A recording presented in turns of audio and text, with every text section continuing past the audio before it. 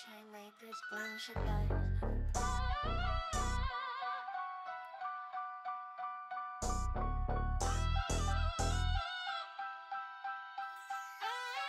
Boots on the ground, war paint on my face. Another body drop, homicide on the case. Block hot, every step, feel like a chase. But killers move quiet, vanish no trace. Street lights flicker, shadows twist in the smoke. Homies in the cut, hearts broke but never spoke. They set us up, now we the face of the dope.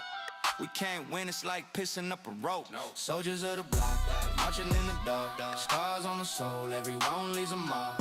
Ain't no medals, just survival as the prize. Gang life, battlefield where the loyalty lies. Soldiers of the block, marching in the dark. Scars on the soul, everyone leaves a mark. Ain't no medals, just survival as the prize. Gang life, battlefield where the loyalty lies. Trenches ain't dirt, it's concrete and pain. YN's vicious, tryna make a name. Homies got my six, but some switch for the game. Committing treason, all for some change. Blood on the curb, baptism in the grind. Cause in the hood, know it's pushing grind. Hands on the clock, spinning back with the time. Gotta be built for this, or you could lose your mind. Silent prayers in the alleys, cathedral. Cigarette smoke swirls, preachers lethal. Chain heavy, but the burden's heavier still. The battlefield's quiet, but the streets always kill. Soldiers of the block, marching in the dark. Scars on the soul, everyone leaves a mark. Ain't no medals, just survival and surprise. Gang life, battlefield where the loyalty lies. Soldiers of the block, marching in the dark. Scars on the soul, everyone leaves a mark. Ain't no medals, just survival and surprise. Gang life, battlefield where the loyalty lies. Roll, call it dawn, but it's ghosts in the ranks.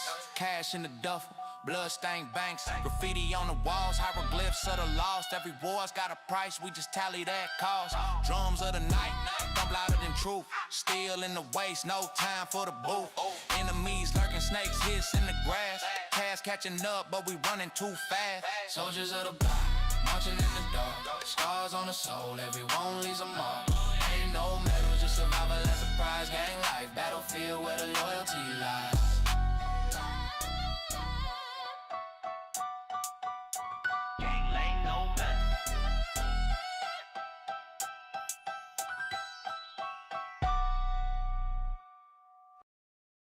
Yeah. Gangster. Nah, the faculty don't really become a gangster though. But I need you to peep me though. It's about that dough, boy, it's about that dough. Get it down that click, you can't swim. Drown that bitch. Hit the town from overseas with keys. 30 flip, got to get chills. Ramada room 106. Ducking dick, super bad bitches sucking dick. Not them niggas you wanna be fucking with. Fuck that buster shit. We on some hustle shit. Faculty clear. I'm in a total domination. Worldwide faculty corporation, organized nation. Shaking your foundation. My clique stay laced. Keep the taste for the big face. And lead a scene with no trace. Tap him 2 times in the sternum, but 1 in his head. I heard him. Most of my time I spend hustling, but this right here is about the thugging. Click hugs and love, click shakes, we share the same fate. When it comes to the paper chase, no time to wait. What could be worse? Let my thing disperse. Got your brains leaking like after birth. I ain't no killer dog, but this pussy push me. You must be a me. I roll with OGs like been there and done that. Now it's all about the scratch swift, premeditated attack. Where did you meet your match? Show me Oakland. We'll leave your chest wide open. You lost and hoping. You must be joking. Fuck around and get your bones broken. So go and do what you're doing. If you don't like the faculty, then I guess it's fuck you, and you. Get it down, ass quick, you can't swim. Drown that bitch. Hit the town from overseas with keys. Flip, get chill. Ramada room 106. Ducking dick, fucking clear. Super bad bitches sucking dick. Not them niggas you wanna be fucking with. Fuck that buster shit. We on some hustle shit. Faculty, clear, party, not them niggas to fuck with. Hoes posted at the telly. Suck dick. Me and my niggas don't bring that shit around me. Cause I bust this thing and have your brains looking like ground beef. For straight hustler dog. Killer for the scratch. This nigga don't wanna fuck around. Put a perm in this nigga now. With the type of nigga you smoke with. Talk that shit, you go quick. We click clack, we back up. I hit my nigga big and back up. You know we act up. Full of that lick, plus we blown off the switches, dog. We usually hustling, getting skrilla. This time is for the killer. I'm about to do this thing, you ain't heard of me. You don't want no beef, you won't make it through the surgery. Fuck it, call it murder beef when you be crossing me. Tell a nigga he killed for thinking of offing me. I ride with the FULTY. at the club, we in VI. You know poppin' and Paula hoppin' as we hit the scenery. Things ain't what they seem to be, keep a machine with me. Sitting on my lap, slick upon. I be thinking about this crack. Killer for these niggas that be trippin' with that. Get her down that quick, he can't swim. Drown that bitch. Hit the town from overseas with keys. Gotta flip, gotta get chill. Remodel room windows. Duckin' dick, buggin' clear. Super bad bitches suckin' dick. Not them niggas you wanna be fucking with. Fuck that buster shit. We on some hustle shit.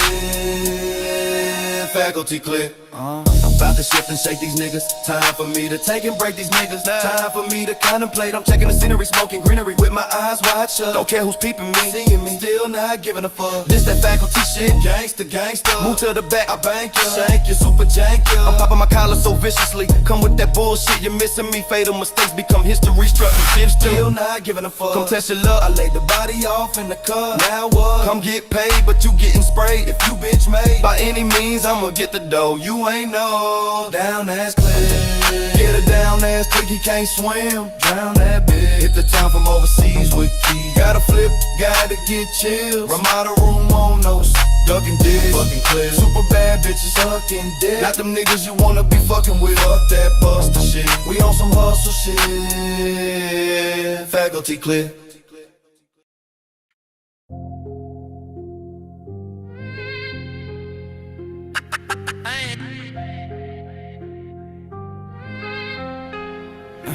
I ain't beefing with the demon, I confront the bitch. Every scar on my soul, yeah, I done it. Devil banging bass drum, working the drum kit. Mama praying in the pew, saying son quit. But I'm stitched from the cloth where you stand on shit. If I did dirt, then my word got my hands on it. Devil in my ear, selling dreams on a payment plan. Told me I could fly, but he hit the facts quicksand. Whole block worship what they can't own. Flexing face stones, renting fake thrones. I seen killers turn clown when the case closed. Talking about guys playing, they just hate growth. I wouldn't need deep gun tuck, heart froze. Spirit whisper, tell the truth for your soul. So had to kill the lie living in my own head. For the lie, put a mark on my forehead. The devil is a lie, I don't buy that. He talk big but he high, I don't like that. Put my life on the line for the right facts, rather down the truth than down the rat trap. Devil is a lie, I won't side up. If it ain't real, then the deal getting dry. It still be straight in my eyes, I don't write cap. If my tongue say, then my backbone back there. I done broke bread with the crooked and the holy. Whistle in the trunk, speaking scripture through the song. Got to shaking hands, but his eyes looking phony. Devil wear cologne, smell rich, call your homie. Offer me a bag for my silence and my honor, trying to make me lie to my seed. But I'ma tell him about his mama, told him I'm a man. Not a product, not a comma, you can keep the chaos. I ain't chasing your drama, homie took a shortcut, and I ain't short-lived. Told the lie so long that it walked them. Trying to paint his glass like a portrait, but the blood on his hands wrote the forfeit. I seen snitches throw dirt on the dead name, crying in front of a headstone bearing his name. Talk loud, but they souls speak a dead slang. Got you like a tooth walk, he don't need game. The devil is a lie, I don't buy that. He talk big, but he high, I don't like that. Put my life on the line for the right facts, rather down the truth than down the rat trap. The devil is a lie, I won't side. If it ain't real, then the deal getting dry. Still be straight in my eyes, I don't write cap. If my tongue say it, then my backbone back there. And tell me play along, you can shine more. Kept a little one, the body count crime law. Say you ain't a whole city, make them one war. Would I rather be small than a big fraud? My little cousin looking up like I'm scripture. What I say turn his choices to a mixture. If I glamorize the page in my stories, he gon' chase bars, never take glory. So I'm talking about the nights I was dead, bro.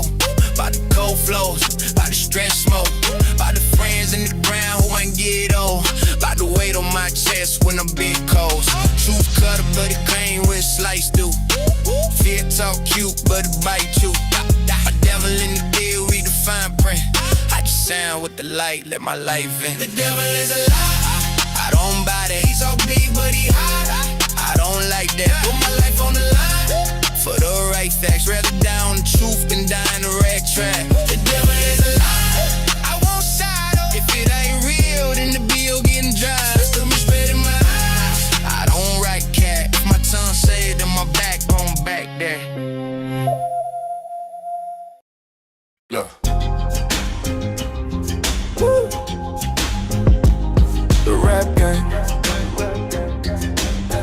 Don't push me, cause I'm close to the edge. I'm trying not to lose my head. It's like a jungle sometimes, it make me wonder how I keep from going under, going under, going under. Why I keep from going under, going under, going under. How I keep from going under. Gangsta, gangsta, gangsta, gangsta. It's like a jungle sometimes, it makes me wonder how I keep from going under. The nigga broke, a nigga waiting on the bundle. You got smoke, nigga, meet me at the tunnel. The effing in to make a tough nigga humble, make a smart nigga act dumb.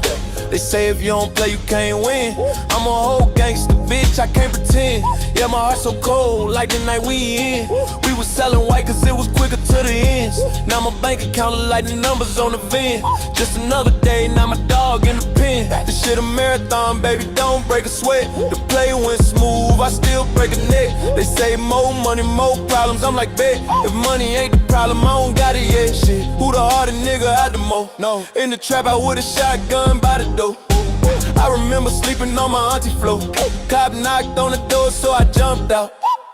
Tell them free everybody, everybody. I'm the one that got the D, everybody, everybody. You the type to try to leech off everybody, everybody. I'm the type to find a breach and get a body. The rap game, don't push me, cause I'm close to the edge. I'm trying not to lose my head. It's like a jungle sometimes, it make me wonder how I keep from going under. How I keep from going under. How I keep from going under. It's like a jungle sometimes, it make me wonder how I keep from going under. Pussy nigga know I keep thunder. Nigga want beef, it's a feast in the summer. Everybody want me on the song cause I do it. Every bitch I meet in my life say I'm foolish. I told her I'm a filthy rich nigga, I could prove it. We was robbing banks, I was on some Frank Lucas. My partner switched on me, I thought it was a real one. Had to step back like I was a Mavs, had to get one. Me and money stay connected like a stick. You don't know what happened, I ain't telling you shit. That's a op, that's a fan. I don't know. Is that a Glock? Is that a Zan? I don't know. Is that a knot? That's a band. I don't know. Is that a thought? Is that your man? I don't know. Shit, I'm getting to the motherfucking bread. I ain't got time to fuck with the feds. Don't play with me. Fuck it out with his. I'm so motherfucking close to the edge. Rap game, rap game, rap game, rap game. Don't push me, cause I'm close to the edge. I'm trying not to lose my head. It's like a jungle sometimes, it make me wonder how I keep from going under. How I keep from going under. How I keep from going under. How I keep from going under. How I keep from going under.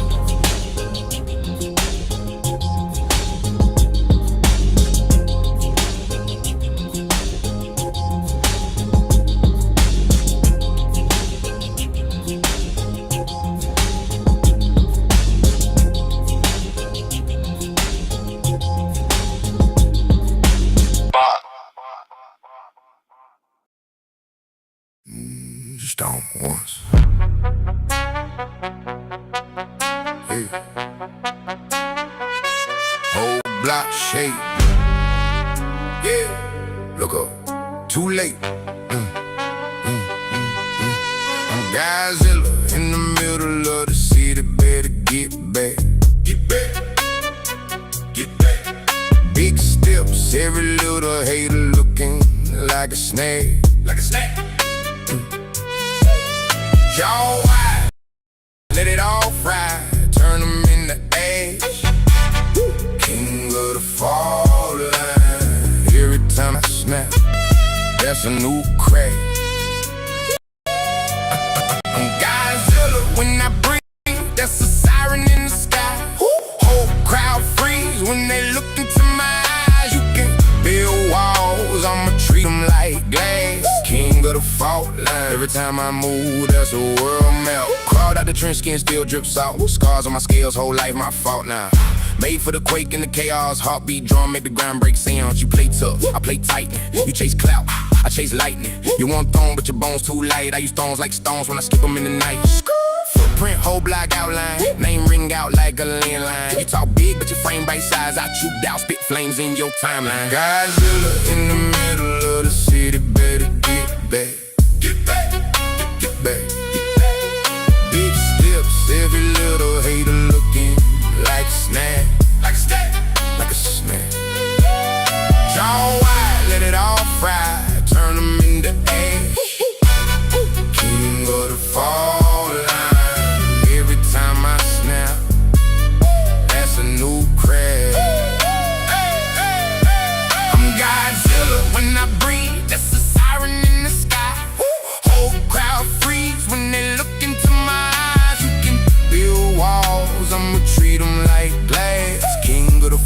line. Every time I move, there's a world map. You wanna roar like this, gotta live through the deep like this. Gotta sleep with a teeth like this. Whole life in the beast like this. Storm in my chest, I'm a walking reactor. Every step right a chapter. Waves in my wake, that's disaster. Still stand tall in the after that they drop bombs. I evolve on them. Turn scars into armor, then stomp on them. Whole sea part when I crawl from it. I don't run from the smoke, I draw from it. Who you call when the sky turn red? Name on the hills, carved in dread. But I learned to love that fear. Every scream I cheer, I build my bed. So I stomp for the kids who would call too much. Too loud, too big, too rough. If they say you a monster, good, go grow that tough. I'm Godzilla in the middle of the city, better get back. Get back, get back, get back. Big steps, every little hater looking like a snack. Like a snack, like a snack. Jaw wide, let it all fry, turn them into ash. King of the fall line, every time I snap, that's a new crash. I'm Godzilla when I breathe, that's a siren in the sky. Whole crowd freeze when they look into my eye. You can build walls, I'ma treat them like glass. King of the fault line, every time I move, that's a world map.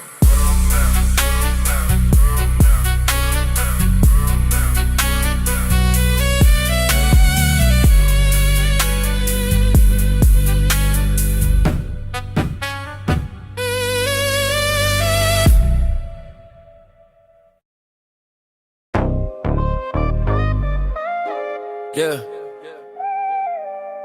Listen up. You have to pick a side. Yeah. Yeah.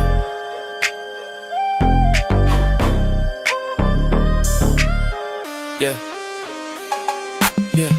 They profit when we're boxed in, color coded. Scroll wars, broke floors, mine's corroded. Got you barking at your neighbor for a headline. Why they signing off the city for a deadline? Yeah. Same rent late, same fridge bare. Same bus route, same blank stare. Why you beefing with the mirror, letting them demons in? Same wound, same blade, different spin. Unified die, that's the bottom line. Either hold the line together or they cut the spine.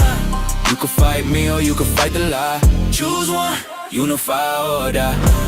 Unify, die, hear the battle cry. Either build a bridge or we all run dry. You can hate your blood or you can hate the bind. Choose one, unify or die. They sell fear like it's candy in a glass jar. Feeding panic to the masses, playing a black card. Left, right, that's a puppet in a split suit. Real power sitting quiet in a rich room. You throw hands at your brother in the same trench.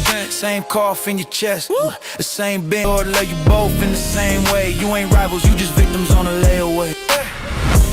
Unified die, that's the bottom line. Either hold the line together or they cut the spine. You can fight me or you can fight the lie. Choose one, unify or die. Unify, die, hear the battle cry. Either build a bridge or we all run dry. You can hate your blood or you can hate the bind. Choose one, unify or die. Hands up, not for trends, for each other. Name one win, they ain't split us to cover. We all broke, they just changed the shade. Same storm, different rain on our face. I'm from a place where they rather see us vilify. Scrolling through the pain, pick a side, then we signify.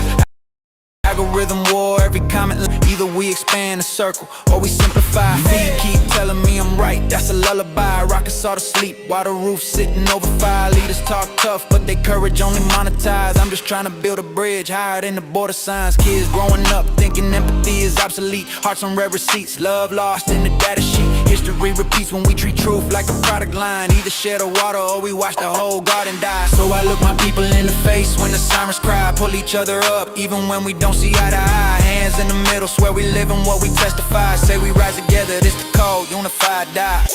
Unified die, that's the bottom line. Either hold the line together or they cut the spine. You can fight me or you can fight the lie. Choose one, unify or die. Unified die, hear the battle cry. Either build a bridge or we all run dry. You can hate your blood or you can hate the bind. Choose one, unify or die. It's that blueprint talk. Family first. Nation rise. Strong mama in the kitchen, head wrap, stand tall. Stretch a little hot feet, fall, turn the food stamp line to a game plan scribble. Baby, read that sign, sound it out, break the riddle.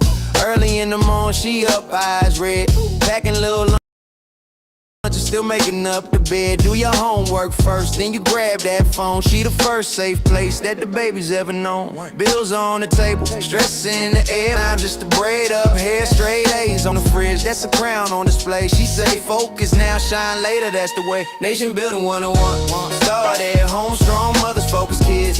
Mind stay grown, strong fathers, balance hands. Heart stay strong, get the family right. Watch the whole hood come along. Nation building 101. Brick by brick, teach love, teach law, teach mind over quick. We don't beg for a throne, we just claim that seat. One house, one block, one nation on his feet, on his feet. Strong mama at the desk, late night class notes. Studying for nursing while she zip up coats. Baby at the table doing math, same grind. 2 generations locked on the same climb. She don't let them hide from the books, no slack. Check every answer, then you run it right back. Turn cartoons off, let a doc film play. Know where you from, then you know what to say. She clap for each win, still correcting each flaw. Teach them how to think, how to question every law. She don't raise little followers, she raising up a team. Every focused child start at somebody's dream. Nation building 101. Start at home, strong mothers, focus kids. Mind stay grown, strong fathers, balance hands. Heart stay strong, get the family right. Watch the whole hood come along. Nation building 101. Brick by brick, teach love, teach law, teach mind over quick. We don't beg for a throne, we just claim that seat. One house, one block, one nation on his feet, on his feet. Strong daddy in the driveway, grease on his palms. Teaching little man how to tighten the arms. Hold that light steady, keep your word like that, yeah. Discipline with patience, never swing off cap. He correct, then he hug, that's the real backbone. Show a daughter how a king act, calm tone. Look him in the eyes when you speak, stand firm. Every choice got a cost, every loss gotta learn. He at every game, on the front bleacher. Then at night, open books, he a home teacher. Balanced in the spirit, he ain't ruled by rage. He just set clear lines like bars on a page. Nation building 101. Start at home, strong mothers, focus kids.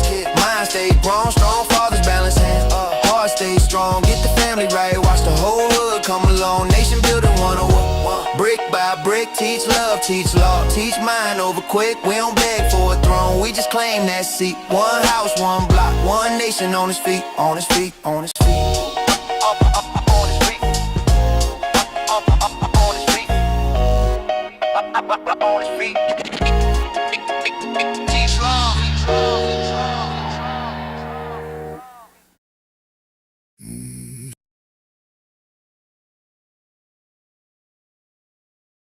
What's going on out there, huh? What's up with you? What's up with the peoples? All power to the people. Grand rising, beautiful people.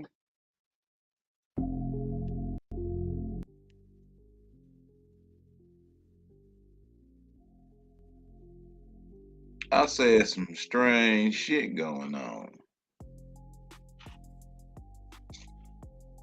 What is that hate I smell? Where my bush meat at? Where my Bobby Bush meat? Where he at? Pull him out the woodwork on him. Pull him out the woodwork on him. Bush meat to the front, please. Bush meat to the front. There we go. There we go. Look at you, running past the line with your bitch ass.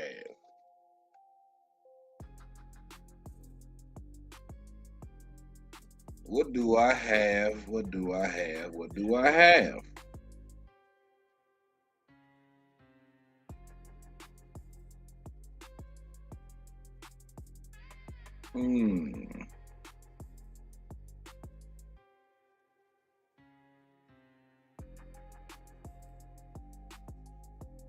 I think this would be fitting.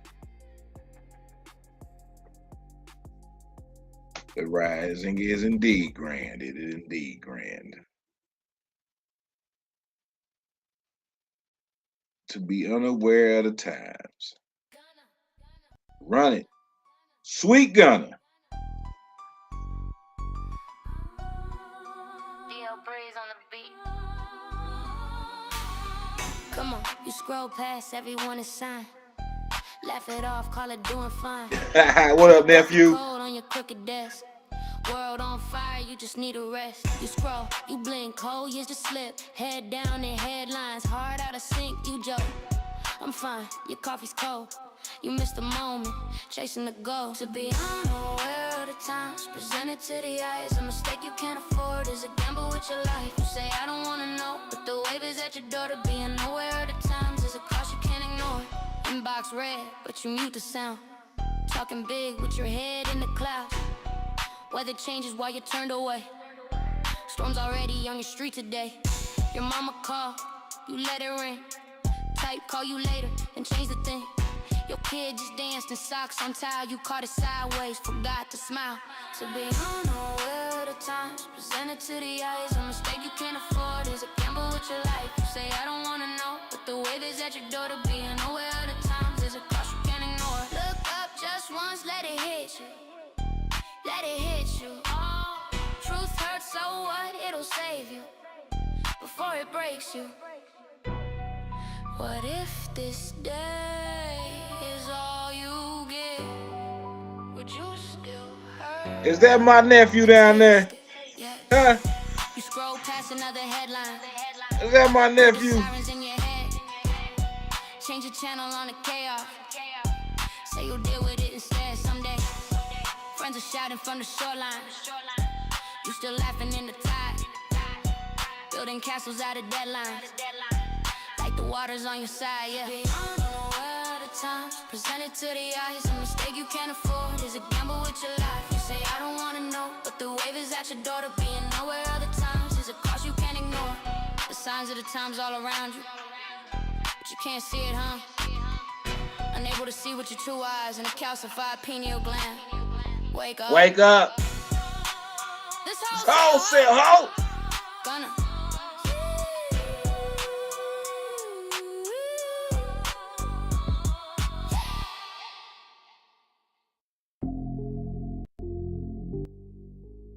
Brother Nasir, salute.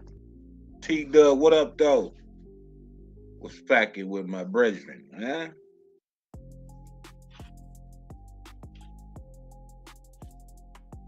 There's some weird shit going on. A lot of scientists coming up unalived. You know what I'm talking about? You feel me? You dig?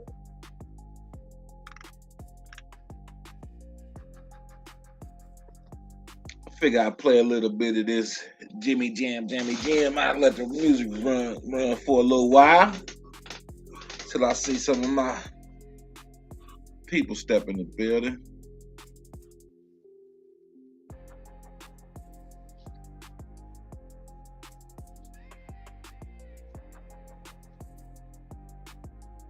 How's everybody doing on this fine Saturday?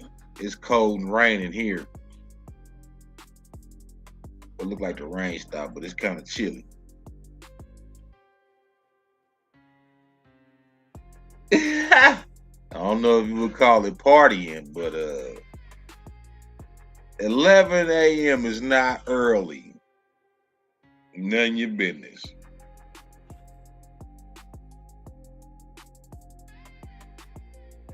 I had plans to get up this rising and hit these bike trails, but the weather had other plans.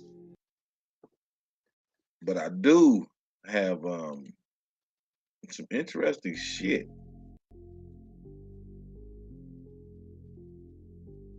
going on.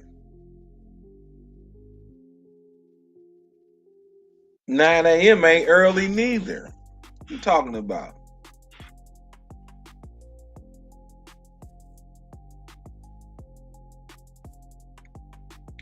Experts on free energy and exotic tech. DEAD or missing.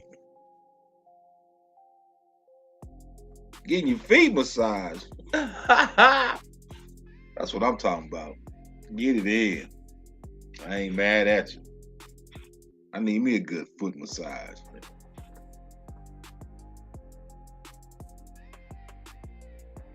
Run that beautiful babe footage.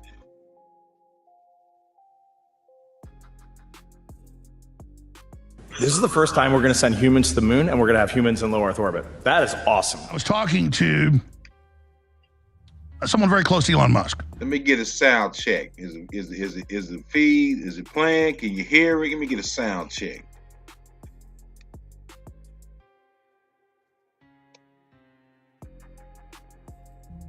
And this is in the first Trump administration. And they said, no, they're really going to launch the Mars mission from the dark side of the moon. So it can't be looked at by a lot of our enemies, but also it's a better launch point. And also it's a whole lot of shit. Hey, big dog, this you gonna be like, man, what the fuck? Aye.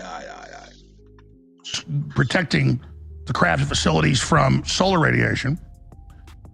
And they've already got 3D printers up there. They've already got a base up there with a secret space program. And that when Trump wins re-election, they're going to announce it and do it. You notice Musk suddenly said about space, big dog, Philly.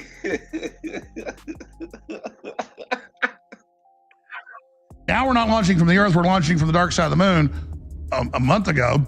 Exactly. And well, that's 6-7 years ahead. That's the kind of intel. This is part of the problem, which is we're getting the intel much, much later. And there's this gap in time. So we talk about things like the release of the UFO file. This is scheduled. 8 brilliant minds, each one inching closer to unlocking zero-point energy, plasma fusion that could render fossil fuels obsolete, or the anti-gravity secrets allegedly reverse-engineered from crashed non-human craft, have met mysterious ends or vanished without a trace. Their deaths and disappearances clustering in recent months amid rising whispers of massive revelations. I've been 100% serious. I've been briefed by just about every alphabet agency there's, and I'll just tell you this: if they would release the things that I've seen, you would stay up. You'd be up at night worrying about or thinking about this stuff. This country would have come unglued, I think, if they would have heard all that I heard. Oh shit, where are my manners at? I'm terrible. Hold on. I gotta do better. Where's me manners at?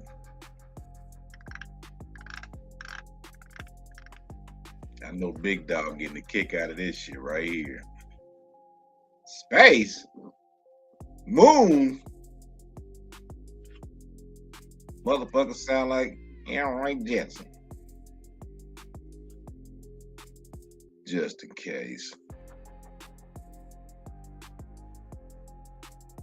You should have got the notification, and I posted it on my social media. Anyway, keep it moving. They would demand answers, and we need to. But you know, it's never going to get. Unfortunately, it just keeps getting covered up, and the people that know are dying or disappearing, as the case may be. Wow. And for the record, I'm not suicidal, and I don't take risks. This is why Congress is working hard for whistleblower protections, because we want people to feel safe to come out and have a conversation. And right now they don't feel overly safe. They've seen some of the tactics and techniques that were applied to try to keep people quiet in the past. Let me say this in general terms. People say, oh, well, the government would never kill anybody to protect a secret. Try going to Area 51 and look at the signs on that chain link fence where it says lethal force authorized. You cross that fence and they can kill you dead. Okay, so the government can, under certain extreme cases, under certain extreme situations and conditions, they can do whatever they need to do to protect national security, and they will. But I was standing behind an alien in a spacecraft, just a small one. Okay, I ask you a question? And he said, okay. And I said, how do you get from here to Alpha Centauri? We can't do that. The only thing that we think about is I have to go really fast for a really long time. Can you use what information I have in my head and try to explain it to me? And he said, well, do you know what a Rubik's Cube is? And I said, oh yeah, my son can do them in 2 minutes. He says, okay, so imagine a Rubik's Cube, but not necessarily just the 6 sides. Just imagine the concept of a Rubik's Cube. And I said, okay. Now imagine on each one of the tiles on the Rubik's Cube has a chart of the elements. And he says, so what you do to get to Alpha Centauri is you just twist the cube. And I said, what do you mean? He said, well, Let me pause this for a second and pull this comment up right here. Let me put this comment on the screen. We need more women's topics around here. I don't know about how you gonna get that on this channel. What about us, Nakazone? Well, I would say go ahead and start up some live streams and then generate them women's topics, and then maybe we'll join you on your channel for women's topics. But I'm a man, and I'm running with the shit I be running with, you know.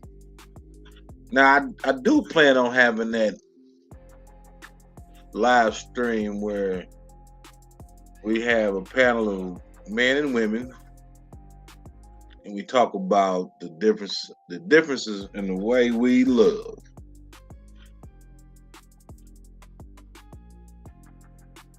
I don't exclude nobody. I'll just be doing what I do. You dig? But she I don't know what none y'all. She must have woke up on a centipede this rising.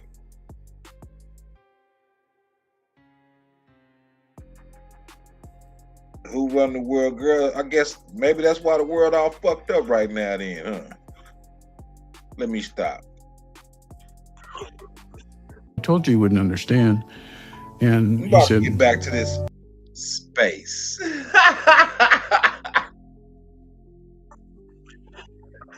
when the periodic table occurs in a different place, you're at that place. And that's just a very crude explanation. But you have to stop thinking about go that way for a long time very fast. Describe the very first time you were teleported. Yo, TV, wow. Hey, here you go, Nudge. There it is right there on the screen. You gonna do a stream later called Women Think We Need More Women's Topics. I'm done. Oh, y'all fucking me up.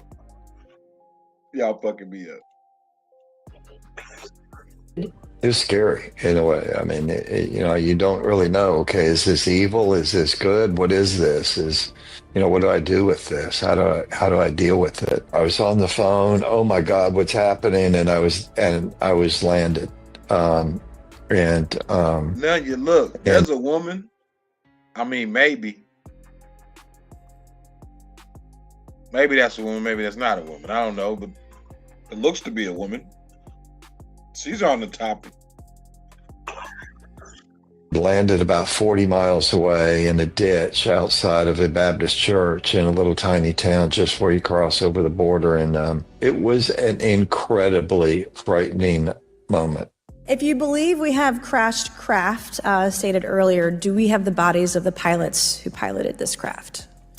As I've stated publicly already in my News Nation interview, biologics came with some of these recoveries. Yeah. Were they, I guess, human or non-human biologics? Non-human, and that was the assessment of people with direct knowledge on the program I talked to that are currently still on the program. So what Grush has told me, this is what blew my mind, and what he said that happened with Trump. He said that the Nordic people or the Nordic aliens are like a few hundred years more advanced than we are. But the Nordic people somewhat resemble humans, and they have been experimenting with crossbreeding with humans. And he says some of them that there are aliens that are crossbreeds living in. I mean, I had someone. Wait a minute. Are they admitting somebody created these cabbage? Who created the Cabbage Patch Kids and shit? You talking about space beings, interdimensional beings? They look awfully damn near translucent. Me, who was in a military uniform, worked for the United States Army, that was briefing me on the locations of hybrid breed. programs were captured aliens with humans to create some hybrid race that could engage in intergalactic communication. An actual uniformed member of the United States Army briefed me on that. The fallen include MIT plasma physicist Nuno Loureiro, gunned down while on the cusp of limitless clean fusion power. Caltech astrophysicist Carl Grillmer, shot dead on his front porch after work, hinting at exoplanet life that overlapped with UAP sensor tech. Novartis chemical biologist Jason Thomas, found dead near a lake with DoD contracts. Retired Air Force Major General William Neal McCasland, a Podesta emailed UFO insider with knowledge of crash retrievals and directed energy systems. Now, who why they vanished purging these people? On a New Mexico hike. My name is Susan Wilkerson. My husband is missing. Okay. And it's been about 3 hours, and I have some indication that he must have planned not to be found. He's left his phone. He changed his clothes, and I think he's on foot. All our cars and bicycles are in the garage. General McCasland's disappearance, what do you make of it?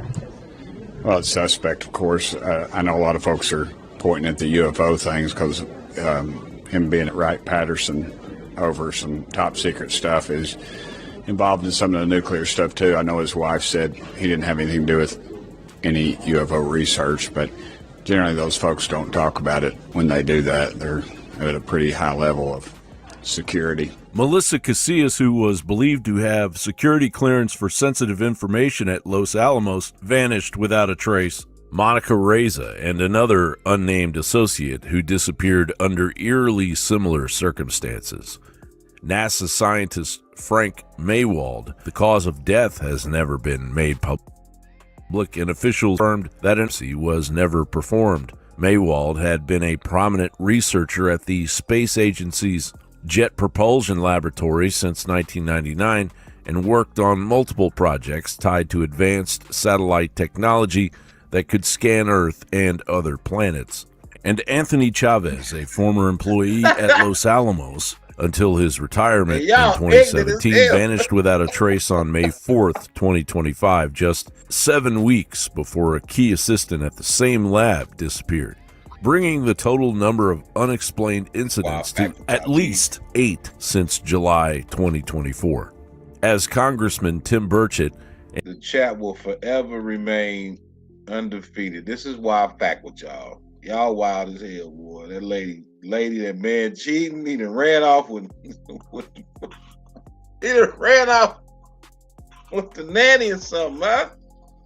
God damn. Oh shit. Why they purging these people? Why they getting rid of these people? Cold fusion, free energy. I don't know. It's a good question to ask. And independent voices raise alarms over this body count. Ask yourself, who profits from keeping humanity chained to oil barons and petroleum pipelines, while the stars beckon with free energy from the vacuum itself? The pattern is too precise, the timing is too convenient, and the stakes, the deep state doesn't just hide the truth, it makes it disappear. John Bound reporting for InfoWars.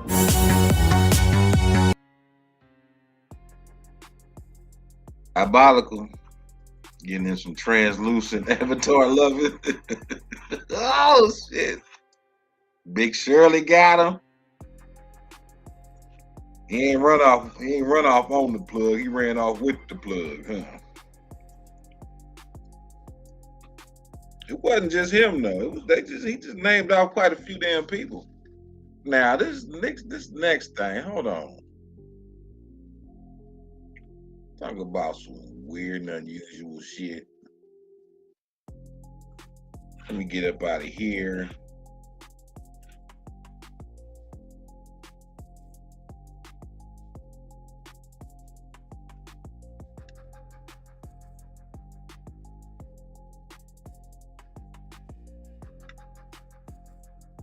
Grand Theft World 280. What the? They cut it out. Oh, I got a little time today. They called it conspiracy. Hold on now. They called it conspiracy. Eating pale potatoes. Stop it now.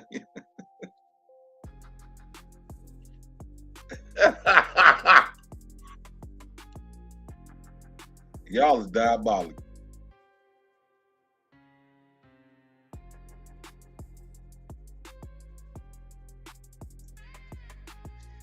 Oh, I didn't even see the probing comment. See how y'all got no chill. Potato probing. Let's see. Oh no. Oh shit. Wait a minute. Wait a minute.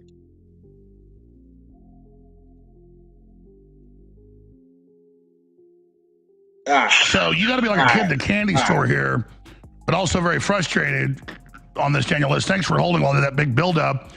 What a moment to be alive. It's all coming to a head. What is it they're being briefed on? Is it real? Trump said he would bring it out in July. Now he says earlier. No, front and center, sir. Get your ass in the front. Is that hate I smell? Damn.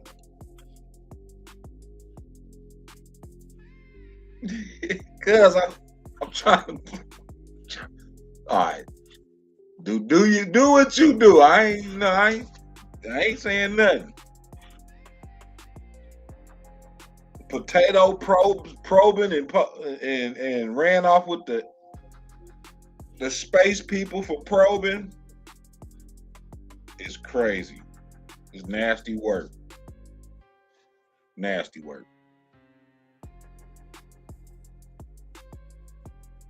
Hey, this dude hairdo though, man. He looking crazy as hell. Obama tried to jump the gun. The big. Looking like a Man in Black character and shit, huh? MIB affiliated. Stuff's coming. I can feel we're on the cusp of something, Daniel. There's no question about it. It's great to see you, Alex. What we're seeing here is the entire establishment becoming unglued because the UFO file is coming to a head one way or another. There's a forced process going on. And what we see deep inside the battle in the background is the group X-Protect, which is usually incredibly cautious, you know, when they destroy people's reputations or take out their opponents who are revealing these things. They usually do it in very small, subtle ways. So the first kind of, you know, the gun going off in this case was that the X-Protect group was eliminating the scientists in such an orderly fashion and getting rid of the team that they didn't want in there who had certain types of knowledge. And that list has now grown conservatively to 9. And we've been supplying, you know, a number of media outlets with information about the various missing scientists and missing generals. But with the core figure of McCaslin, I think one of the things that we can say is that they're going directly to the X-Share group versus the X-Protect group. And that's why you're seeing that expression on Congressman Burchett's face, because Burchett is literally coming out there and saying, you know, his headlines are getting bigger and bigger and bigger because the things that he's saying is letting out more and more. We think about a guy like Gates. It's very interesting because he had gone with Congresswoman Luna, and they had gone various bases looking for information about where craft were stored and everything. Hey, I also ran across some shit that was talking about Easter Sunday, some kind of planetary alignment, and the return of the Guardians or some shit, and National Guard all over. I had to get to that after this. And they kept getting these little leaks out there. Oh, we know where a giant UFO is and all the rest. I can tell you for certain that the Congress people don't know anything about where they store these exotic craft, nor the nature of the exotic craft. Some of them, in some cases, are very old that they've discovered. Some of them come from by the way, crashes you warned that were... of these wild goose chases years ago on the show and films you made. So obviously these fake intel people come to them. They're flooding the zone. They run around on wild goose chases. It makes it a joke. That is a program. And the program, the disinformation program is called Yankee Blue, which is interesting because the actual program is called Blue.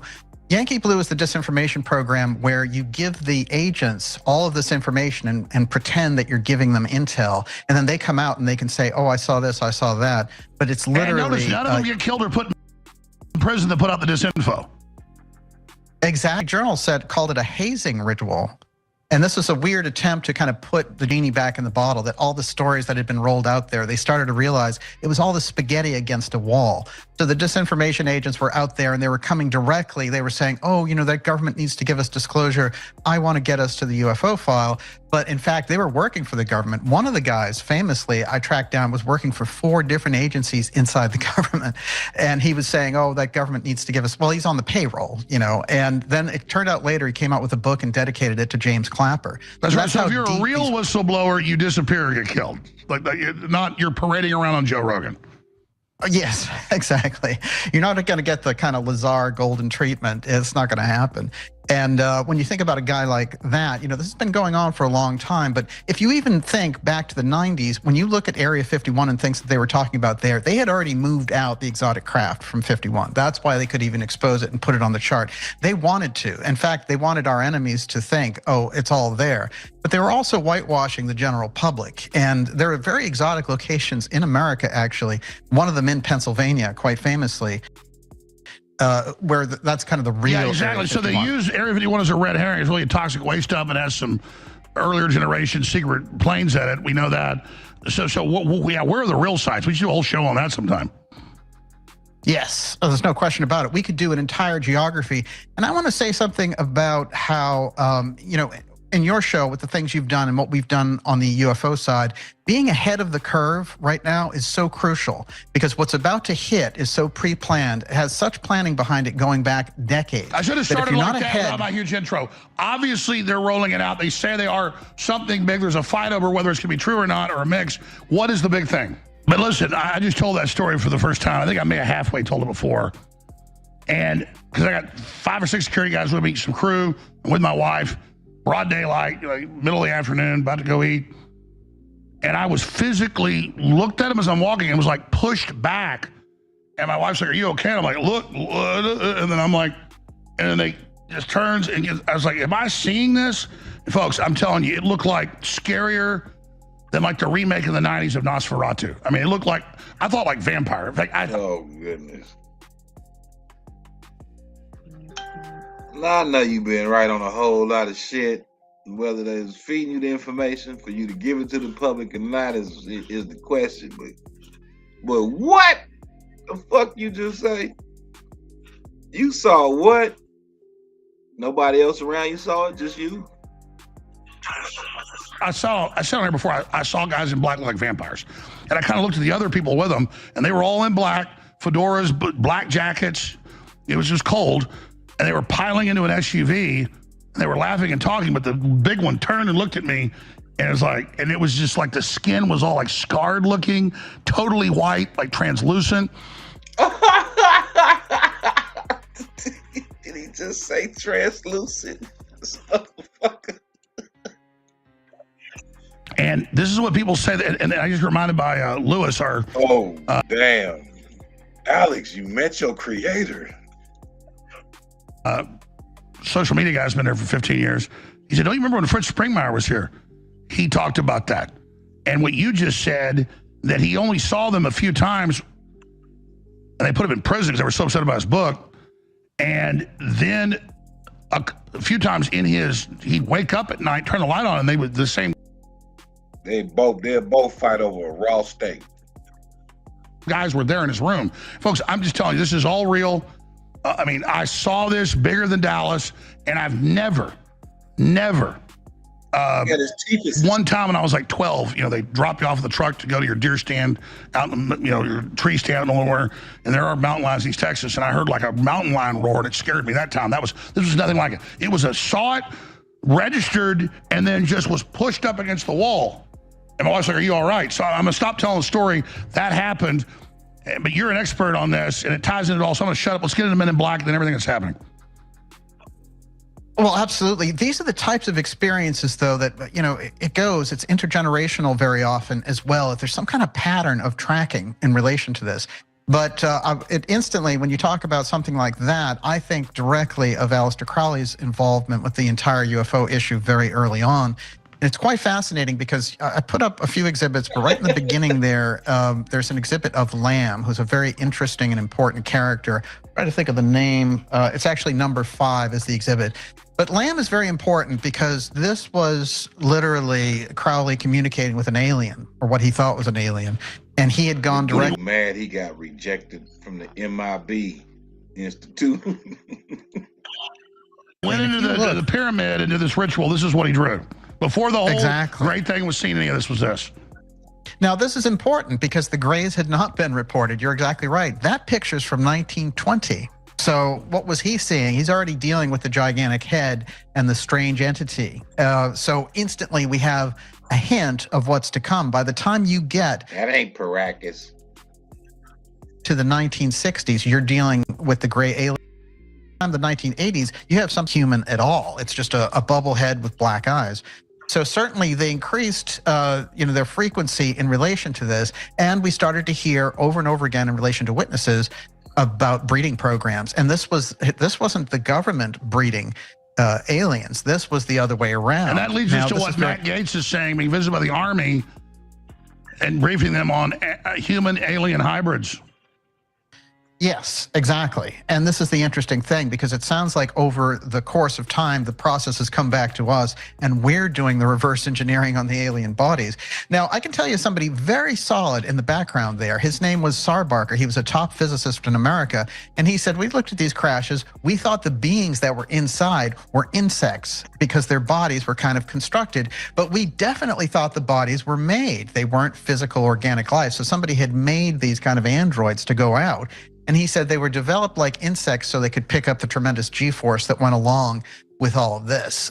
So when you look at that, I think we're really talking about people who were inside and were part of the actual UFO file. Now, those voices, even Robert Sarbark, you can't even find a Wikipedia page on him. He's been wiped out of history, essentially. But he was as big an Oppenheimer in his time. And in fact, he came out and helped these researchers in the 80s and 90s and said, look, this is what's going on. We redeveloped all this stuff. Then he died. So when we look at those people in the background, they've told us, they've kicked it off. And, there's trying to be a lot of misinformation and people saying, well, MJ-12 wasn't real or whatever it is. You have real people on the record. There's too much important information in the background. So now I think the group... I don't know. It looked like that motherfucker shoot rocks like motherfucker eat Skittles. He might be that rock biter from the never-ending story around this motherfucker. Jeez. Like he chewing pebbles.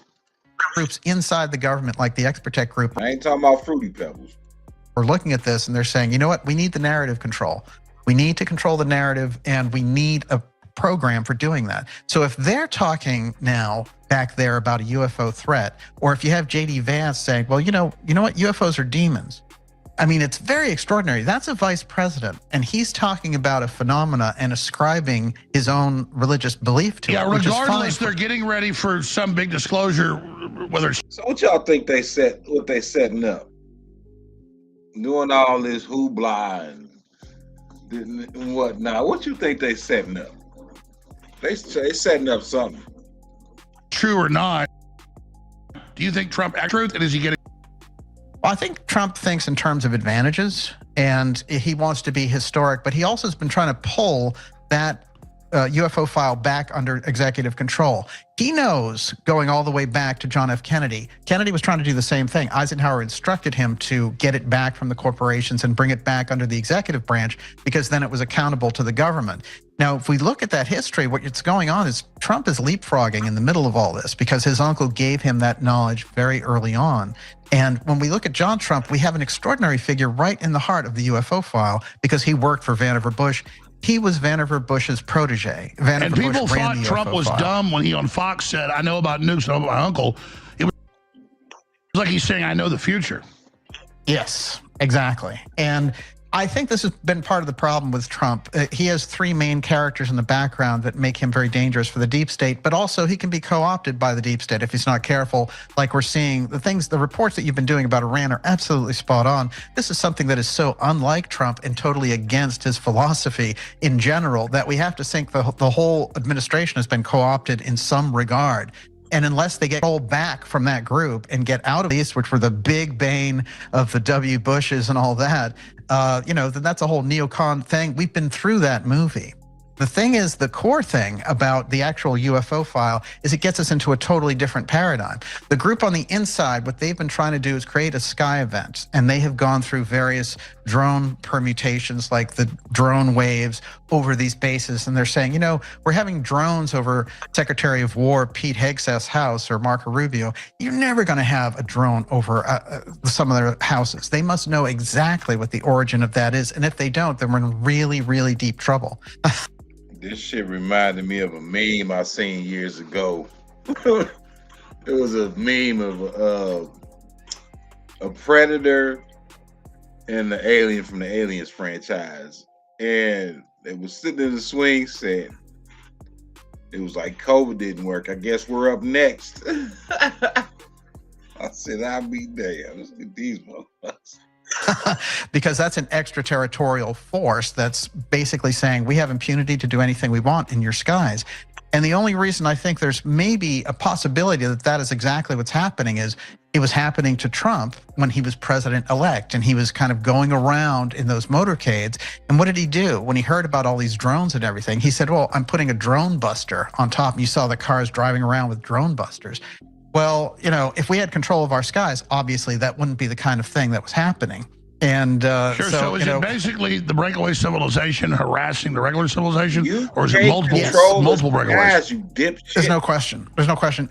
But well, they do splinter off. There's no question about it. There are divisions. There are factions.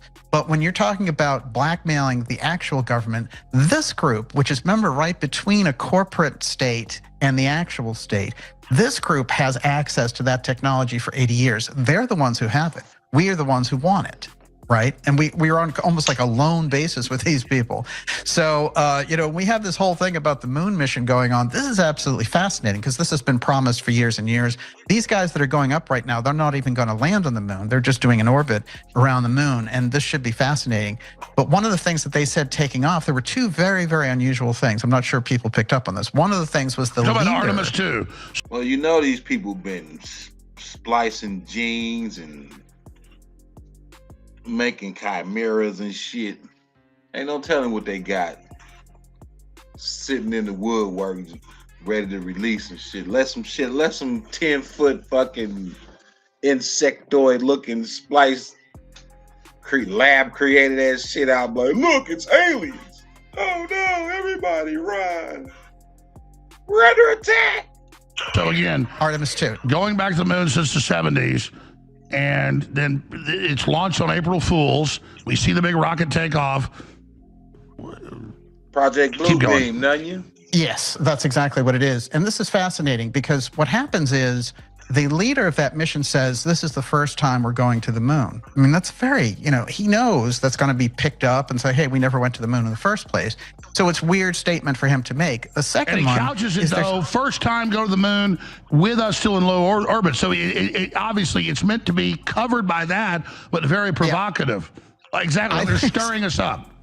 Exactly. They know what people are going to be grabbing the headline for. You know, this reminds me of when the COG commander came out and said, oh, yeah, we shot down a UFO.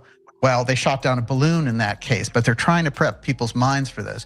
And the thing about the Sky event that I think is so crucial is they need a deep event, just like they needed a deep event with 9/11, just like they needed the COVID op and all the rest. They need a deep event in relation to space and the UFO file, and they've been brewing this threat. So what you're seeing in the headlines over and over again is threat, threat, threat. They have to gin up the UFO file as a threat because then they can control the threat. Absolutely. So let's expand on that, but just go back to Artemis 2.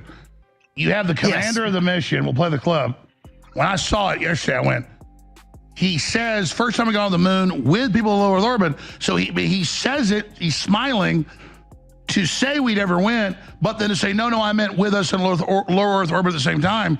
Obviously provocative. Why are they stirring it up? Here's a clip. It might hit, it might land wrong, but I'm going to try anyway. This is the first time we're going to send humans to the moon, and we're going to have humans in low Earth orbit. That is awesome. Like, we should, as humanity, we should take a brief moment to go, that's awesome. One of the things that we most asked for and look forward to is we are going to do a crew conference between Integrity and the International Space Station, the crew that's up there. I mean, you know, that's extraordinary. It really is. And he knows that he's putting that across there and that this is the first time Americans have gone back to the moon in over 50 years. So to lay it out there makes it sound like, oh, we never went there in the first place. This is absolutely crucial because they laid out those rumors themselves in the very early stages. It was NASA who was behind the rumors that we didn't go. How do you square that? Why would they want those types of rumors out there? Well, what is your bottom line? Because you love to get into all the facts. That's great. Your personal opinion. What really happened? Did we go to the moon? From all my evidence, we got a way more advanced space program. I had friends that were on the main mission on the ground running it. They said, no, we were communicating with it, but there was a bunch of other weird stuff. We saw other craft flying everything around, which has been released before. So what really happened? Well, they were operating with a kind of torsion physics. They've never shared that. Nobody else has it. That's why nobody else has gone to the moon and come back. You know, the Russians can send unmanned probes there. Big deal. You know, we've been doing it for 60, 70 years.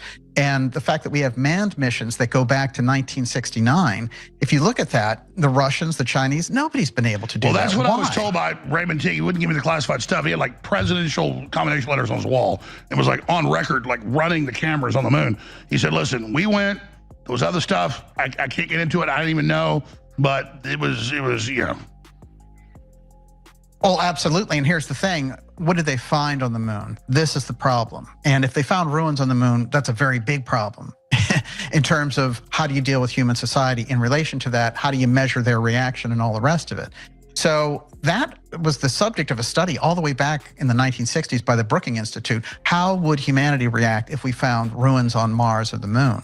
So they've been studying this for a long, long time. The fact is they knew what they were going to encounter when they got up there. And why is they were Mars also jacketed scared off. with massive radioactive isotope that's only from hydrogen bombs? Yes. And here's another thing when you get around that issue. Isn't it interesting that we have this tie-in with the UFO file and nukes? Over and over again, this has come up, and we have a number of cases where UFOs have just hovered over nuclear bases and shut down their missiles. So whoever is operating that technology, and again, I think what you're looking at is a group that is completely alien in the sense that they are not human. And I think what you're looking at is our imitation of that group based on the fact of our own communications with them or our own redevelopment of their technology. That's the biggest problem in the heart of all this, which is to think of it just as you were saying, as some group that's out there in Alpha Centauri who comes and visits once in a while doesn't make any sense. But something that is beyond us on a dimensional level that we're trying to communicate with, and that groups in our own human past communicated with, that's the different level. That is the mystery school level of understanding all of this. And that's where people on the good side, you know, like a Rudolf Steiner, were trying to say, hey, you know, there's this Ahriman figure and he's influencing humanity. In the 21st century, this is going to be his big heyday. And then you have people like Crowley on the other side saying, I can conjure up this being and I can interact with his knowledge and take over the world. You know, so you have these factors going on in the background, but there's no question that there's a mystery school war in the background of all this that manifests as a scientific war in the background. That's where the breakaway aspect comes in. We have to understand there's a group that holds the advanced technology and that they are above congressional censure. They're above the president. This is the problem. And the president is the constitutional authority in the country. So this back and forth with the Space Force and all the rest of it, the problem with Trump, I think, in this case, is that they're trying to get him into the war mode around space. And, you know, space is a war-fighting domain. And Kennedy said exactly the opposite. Kennedy said, we're going up there to create an entire different frontier for humanity. And Kennedy was very well-versed and read in on the UFO file because he had been so close with Forrestal and all these others who knew so much about it. And he also knew that people were assassinated by this X-Protect group over the UFO file. And I consider him one of the most high-profile people who was eliminated over this program. You know, we have and now many it's admitted officials generals and their staff and all these scientists are being killed and disappearing.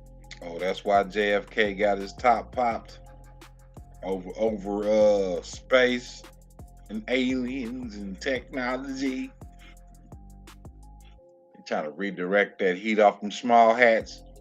There's some small hats involved. I mean, this is big stuff's happening. Well, this is 2026. Welcome to 26. Welcome to Thunderdome, right? We're going hardcore into the hardcore point of this. And the point of it is... By the way, you were on a few years ago. You predicted stuff was about to get very violent. Yes, exactly. Well, they get violent at a point where their program's exposed and it gets ahead of them. This is the nature of the problem with the X-Protect group. And usually, as I've said, they're more subtle. And you can see their subtle footprints through history. And it's very interesting because everyone agrees that there's a group like this somewhere in the background, but they've never unified the information around it. You can go back to the work of Donald Kehoe and some of these early guys, and they said there's this thing called the silence group. And they're basically getting the silence of these top generals in the Air Force. And if they don't get the silence, then they silence them. Well, you know, the silence group is the X-Protect group. It comes from the same thing. Sure, I want to get back to that in a moment. But what do you make of Burchett? We don't know what he was briefed on, but he said it would set the world on fire. He said it would set the world, he didn't say on fire, but it would panic everybody. What do you think he's being briefed with? Well, this is very interesting because this is part of a program too. When things start to get hot and heavy, you look at people like Burchett, Burleson, and Luna. They've all been brought forward as the UFO people, right? For some reason, they're congressional people who talk about UFOs. Now, there's no real interesting reason in the background why they should, but even Gates was in that program as well. So there's something in that loop. I know there's a Florida connection because Rubio also talked about the UFO file. So there's something in the root of all this where they're trying to say something in the background is saying there's a whole wave of this technology that's coming in. We're going to reveal this technology. And Vance is positioning himself as that. He is. There's no question about it. He's supposed to be the first, who's the one who can talk openly about it to a new generation. And the only thing I think is fascinating about what he's doing is calling it a demon. You see, if you're a VP and you call UFOs demons, you are really, you know, that is a totally, think about national security. It's taking this guy's idea. Where is he coming from by saying UFOs are demons? You know, so when I think about... And you know that's been approved, that's been war game, that's been planned. So in your opinion, why is he doing that? I think what they're trying to do, they're going to reveal UFOs, and they want to take the Christian audience, which is generally will look at this and say, you know, it's outside of Christian purview with the UFO file. But that's not actually true, but that's how they view it. And they say, we're going to be able to pull this in by saying, hey, they're interdimensional devils. We'll just pull them in this way. And that's how they're a threat. And therefore, we have a war office. We're fighting demons. And they also have been trying to get that goes to Stephen Greer forever saying they're trying to demonize it for a war. That's Yes, he does. He's made that point. There's no question about it. I think the only problem I get with some of that is, of course, there's a mix here, which is there's also the Space Brothers idea, right? And this is incredible benevolent Pleiadian groups that are going to come here and rescue humanity. Well, we're in a very interesting paradigm because we need to learn about these things, but let me pause this for a quick minute.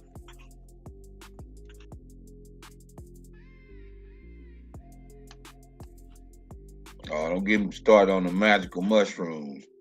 All right, hold on. Let me get this little, I think it's like a minute and a half of the shit I was talking about a little minute ago. Let me get this to the front and center real quick.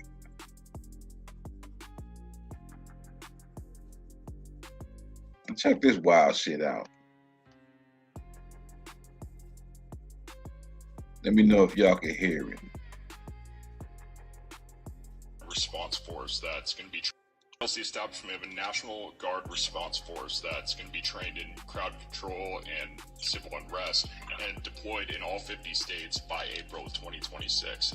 Can you verify the authenticity of that memo, and do you have any more information on the operations? Can y'all hear it? Can you hear that?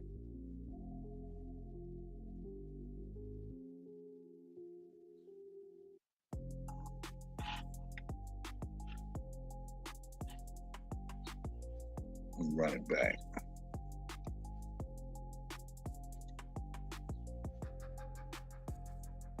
The establishment of a National Guard response force that's going to be trained in crowd control and civil unrest and deployed in all 50 states by April 2026. Can you verify the authenticity of that memo, and do you have any more information on the operations? I'm not going to answer particulars on something that may be in the planning process, but we definitely do have multiple layers of National Guard response force. Look at this. Guardians of New Earth Day to be celebrated globally on Easter Sunday, April the 5th of 2026. Also, there is a celestial alignment of Regulus and the Sphinx on April the 5th of 2026, which marks the return of the Guardians and the awakening of planetary consciousness. I'm believing that this right here This is playing into that. It truly is. Look at this. A planetary moment of thousands of years in the making will culminate on Easter Sunday on April the 5th of 2026, when the royal star Regulus, the heart of the lion, aligns with the nose of the great Sphinx in Egypt. This rare celestial event is prophesied by mystics from Edgar Cayce, the modern spiritual teachers, signals the return of the guardians. I believe that this is tying into the National Guard. I really do. Mm-hmm. That shit is kind of tying into these fellas' conversation too. We need to learn that the information we're getting on the government side is a complete lie. And the reason that they're come on, lying... talk about this, but he has his connections to Israel, the Rockefellers, and others. There's definitely an obsession in that group with it. But you generally... And y'all heard about this Return of the Guardian shit? That's the first I heard of it. I was like, what is this shit? Then I ran across some of this. I'm like, hold on, let me play this and run that and make a connection real quick. This is wild shit. What you motherfuckers planning tomorrow? I think a lot of what he's saying is on Easter Sunday. What is Easter Sunday? What is the significance of Easter Sunday? I'm not asking that because I don't know. I'm asking that just to see if you know. Validated. So let me ask you this from your research, not getting into speculation, but just generally what's thought. Because you have all these whistleblowers on talk shows. Oh, I met with the reptoid. I met with but they threatened to kill me. But it's obviously fake. You can see it. But looking at this versus interdimensional versus visitors versus whatever, what are the known? Like, who is it supposedly Eisenhower met with, or what is it? Well, I think you have off-world visitors.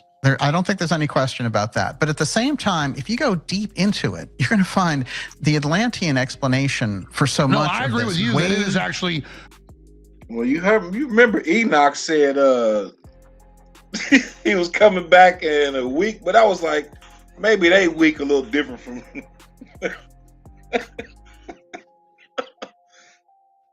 John Doe with the typo blood and all that old strange shit. You know,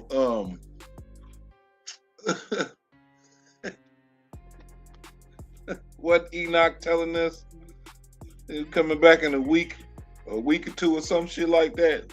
That was like months ago.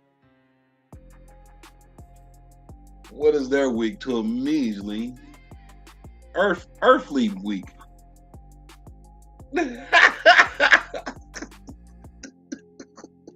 A real breakaway civilization. The globalists say they're going to create high-tech reservations, keep us like animals at an agrarian level, and that the Earth will just be like a nature preserve, as Jeff Bezos said. Well, that already happened. I agree. They're humanoid, whatever. It's breakaway humans. That's what most people I talk to say it is, that basically are now use us as a form of entertainment or body parts, or they... Breakaway monsters. Huh? Breakaway monsters? They still need the old to control the new, or there's some fetish keeping us around. That this isn't aliens. This is what we hear about with all the ancient cultures. You know, going back to all the ancient texts. Is that what you're saying? Absolutely. And when you think about it, the people who are very serious on these subjects, like John Mack, who I got a chance to know, he was over here at Harvard as a professor, as a tenured professor, and they went after him amazingly. He died maybe about 10 years ago, but he had this incredible background and he went into this subject and he got attacked for it. And it was interesting. When I talked to him, he said, well, it's nothing at all like we understand, because when the people get abducted in these experiences, they go through things. It's not like they get put into a ship and grabbed and dragged along. They go through walls. So there's a whole different dynamics. There's a whole different physics that's involved here. This is the apotheum. This is the physical reality distortion physics that goes along with this. That's the problem. But this goes back to the Epic of Gilgamesh, Sumeria. It all describes this. So does the Old Testament, so the Egyptians. So you hear all this new stuff, but it's in all the ancient texts. So clearly, this isn't just modern propaganda. They're trying to spin it. There's something else going on. There's no question about it. And no, this phenomena has been with us since the beginning of time. There's no question about that. This goes all the way back to the Mayans and the Egyptians. I'm glad you mentioned Gilgamesh because that is actually the original Noah's Ark story. And there's a line in there where they're taking him up in this ship and he's looking down and he says, "Oh, the earth looks like porridge." Well, if you were going up fast in a craft and looking down at the earth, that would be your explanation in 3000 BC, that the earth looks like porridge. There's a series of biblical references around the UFO file. The Ezekiel reference is fascinating, but if you look deeply into that with the wheels within a wheels and the eyes that shift and the wings, he's describing a gigantic machine, and there's no question. But then he says the creature, the angel, comes off on a floating platform in the Hebrew and Arabic with a crystal dome over its head and then communicates with him. I mean, it's literally Close Encounters. Hey, why they throw Captain James T. Kirk on the screen? William Shatner on Travel into Space. All I saw was death. Oh! It is. And what's interesting about that is he's talking about crystals there, and he calls it the terrible crystal.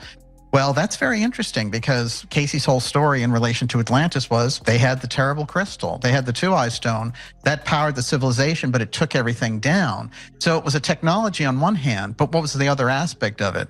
Well, Casey said they used it to communicate with the saintly realm. So the technology being used as an interdimensional device. Communication system. Yes. Yes, and it goes both ways because what they're talking about, when you talk about demons and other things, there's no question that that's a reality. You know, it's fascinating. I had a conversation with Graham Hancock, and Graham Hancock's done a lot of psychedelic experience things, but he's the Atlantis expert, and I had him out here in Cambridge, and we did a whole interview series. Well, it was interesting because what he said was when he was doing these ayahuasca trips with the DMT and all the rest of it, what was he seeing? He was seeing grays.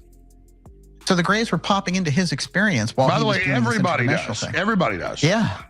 And it's a classic elf, though. They're grays with like little green hats, and if they get pissed off, they'll pull it off. Like you said, they're like a praying mantis. This is like universal. It is. And that's a whole shapeshifter quality depending on our own subconscious. I think that that is an absolute fact. But it's interesting to me because a guy like Hancock wasn't even into UFOs, but they're popping into his experience. So they have a way to dance between physical reality, they show up, they disappear, and then when people are into these psychedelic spiritual seeking trips, they show up there as well. Well, that's it. I mean, our brain is the control panel. So yes, exactly. A real enemy doesn't show up with tanks, it goes into your brain. Right. Exactly. And your brain is the interactive point. It's interesting when they've gone to redevelop the craft, some of the very clear cases, it's much fuzzier now after the fact with these whistleblowers. But if you go into the older cases, you find the actual facts of these people who came forward and said, when we sent people in to redevelop the craft, a number of strange experiences happened to them. They couldn't spend more than 20 minutes inside those craft. Because That's how the it veil is actually lifted. Exactly. So it's not just like, hey, there's a crashed UFO and a bunch of dead bodies. You're dealing with a whole, as you mentioned, interdimensional experience when you're dealing with this. Because if those people, when they interact at that level, they start seeing their loved ones who are deceased, or they start having psychic experience. Why does, in a number of those cases of the UFO contactees, their psychic experience goes off the charts? Suddenly they become telepathic. Suddenly they become psychic, they can do psychic trance readings. They can see into the future. Well, obviously the interactions brought them to an entirely different level, and that's opened up some latent quality deep inside. It activates the synapses that we are all electrochemical transceivers. It's been proven. That's how, bees can fly 3,000 miles. Wow, 2 minutes. Absolutely. We're right back with Daniel List. This is so important, folks. Stay with us. The bad guys all over the world, the EU, NATO. I don't know if you can classify yourself as a liquid crystal, sir. I don't think you got the right type of melanin for that, buddy. I don't think that's part of your science there, sir. Get that ugly motherfucker off the screen. Who you got on the screen, man? Alex, you on some bullshit, man. I don't know, man. Anybody want to listen to that shit? Fast forward. Fast forward. I don't want to hear it. Always sell this shit. Sell these nuts, nigga.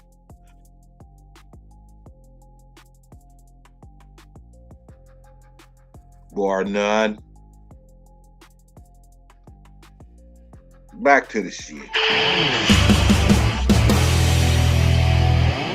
Well, the U.S. war with Israel is intensifying. A second U.S. plane, an A-10 Warthog, was downed by Iran near the Strait of Hormuz. The U.S. is already softening up the Strait of Hormuz for an invasion. I've already got the intel. The troops have been told they're going in. They'll tell them that even when they're not, but maybe Trump pulls back, but I think right now, by next week, we've invaded the Strait of Hormuz, which is beyond insane. So we'll do another 45 minutes with our guests, and I'll hit all these developments at the end. I'll probably go on Harrison. Things are getting so serious. I've never taken DMT, but I have eaten mushrooms before. And I didn't see any green goblins or interdimensional beings. Not that I remember. Plan to try to take off Saturday and Sunday. I'm going to tape a Sunday show, but I just can't do it. I'm going to have to come in. Man, what a time to be alive. This is a short segment. Some stations don't carry it, but I want to dovetail this when I post it to Rumble and X and things. So let's finish it with Men in Black and go back to the main discussion after that. So just you're the expert, I mean, wide spectrum, you're the expert on accuracy, because I'm pretty smart about it. So I know I guess your research is the best, Daniel, with so much disinformation out there. But the Men in Black, are they aliens? Are they advanced humanoids? I mean, we know they're real. We know they pop up. I've talked to a lot of people that have seen them. I think I've seen them. Definitely never seen anything like it. What I saw in D.C. was Men in Black, looked like demons. Huge vampires, these huge white-skinned, scary-looking people, pig noses, you name it. It was like a hallucination. I couldn't believe it happened. But your best quantification, what are they? Well, they're absolutely real. That's for certain. No question about it. Just like your experience. Yeah. I mean, just from your experience, I've talked to people on very high levels who've looked at this, and they have. I've seen literature. People feel fear, like it's immediate. Now that's fascinating because it's dealing with their energy body. And what I learned when I tracked it back was about a group called the Sami, which were Laplanders in Finland. And it's interesting. One of the most famous I can think of is Renee Zellweger, but they're very fascinating looking people. And the Sami are very interesting because we recruited a number of Sami to come over here in 1912. And the intelligence agencies were working with Samis. They were known as the best psychics on the planet. And they had the best shamans as well. And so many things like the reindeer and, the whole thing about Santa Claus and the reindeer and him coming down the chimney, that's all Sami aspects. And supposedly it came from their shaman doing these psychedelics. Well, it's quite fascinating because the Sami, when they were recruited, one of the things they could do, if you could track back in their story, is they could project themselves anywhere and look like anything. This was part of the powers that they had. And they were sought after, in the medieval ages and things like that because of their abilities. But they are a very remote group up there, a very small group that maintained this. And we recruited a number of them. And I was looking at the reasons why we did it. And it was, the technical reason was to train reindeer. I don't think it was to train reindeer if they were the best psychics on Earth. Now, one of the researchers back in the UFO world was called John Keel. He's passed away now. But one of the things he did was interview all of the people who had these Men in Black experiences. And he started to say, well, the description sounds like they're Asian, over and over again. They're short and they're Asian features and all the rest of it. He was going into this. And he was making all the list of this. So he decided to bring in all these different pictures of these different races to these witnesses. And everybody from the UK, Germany, Alaska, China, whatever it would happen to be. And he said it wasn't just 50% or 60%. It was 100% of the people who had the encounters that he showed the pictures to chose the Sami picture over and over again. So when you think about this, they have the ability to astral project. When people get around these Men in Black characters, they're in fear, right? But they also seem very awkward in real life and what's going on there. We're going to break. We'll come back with this. But what do you think about the ones I saw being really tall?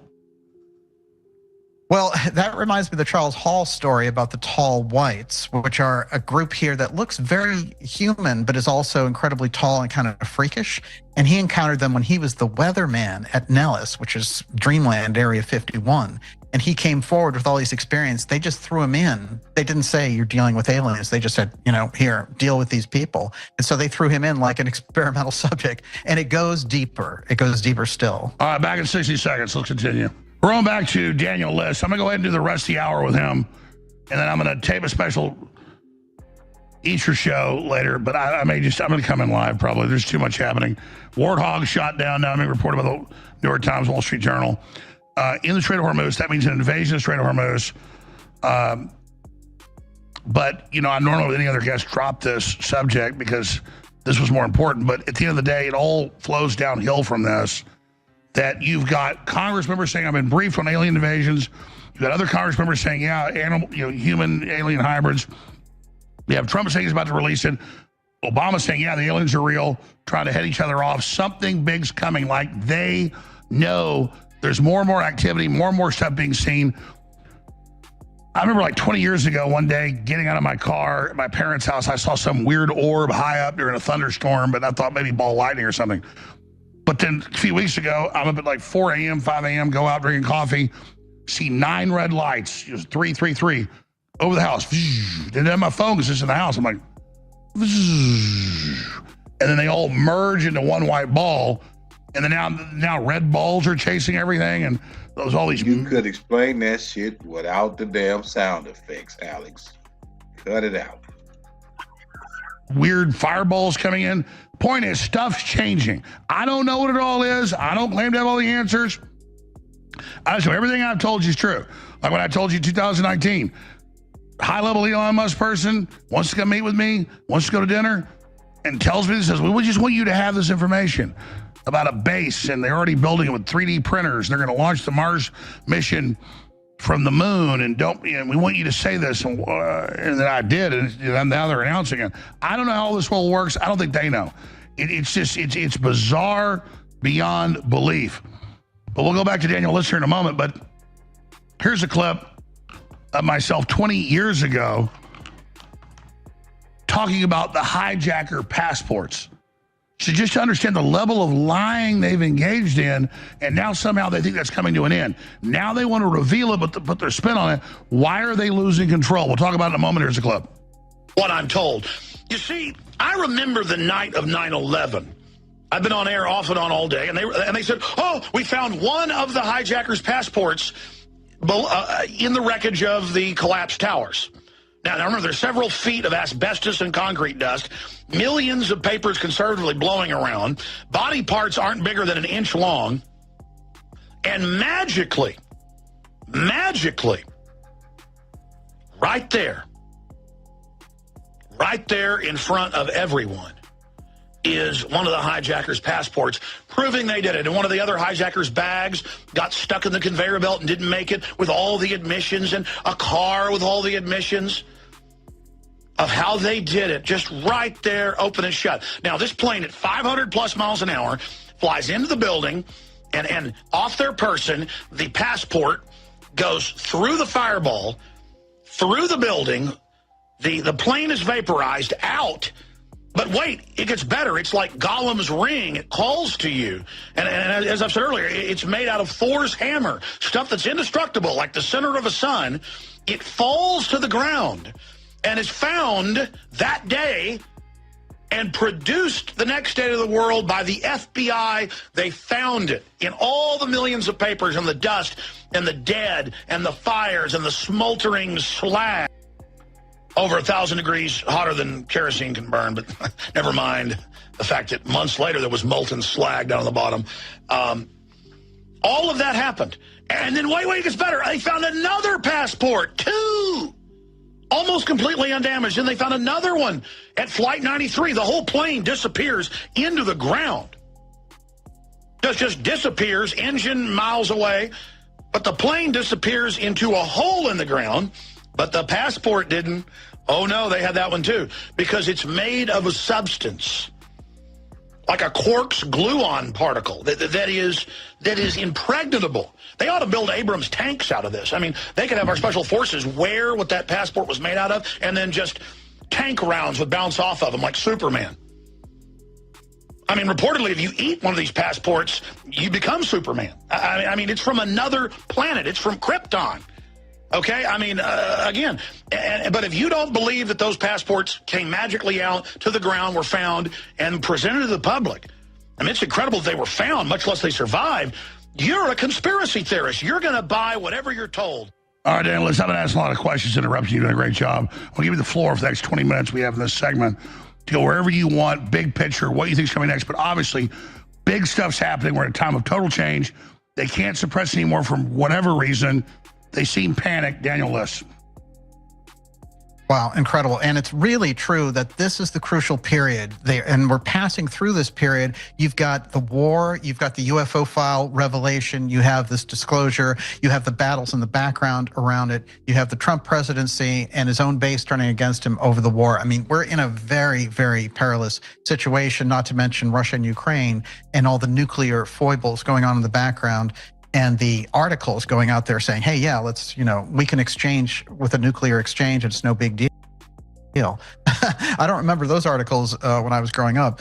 But it's fascinating, that clip with what you were talking about with the passports, because that's how they do a deep event. And they will do anything to get that story across, and how they found the hijackers so quickly and all the rest of it. Those deep events now in history, they go all the way through from the JFK assassination, 2001, September 11th, and the crash of 2008 with all the things that were going on in the background, TARP, et cetera. And then you get into this COVID op that brought us into another deep event. Now it's the UFO file. That is the crucial aspect. And then a huge piece involving the technology. Now I'll show you where the twain meet. And that is through the figure of a character who controlled the UFO file for many, many years, named Bobby Inman. And Bobby Inman was a CIA director. He was an NSA director, a key man inside the government, but was known and even spoke about the UFO file and said, one, we know what the craft are, but not only that, he said publicly, we know who's inside operating the craft. Well, that's a pretty interesting statement from a former CIA director. But Inman is fascinating because he immediately, when he left office, he went directly into creating AI. And all of the AI companies and all the people that you see out of AI come directly out of his early efforts. Or I might at least have missed it. Have they mentioned, what's that dude's name? Chris Bledsoe, whatever the fuck his name is? Great part, some of the top people involved in AI. And if you think of somebody coming out from this very elite program on the inside, dealing with breakaway X technology, and then revealing it to the public through, again, a corporate channel. So you have that haze of this intelligence agency aspect working with a corporate entity. So it's right between the political side, but you don't get the oversight of Congress or the White House and the executive control the president would ordinarily have if it wasn't taken over by this other group. You have a covert group operating and the overt public government responding to their deep events and the things that they do. And what we know over and over again, the people involved in those deep events have connections to the continuity of government program. So they are deep event for those who don't know, catalyzing key historical events. Yes, exactly. Once you get the deep event going, everything, policy changes.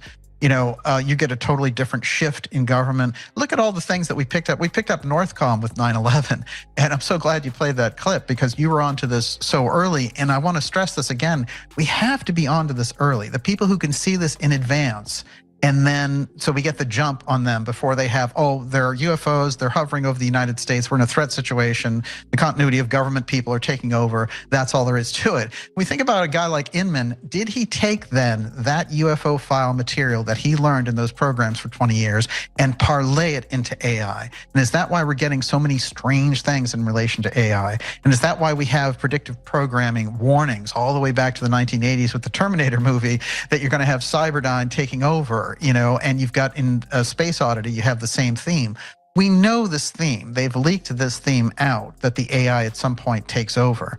So if we were using something other than normal, regular computer controls over these years, were we splicing in, since Bobby Inman was at the head of so much of the AI programs, were we splicing in advanced UFO exotic technology directly into that process? Is that part of the problem? You see how the UFO file gets right into the heart of the national security state, but it spills out into industry. As a matter of fact, the project that McCaslin was working on and that Monica Reza, his assistant, who also disappeared, were working on had to do with that memory metal, which they had redeveloped from UFO craft. That metal is so important because it can withstand any kind of heat. So we can make any kind of space engine with it. This was the crucial aspect. And for some reason, these people who actually had patented this technology now, they're working under the government auspices, but you have this corporate control. They go out and patent it. Well, was that one of the mistakes that were made in the process here? And now they just released the call that McCaslin's wife made to 911. And she says, well, I get the impression that he intentionally, he changed his clothes. And I get the impression that he intentionally, he left everything here that was important and took off. So he's leaving Turned on on purpose. a cell phone and left it. Never does that.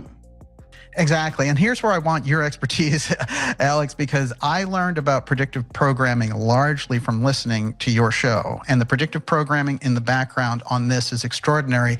I think that the template that's being used, and I get into steganography very often, as you know, I think that the template that's being used, believe it or not, is Breaking Bad. It's the television show Breaking Bad. Because if you go back into the pieces of that show, McCaslin's disappearance are almost exactly like Walter White's disappearance in the show. And this is the strange thing about it. He had worked at Los Alamos. He was in Albuquerque. All of this is McCaslin 20 some odd years later. So that show is going on, say, in 2010, and here we have 15, 16 years later, this guy disappearing. And the template for it, there's actually a clip that's online that's available just about certain aspects of that show that have nothing to do with the McCaslin case. But one of the clips is about Walt's cell phone is missing. And there's this whole aspect about Walt's cell phone. If you go into those details and match them up with the McCaslin missing disappearance case, it's very strange because the facts almost line up directly. Well, that's like The Simpsons, where Yes, thousands of times they call it lesser magic, but they believe, not as if they tell you, but if they tell you up front, they believe it greases the skids for some metaphysical thing to happen. Exactly. It's like a lubrication. It opens up. Right. They call it playing with the medium. They are playing with the medium of reality and injecting things into it. Although the predictive programming narratives I've always found fascinating, and they always turn out to be true, which you wonder, where did they get the advanced knowledge we're from? made in the image of God, not God, but in Genesis, what we envision we do, so they have to get us to think it to then build it.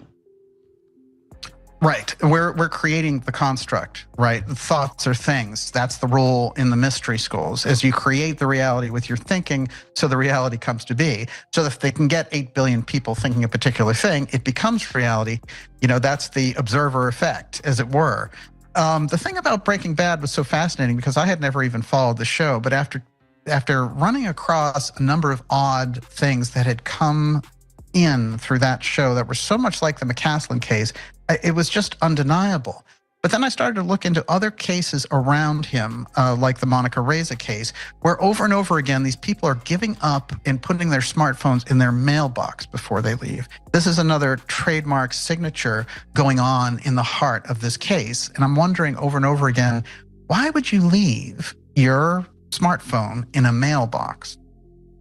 That doesn't really make a whole lot of sense. And in the case of, Jason Thomas, who was missing, he was missing from here as a scientist for Novartis. And in fact, Trump had met with Novartis right around the time that this guy went missing.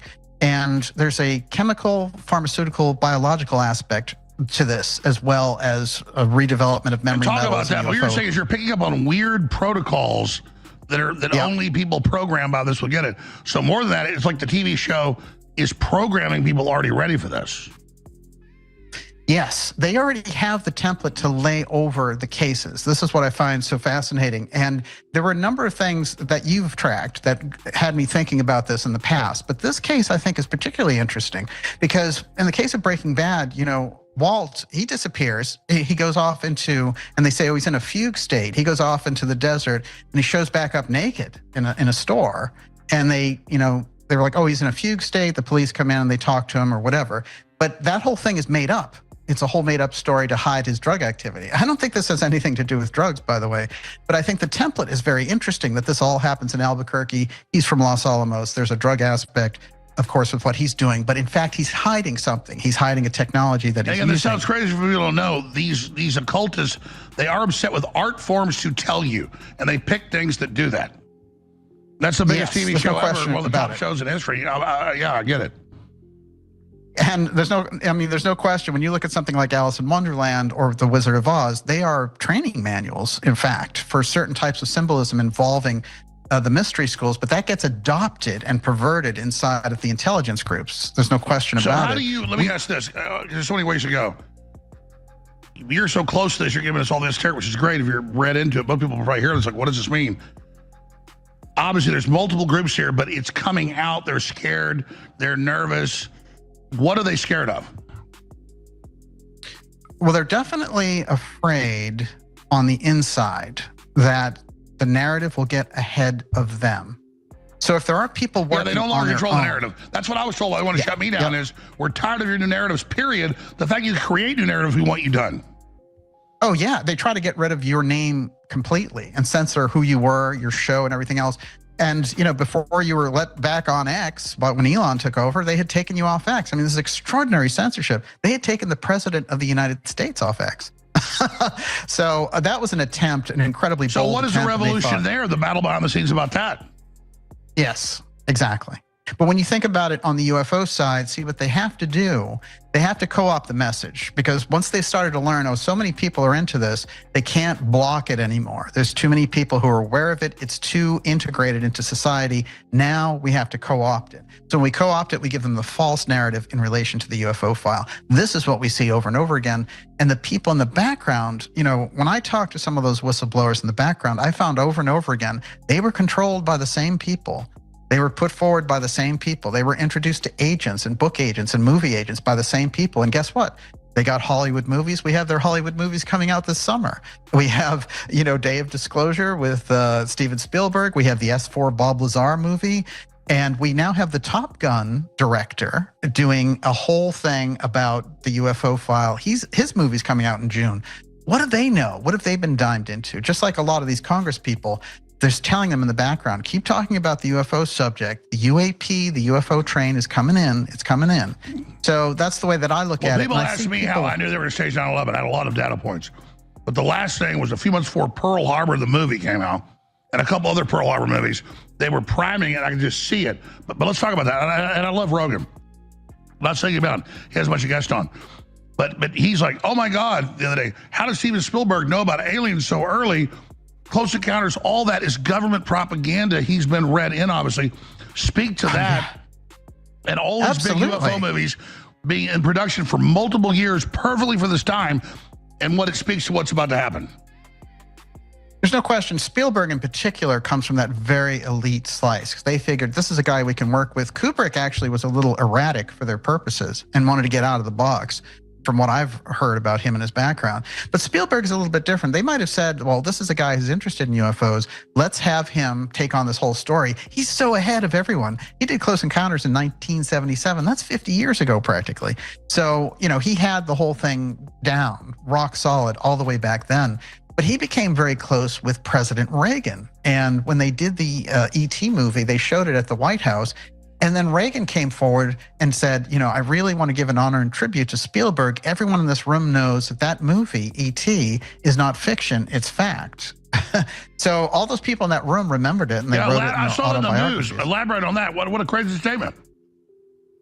It is. I mean, it's kind of incredible when you think about it. And I always think Reagan is a key figure when you're looking at this. If you want to look for pinpoints on the board in the past and how it connects up, because even Trump, what I found out is very interesting, and I don't know if you're aware of this, but Trump was part of the continuity of government group in 1987. They called him in. He was part of the disaster planning. So he knows a lot. Wrong time before he gets into politics. He has his uncle's he was UFO roped in file. under InfraGard, infrastructure protection. Yes, exactly. And what's interesting, when we look at the continuity of government program, it is the perfect response tool that they can use for a UFO threat. This is why you had, when they were doing those Chinese balloons and that nonsense, and they said, oh, it got through because we hadn't adjusted our sensors. Are you kidding me? A balloon from a foreign country? No way. No way.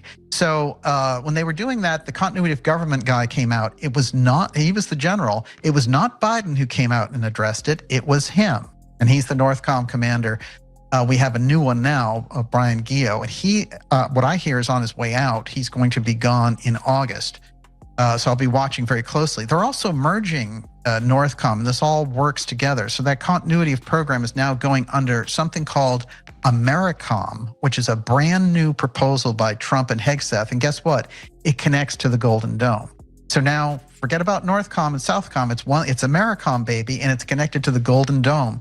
Well, that's total surveillance, true, and it's a total encroachment of the citizens, but it's also a huge UFO defense grid using both continents and the entire hemisphere. So when we talk about the hemisphere blocking and the things they want to do with Cuba and all the rest of it, you're looking at a huge takeover. That's where you get the Greenland hassle as well. And the Golden Dome has to be right in the center of this conversation about the UFO file. So if these come out... I love how we can't even defeat Iran or Vietnam or Iraq, but we're going to beat the aliens. I mean, that's so delusional. Well, that's exactly it. This is the nature of the problem. That's why the UFO threat is drummed up. But you know what, Alex? If they get a UFO defense office, they already have one. We just don't know the name of it. It's not been put out publicly. I am sure. Oh, you know there's an Earth defense system.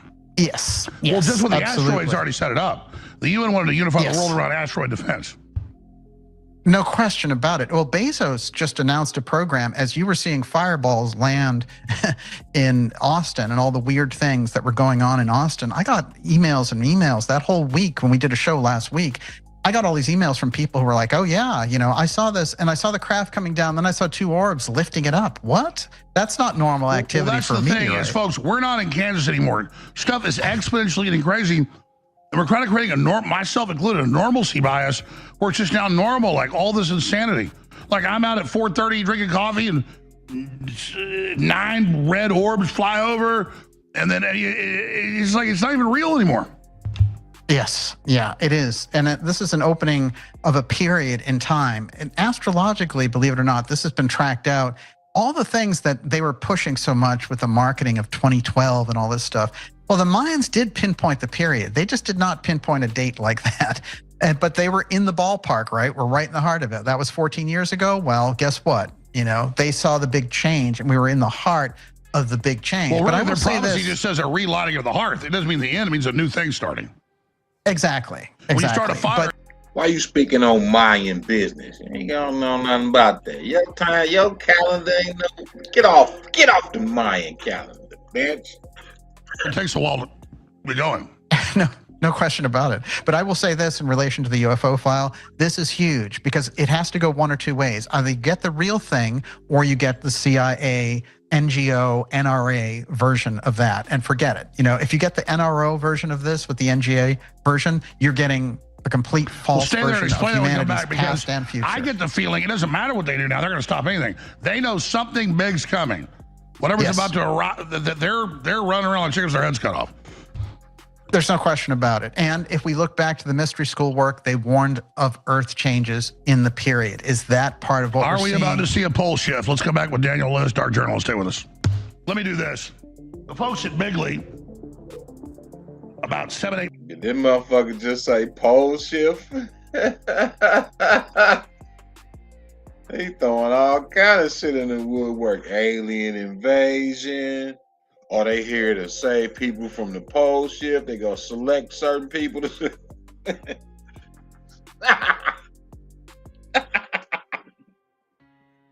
Hey, yo. Alex, this shit more comedy than anything. If I may say so myself. I gotta eat the fruit, spit out the seeds, eat the meat, spit out the bones. E.T. phone home.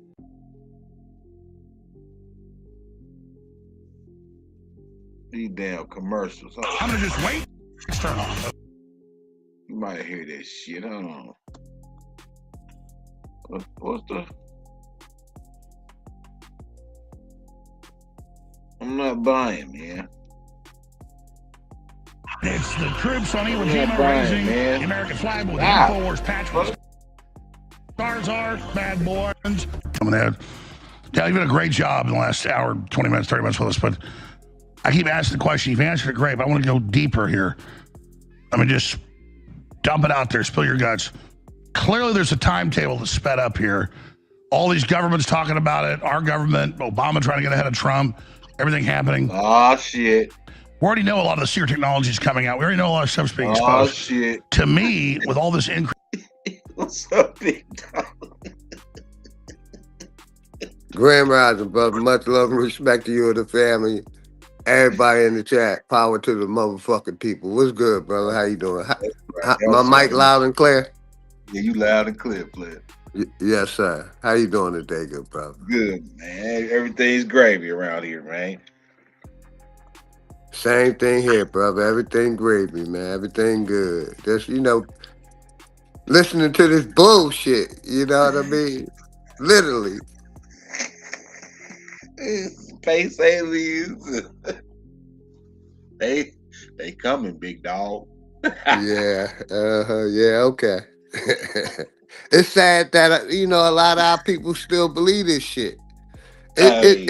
What it does, basically, aliens, God created us and he created aliens, right? They never talked about who created the aliens, right? Yeah, I can't say that it did. I can't say it did say anything about creating aliens or these other beings. Yeah. And the other thing is, space, them going to these other planets. He created man and then he used the man to create the woman is what it say. Exactly. Thank you, bro. I know I ain't tripping, man. They want to believe in anything and everything. But yeah, man. Go ahead, brother. I'm with you.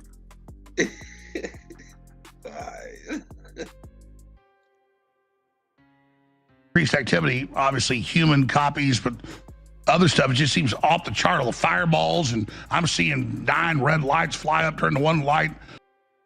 It's all over the place. Reports off the charts. You got NASA saying, double the meteors coming in. There's not regular meteor showers that are scheduled. I mean, all hell's breaking. My man, when he said fireballs, that's the same thing as in the Bible, right? Burning bushes and shit. Next a voice gonna come out of that burning fireball and shit. You see what I'm saying? Well, they try to make everything so biblical. Let's see. Hold on. It was rain first. I think the return of Jesus is with fire, right? Raining from the sky and shit. Right? Fire and brimstone type of shit. Mm-hmm. Burning, talking bushes. You know what I mean? You know how they keep, their mysticism going, man. And our people, like I said, and real quick, that space stuff, can't no other life form live in that. You see what I'm saying? You get what I'm saying, old dude? That shit never made sense to me.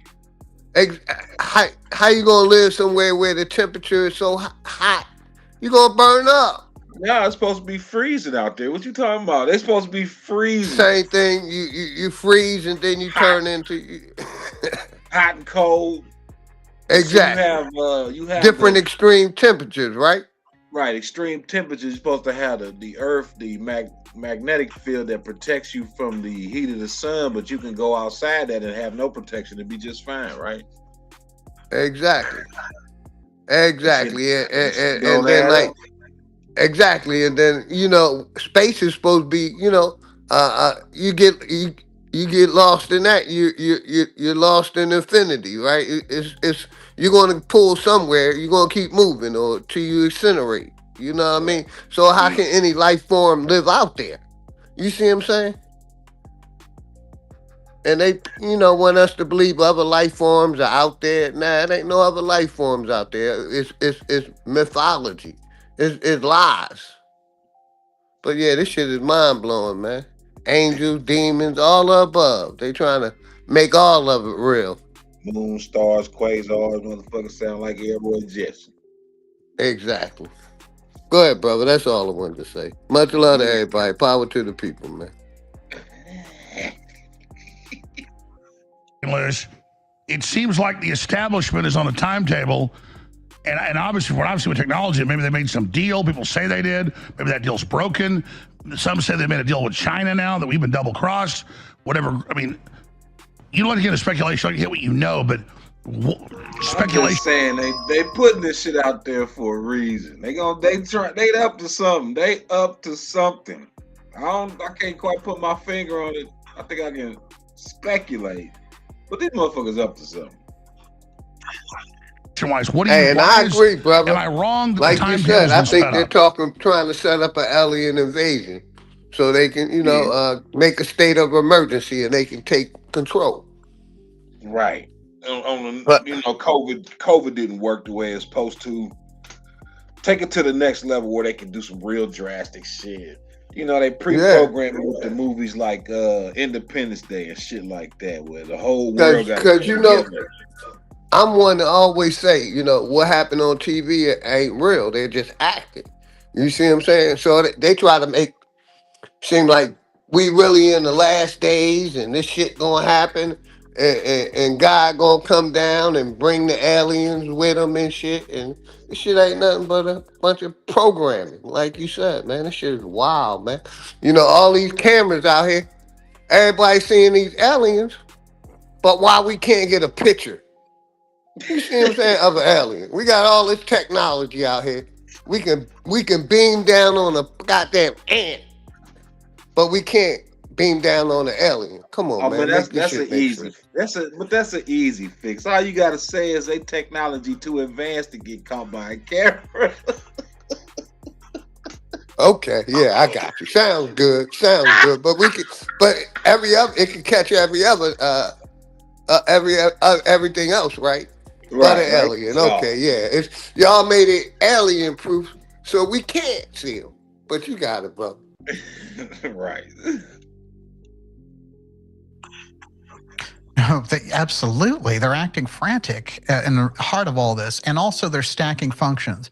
So if one op doesn't work, if the Sky event can't be pulled off, then they have a nuclear event with Iran and Russia. There's always something that's going to draw in the emergency powers. That's the crucial aspect in the background that the groups on the inside are looking for. But if they know, I will say this, I put special emphasis on the UFO file in relation to this because it is a game changer. It is at the very heart of the deep state control because they are the ones who've been able to build up that technology in the background.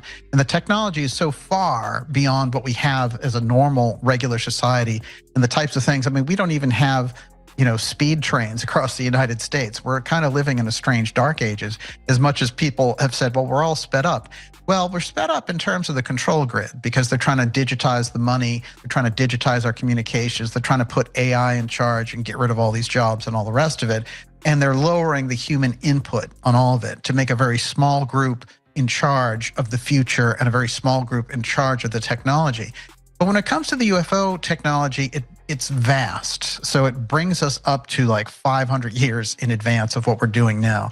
So that's not just, I've advanced in a small way and I have this advantage because we're flying faster jets or something. This is a supersonic and, it's a seismic event in terms of the population. Now, the UFO piece has been guarded by a very small group, and it's the military, intelligence, and the scientists. But the Expertech group on the inside that manages it are so stealth that we don't get to see who any of those people are. So you're only getting the surface, piece of what we see. So we might see a congressman say something here. We might see, a person in the military say something here, but we never get the actual person who's behind the Expertech group. Their mission is to keep the real story of the UFO file away from the public. And the reason they want to do that is the incredible advantage, one, that's involved in the technology. They've been the guardians of it. They've redeveloped it. They feel that they are, in fact, using this X technology in a breakaway situation. Why do we word guardians? I see he just dropped that word guardians. Yes, sir. And another little clip I played where that bitch was talking about the return of the Guardians and some planetary alignment with the pyramids and this and that, and signifies the return of the Guardians on Easter Sunday. Okay, let me keep this shit going. These big questions. Why do we get it? And then you say Russia's next, then China. Who do they get it from? Or they just steal it from us and we got it from the aliens? Russia was very advanced. Remember when the World War II split happened, we got paperclip, but they got paperclip too. They got their own version of this. And, so why did the Germans get the first bite at the alien apple? Well, it's very interesting. They were advanced very early on. If you look at the book, Two Planets. Psychic connection, right? Yes, exactly. They had a mystery group operating out of Germany. And, you know, that's where we get the Rosicrucians from. Charles Johnson, what's facking, man? But the mystery schools were advanced on the technological side far, far before any of this stuff hit the public. And it was a rediscovery by the public of advanced technology that we had. Society was getting back into the stage. So when you're looking around in World War II, by the way, he's not just saying that. It's in mainline World War II Pulitzer Prize books that the Nazis were obsessed with psychic connection to off-world entities.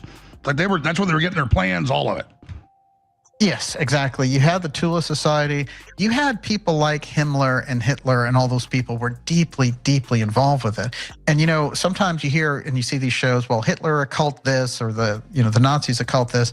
They don't go very, very deep with it. Their entire world, their entire realm that they lived in is a gigantic symbolic occult exercise. And when you look at it that way, you start to see what they were doing, and the stakes that were involved for them were very existence. They were fighting for this God versus that God, you know? So when you put it on that level, they were on a totally different line than we were as Americans fighting that war, where we were fighting for freedom and all the rest of it. They're practically aliens themselves. And the Nazi impact and influence, if you even look back at it now, how far advanced were those Germans?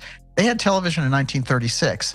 They were broadcasting the Olympics to everyone in 1936. We didn't get TV in the United States until 1950. They had jumbotrons for the Olympics. Yes, exactly. Whoa. What kind of shit they spewing out their mouth? Hold on, man. What are you trying to say? That the tech didn't come from America, man? If you don't get your ass up out of here with that shit. They had the Bell, they had Die Glocke, which is a secret program which we didn't even find out about until 1990 with the reunification of Germany, and the documents came out. So you have 50 years. And it was all from, in their own writings, channeling off-world entities.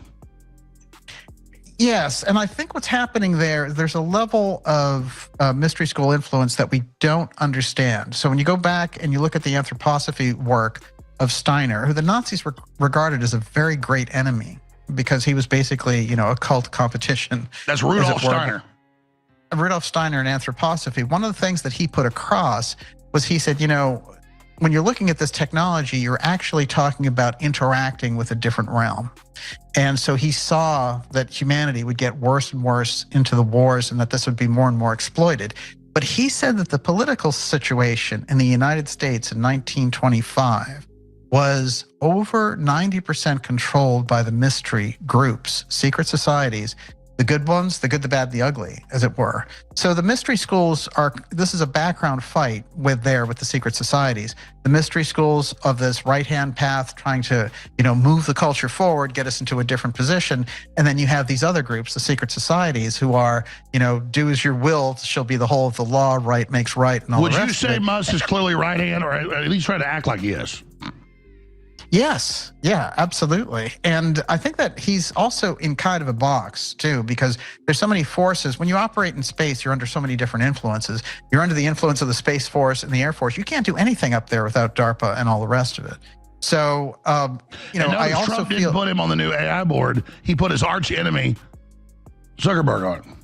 Yes. How does that make any sense? It is almost like you woke up in 2026 and Trump was cloned out, and this imposter is in there doing all these incredible things, starting wars in the Middle East, and putting all these incredible figures in control of high-end technology. And I know that he's flirted with those types of figures before, and you salute Skates. Picked up on the fact that he was saying, well, I talk to bad people and they get me into trouble or whatever. I mean, these are very strange things coming out of him. Yeah, and I would the say argument, keep your enemies closer. No, he didn't. Before was it's bad. I'm trying to figure it out. So let's go to your exhibits, because I've interrupted you a bunch. You've done a great job, Daniel List. Let's start at Exhibit 6, the Sphinx, which the ancients said had the stuff under it. Now the scans show that's there. And we'll go through these exhibits, because you sent a bunch of them today, and I apologize if I gotten to them. Why is this important? This is a very early rendition, and it comes out of a book from 1929, but it comes out of the Edgar Cayce readings. It's the real root of it, showing clearly there's a hall of records beneath the Sphinx. And he's giving this prediction and saying, you know what? We're going to find this Sphinx. If you go beneath, you're going to find a hall of records that's another pyramid, and it's beneath the Sphinx. And he says there's going to be... Everything he said keeps coming true. This is all on your X account. People need to visit that right now. Go ahead. Yeah, absolutely. And it's fascinating because he said under the Sphinx, right paw is the entryway to the whole thing. So for years and years, there's been back and forth. And the Cayce group itself, the ARE, which, by the way, the CIA infiltrated, they went in and they put, this is actually on record, they put their own people in there in the 80s to try to find out about the Hall of Records. And then all those people got fired.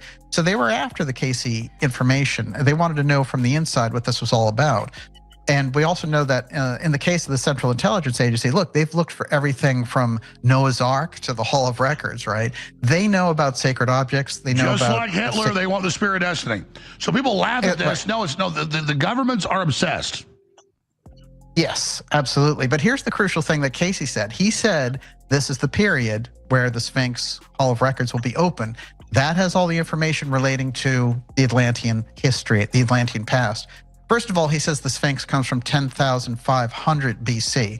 This is crucial because now all of those things with weather, watering, and the science, the observation of what's going on there, those dates... Diamonds up, girl's best friend. What's facking? Peace. Oh. Peace, sis. Much love. Peace. Make much more sense than the dates that were made up in the 18th century because they were tracking kings lists. And so the pyramids are much, much older. The Sphinx is much, much older. The date that Cayce gave the pyramid is 10,500 BC. Well, it's interesting if you look at that because the constellation that the Sphinx would be looking out at is Leo, and he's in the body of a lion. So that's the kind of archaeoastronomy. When you're looking at it, you say, oh, well, this really makes sense now. But what is the nature of it? Well, Cayce said it's a sentinel over that original Atlantean Hall of Records because that Hall of Records contains information about the Two-Eye Stone, which is the original power source that they had in that period. And you've got groups that have done their radio scans and topography with ground penetrating radar, but a bunch of other groups have found a bunch of stuff there too. Like there's definitely a bunch of stuff under there. There's no question, right? So on the outside, you have the scientist Bondi, and he is going in with space radar. He doesn't have authority to go drilling on the plateau or anything. He's just looking from space with his radars from there, and he's seeing through satellite these different images of things that are underneath the plateau. Casey's talking about this in 1932. We're finding it in 2026.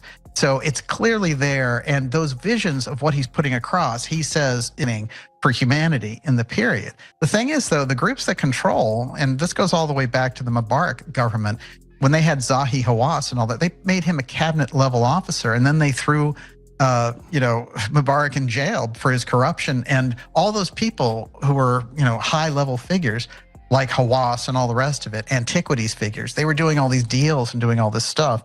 And so you see, those were the people they put forward and said, oh, this is the Egyptian story. Well, the real researchers who were working around the Cayce information and try to get older information about the Sphinx, they were all booted off of the plateau. They couldn't do any kind of research at all. Well, sure, when you got major alien civilization artifacts hiding in plain view, you got to cover it up. They won't. They have garbage piled up everywhere. It's all, but nobody can drill, nobody can check. So, moving on to the next one here. What is this Exhibit 8? What is this devilish figure? That is Ahriman. And Ahriman is the sculpture that Rudolf Steiner made of this entity that was basically the elites were using this entity. And he said in the 21st century, this entity will actually incarnate. And but he said it was a dark astral figure, and that when he was tuning into it, he sculpted it himself.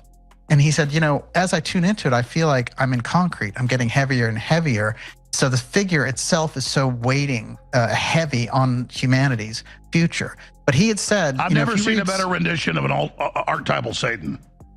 It's incredible, isn't it? And it's funny because I think you mentioned Faust today, and Faust was actually something that Rudolf Steiner interpreted, and he said the original devil, the Mephistopheles, that is the devil that is Ahriman, and that they actually split the names over time so that there were various characteristics for different devils and angels.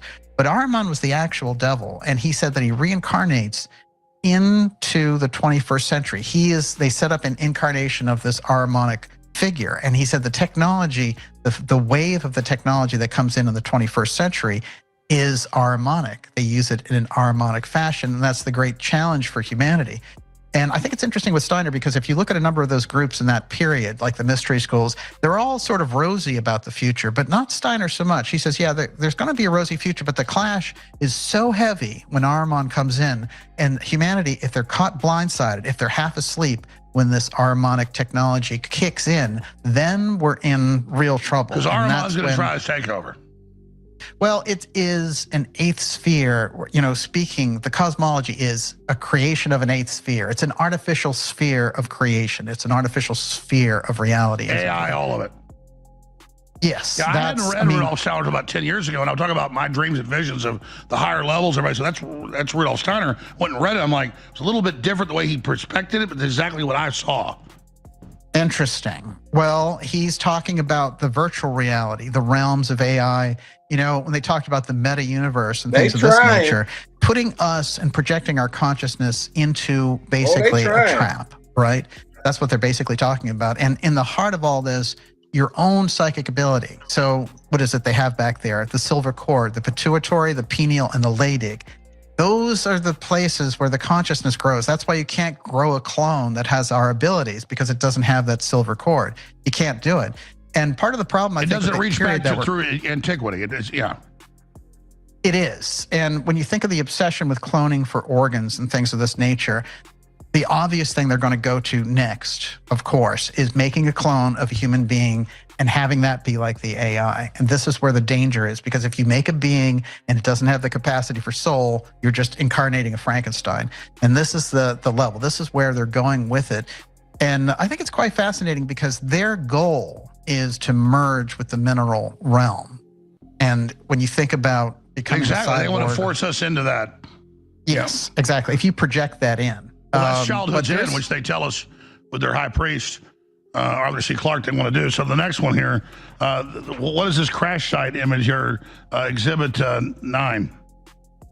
That is, it's an artistic rendering of the actual Roswell crash. And it's interesting because apparently we have the actual crash that took place in the ranch, but then later someone found this, meaning it's like some kind of shuttlecraft that came off the main craft. And this is what the military was busy cleaning up while redirecting people and getting all the onlookers and things to look somewhere else. This is actually what they were getting into, and this is where they discovered the memory metal and things of this nature. McCaslin, years and years later, the general that's missing, he's in charge of the materials that came from that crash in 1947. So we have to go back in our minds to that crash and the amount of things that are said about Roswell, because Roswell was eliminated. It wasn't in any of the literature until 1979. It was taken out. It was censored. So even the fact that we have it and the information about it is very crucial. And I think it gives us that whole interesting background. It's incredible. Let's look at Exhibit 10. What is this? Okay, let's see. Like a block of gold or metal? What is this thing? Oh, that is what came off the craft, and so that's a great shot. Yeah, it is, and it has the hieroglyphs on it. If you look at that, now when people would hold this kind of I-beam, which was part of the technology that came off the crashed craft, they would have all these weird visions holding the actual I-beam, and suddenly they had all these incredible powers, and any ability that they had was incredibly enhanced by holding this thing. Now, there's a number of hieroglyphic things that go along. There's another craft, I think it's Exhibit 15. Right. And for some reason, hieroglyphics keep showing up in the heart of all of these crashes. Show 15. And it's fascinating. Yeah, this is in Kecksburg, Pennsylvania. This that's not a looks exactly like the Nazi bell, but this is in the mid-1960s. This crashes. in Kecksburg. The military goes in and seizes it. It's just like the Roswell crash, but they have an entire town that knows exactly what's going on here. And this is what they described. So now there's, this relic of it. Basically, it's this almost acorn bell shape. And there are all those weird symbols, again, just like at the Roswell crash. We have the hieroglyphics happening, and this harkens back to our own past in ancient Egypt with the hieroglyphs and the Mayans, of course. So something going on with those patterns. Now, it's interesting also to note that people, when there's been a number of studies of people, I'm going to go back to psychedelics here, not advocating them at all, just getting into some of the things that have happened. People have seen these types of hieroglyphs when they're in those states under the influence of DMT. So there's obviously some crisscross here with dimensional psychic ability in the craft, and that's the way that they are operated. And that's what I think the sense that we get from this one. One of the things I wanted to point out that was also strange about Artemis before we leave this subject. That's the new mission. Exactly. If you go to number 3, you're going to see something very strange. Now, the Canadian astronaut that was a part of the Artemis mission, he made this big pronouncement about putting a Sasquatch on his patch, which is a very strange thing for him to do with the Artemis mission. There's been all these weird things in relation to Sasquatch coming up. And this patch I find absolutely fascinating. And up there where it says Canadian, you can see the Bigfoot as part of it. And then he puts out the message that Sasquatch is the truth. And everyone's like, what is this guy talking about? He's one of the main, he's the key figure from the Canadian side. And he's putting this whole thing together on his patch about Sasquatch. What and if on you do earth one is thing going in on an NASA there? mission, they don't want you fired. So he's told to do this. Yeah, absolutely. Yeah. And they've been, it's been very odd because even papers like the Financial Times and the Wall Street Journal are reporting about, there's been a wave of sightings, not of UFOs, over Ohio, but a wave of Bigfoot. What? So they're kind of throwing and they a little never bit find of them because it's everything. interdimensional invasion. Yeah, exactly. I think it's interesting. I don't even cover Sasquatch that much, but I think it's interesting that this showed up on that patch, especially, he's the Canadian. Well, remember member what they of all told us this. of the $6 million man? It was a CIA robot. They always tell you. So let me ask you about Exhibit 14. What is this? Where you got, who is this scientist? What is this? Okay. Yeah. Well, you were talking about the breeding programs and that they were talking about Matt Gaetz and all the rest. Well, this is very interesting. Bud Hopkins was the premier researcher on this aspect of it, and he talked all about it. And he talked about when they were doing the hybrids, a weird thing was happening with the grays, which is that they were developing hair. Because, they're always seen, they have a perfectly bald head and huge eyes. But he had these cases of the grays with hair, and he found, they were doing these intermingling of human genes through a DNA experiment and doing it for years. But the beings that they came out with, they had frail bones, they had weird hair. It didn't work, basically, a lot of the cloning experiments that were going on.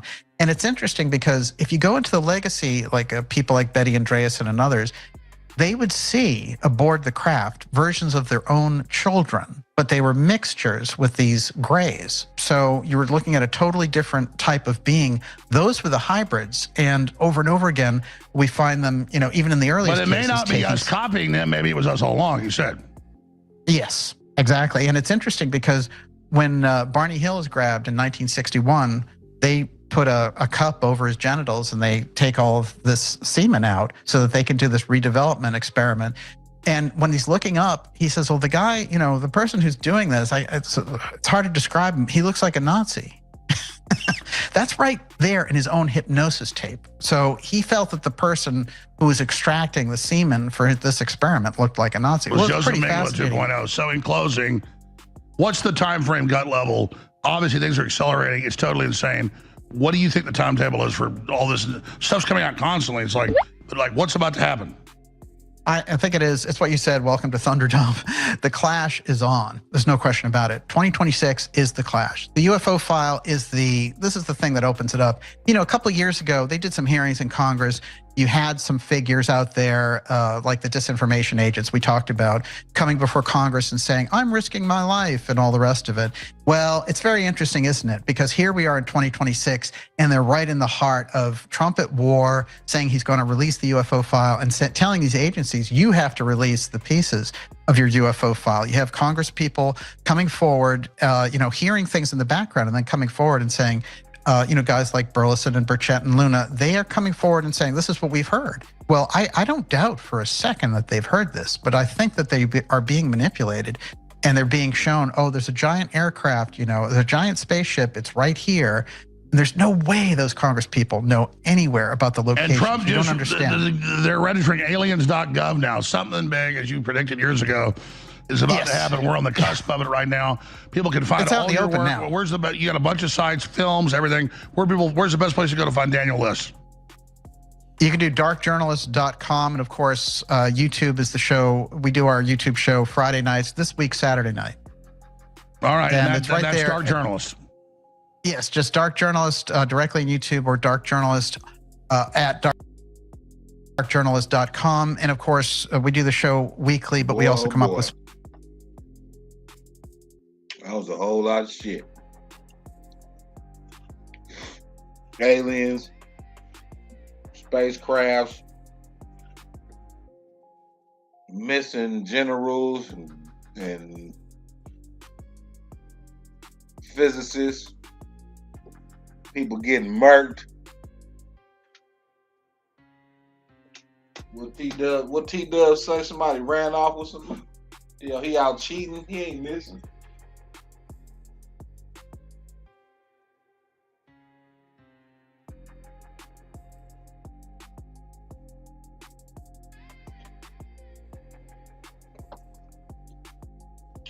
Oh man, what you got there, brother Nasir? What you got? What is that? Can you put it in the back chat? Let me go and look up this Chris Bledsoe cat. I'm gonna go on TikTok.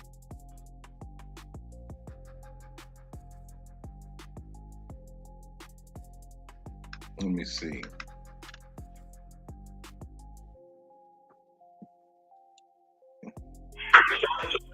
Chris Bledsoe had visions where a woman he calls Thor Hathor appeared to him. She showed him prophecies about the future. One of these prophecies was about the Sphinx in Egypt and a star called Regulus. She told him that when Regulus appears red on the horizon at dawn, right in front of the Sphinx gaze on Easter morning, it would mark a big change in what humanity knows. Later, astronomers checked and found this exact alignment does happen, but only very rarely, and it's set for Easter in 2026. When Chris shared this, remote viewers even began focusing on that date. What'll actually happen? Nobody knows for sure. But Chris believes that moment, when the red star aligns with the Sphinx, could reveal something new about reality itself. No numbers, no bullet points, just the story straight through. Had a vision featuring a woman who shared prophecies. One prophecy involved the Sphinx and a star named Regulus appearing red on the horizon before daylight on Easter morning in 2026. Astronomers confirmed this rare alignment does occur, and people in the government and UFO research began monitoring it. One vision predicted some mysterious event with the Sphinx statue in Egypt. The predictions... I don't know if you were trying to jump on the panel or you were trying to put that in the back chat. I don't know how to put it in the back chat without jumping on the channel. I don't know how to do that. Oh. All right, then. What you got? What is that? I know. All I know is you're gonna want to hear this, bro.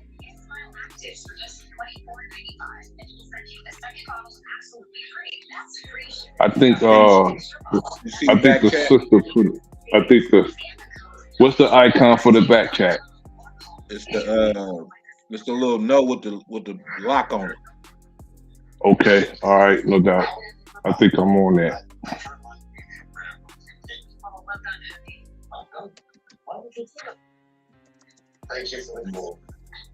There it is. Let me see. You see the icon lit up? You should have like Hold some blue. I just sent the message back here.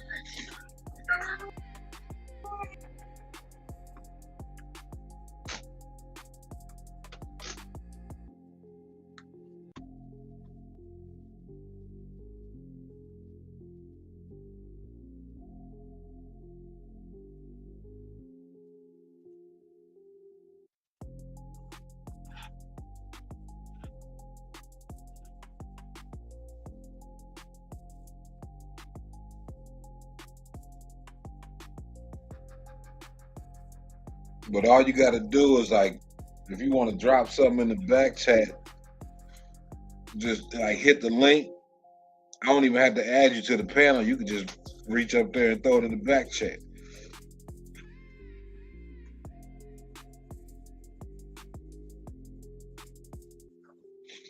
I knew Big Dog Philly was gonna get a kick out of all this space shit.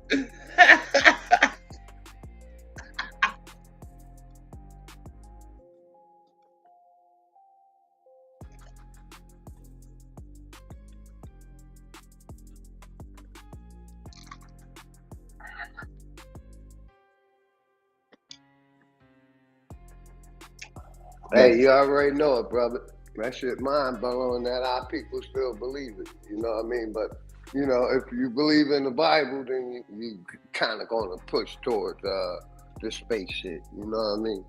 That can't be proven that we've been, you know, hiding files and hiding information. Only the people that get abducted can see this. Nobody else can see it. It's mind blowing. Peace, my brother, and me, brother. Grand rising, brother. I don't know, bro. I mean, if you thump in the Bible, then you believe in the firmament. You don't believe in space, do you?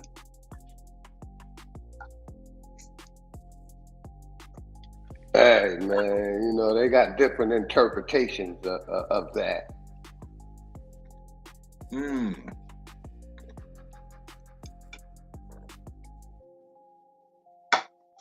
want to see that make sense.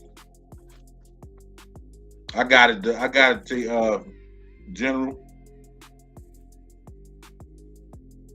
Let's see what we got. Oh shit. Oh yeah. Let me make sure the audio coming through. TEP production.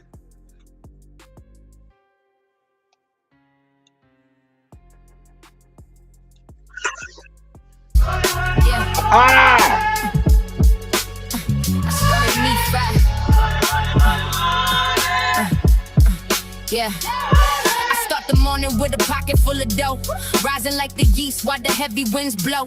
Second step is ray beaming light on the path, counting up the math while I'm dodging all the red. Me, myself, and I stay solid in the frame. I don't let the dollar bill ever change my name. Far as I can see, the horizon's looking bright. Grinding through the day just to double up the night. So it goes around like a cycle in the sea, just to find a way to eat. Laid it on the line for the integrity I hold, more precious than the silver or the glitter of the gold. See, it's for the time that I spent inside the trap. Now I'm back at do, let the cycle overlap. Do, re, mi, fa, sol, la, ti, do. Started with the dough, ended with the dough. Money is the tool, but it never is the soul. Keep your spirit clean while you're reaching for the gold. Do, re, mi, fa, sol, la, ti, do. Making sure the pockets in the garden continue to grow. Strength and the wisdom, that's the real wealth. Stacking up the paper while I'm guarding my health. Listen to the OJs, the love of it is cold. People selling spirits just to get their hands on gold. Root of all evil if you let it take the lead. Blinded by the hunger and the poison of the greed. They want us in the markets, the merchants of the end. Buying processed death where the chemicals blend. I'd rather have the soil in the water in the sun than the grocery aisle when the dirty work is done. Generational wealth ain't just digits in the bank. It's the land that we own and the heavens that we think. I make the money, man, the money don't make me. I'm the master of the craft, I'm the captain on the sea. From the dough to the tea, keep the rhythm in the chest. Put the fake wealth in the vanity, the rest. Do, re, mi, fa, sol, la, ti, do. Started with the dough, ended with the dough. Money is the tool, but it never is the soul. Keep your spirit clean while you're reaching for the goal. Do, re, mi, fa, sol, la, ti, do. Making sure the pockets in the garden continue to grow. Strength and the wisdom, that's the real wealth. Stacking up the paper while I'm guarding my health. Grow your own food, feed your own mind. Leave the merchants of death in the system behind. From the first note to the last breath I take, integrity is the only thing they never can break. Back to the dough. Yeah, we back to the dough. Watch the garden ride. Watch the legacy grow.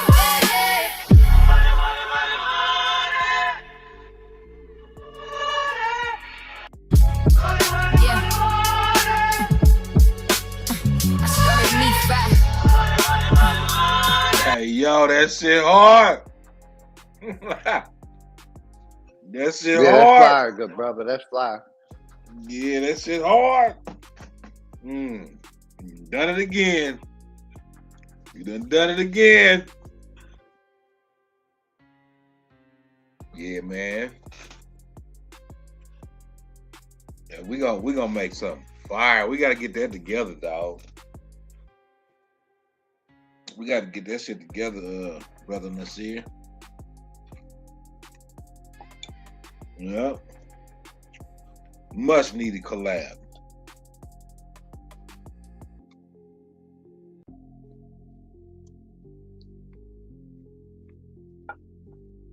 When you get done getting your feet rubbed, I mean, you know what I'm saying?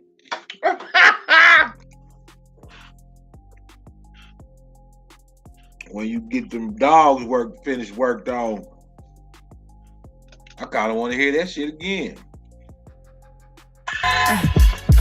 Yeah. I start the morning with a pocket full of dough, rising like the yeast while the heavy winds blow. Second step is ray beaming light on the pad, counting up the math while I'm dodging all the red.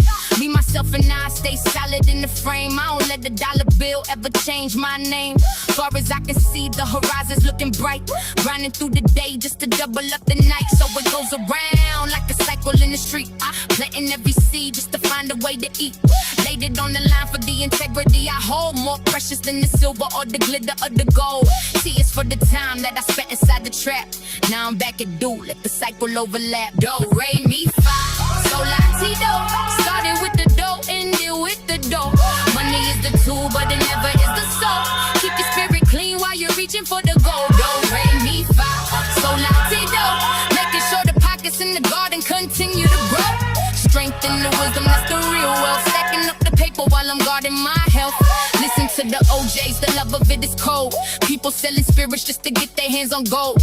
Root of all evil if you let it take the lead. Blinded by the hunger and the poison of the greed. They want us in the mark, it's the merchants of the end. Buying processed death where the chemicals blend. I'd rather have the soil and the water in the sun than the grocery aisle when the dirty work is done. Generational wealth ain't just digits in the bank. It's the land that we own and the heavens that we think. I make the money, man, the money don't make me. I'm the master of the craft, I'm the captain on the sea. From the dough to the teeth, keep the rhythm in the chest. Put the fake wealth in the vanity, the rest. Do, re, mi, fa, sol, la, ti, do. Started with the dough, ended with the dough. Money is the tool, but it never is the soul. Keep your spirit clean while you're reaching for the gold. Do, re, mi, fa, sol, la, ti, do. Making sure the pockets in the garden continue to grow. Strength and the wisdom, that's the real wealth. Stacking up the paper while I'm guarding my health. Grow your own food, feed your own mind. Leave the merchants of death in the system behind. From the first note to the last breath I take, integrity is the only thing they never can break. Back to the dough. Yeah, we back to the dough. Watch the garden rock. Watch the legacy grow.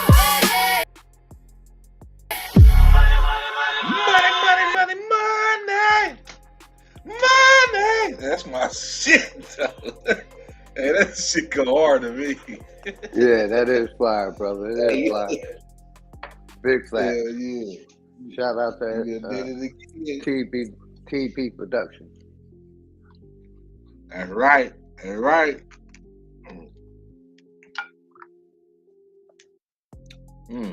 I find that shit to be hard.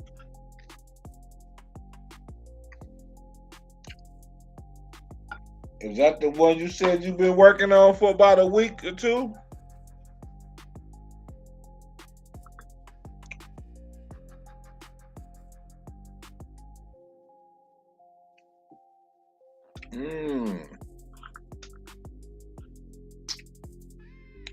What else I got on the plate? I can put this damn plate of chicken down. I'm tearing this shit up. I'm all in y'all ear and shit. I know it.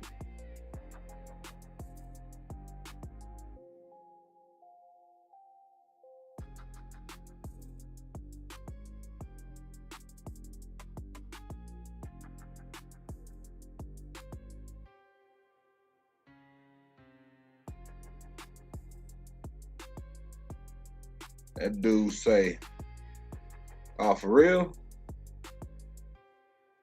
Shit, I don't know why.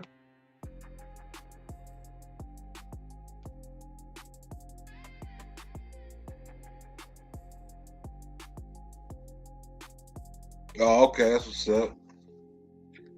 That track was banging though.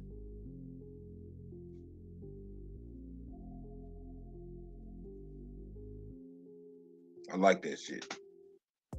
I knew it was something else I had in the cut somewhere. Hold on, let me see if I can find it. I might have to go to my watch later list.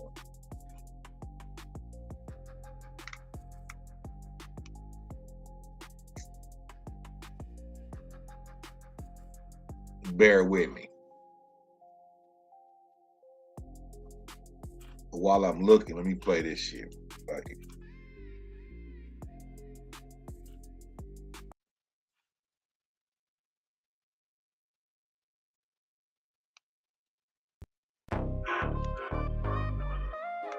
yeah.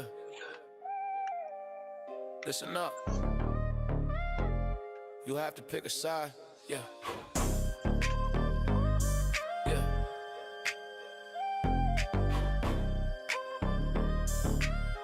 Yeah.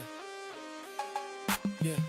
They profit when we're boxed in, color coded. Scroll wars, broke floors, mine's corroded. Got you barking at your neighbor for a headline. Why they signing off the city for a deadline? Same rent late, same fridge bare. Same bus route, same blank stare. Why you beefing with the mirror, letting them demons in? Same wound, same blade, different spin. Unified die, that's the bottom line. Either hold the line together or they cut the spine. You can fight me or you can fight the lie. Choose one, unify or die. Unify, die, hear the battle cry. Either build a bridge or we all run dry. You can hate your blood or you can hate the bind. Choose one, unify or die. They sell fear like it's candy in a glass jar. Feeding panic to the masses, playing a black card. Left, right, that's a puppet in a split suit. Real power sitting quiet in a rich room. You throw hands at your brother in the same trench. Same cough in your chest, the same bench. If the landlord love you both in the same way, you ain't rivals, you just victims on a layaway. Unified die, that's the bottom line. Either hold the line together or they cut the spine. You can fight me or you can fight the lie. Choose one, unify or die. Unify, die, hear the battle cry. Either build a bridge or we all run dry. You can hate your blood or you can hate the bind. Choose one, unify or die. Hands up, not for trends, for each other. Name one win, they ain't split us to cover. We all broke, they just changed the shade. Same storm, different rain on our face. I'm from a place where they rather see us vilify. Scrolling through the pain, pick a side, then we signify. Algorithm war, every comment like a battle cry. Either we expand the circle, or we simplify. Feet keep telling me I'm right, that's a lullaby. Rockets all to sleep, while the roof sitting over fire. Leaders talk tough, but they courage only monetized. I'm just trying to build a bridge higher than the border signs. Kids growing up, thinking empathy is obsolete. Hearts on red receipts, love lost in the data sheet. History repeats when we treat truth like a product line. Either share the water or we watch the whole garden die. So I look my people in the face when the sirens cry. Pull each other up even when we don't see eye to eye. Hands in the middle, swear we live in what we testify. Say we rise together, this the code, unified die. Unified die, that's the bottom line. Either hold the line together or they cut the spine. You can fight me or you can fight the lie. Choose one, unify or die. Unified die, hear the battle cry. Either build a bridge or we all run dry. You can hate your blood or you can hate the bind. Choose one, unify or die.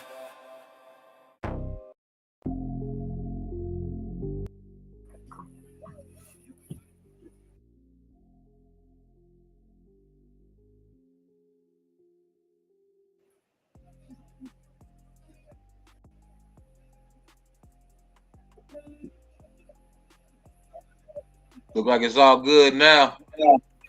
That's fire, bro. That message is real dope too. The wordplay, I like that wordplay and cadence and that and the keyboard. That bass is nasty, bro. Yes, it is. That on fire, my brother. That's fire. Both songs are fire.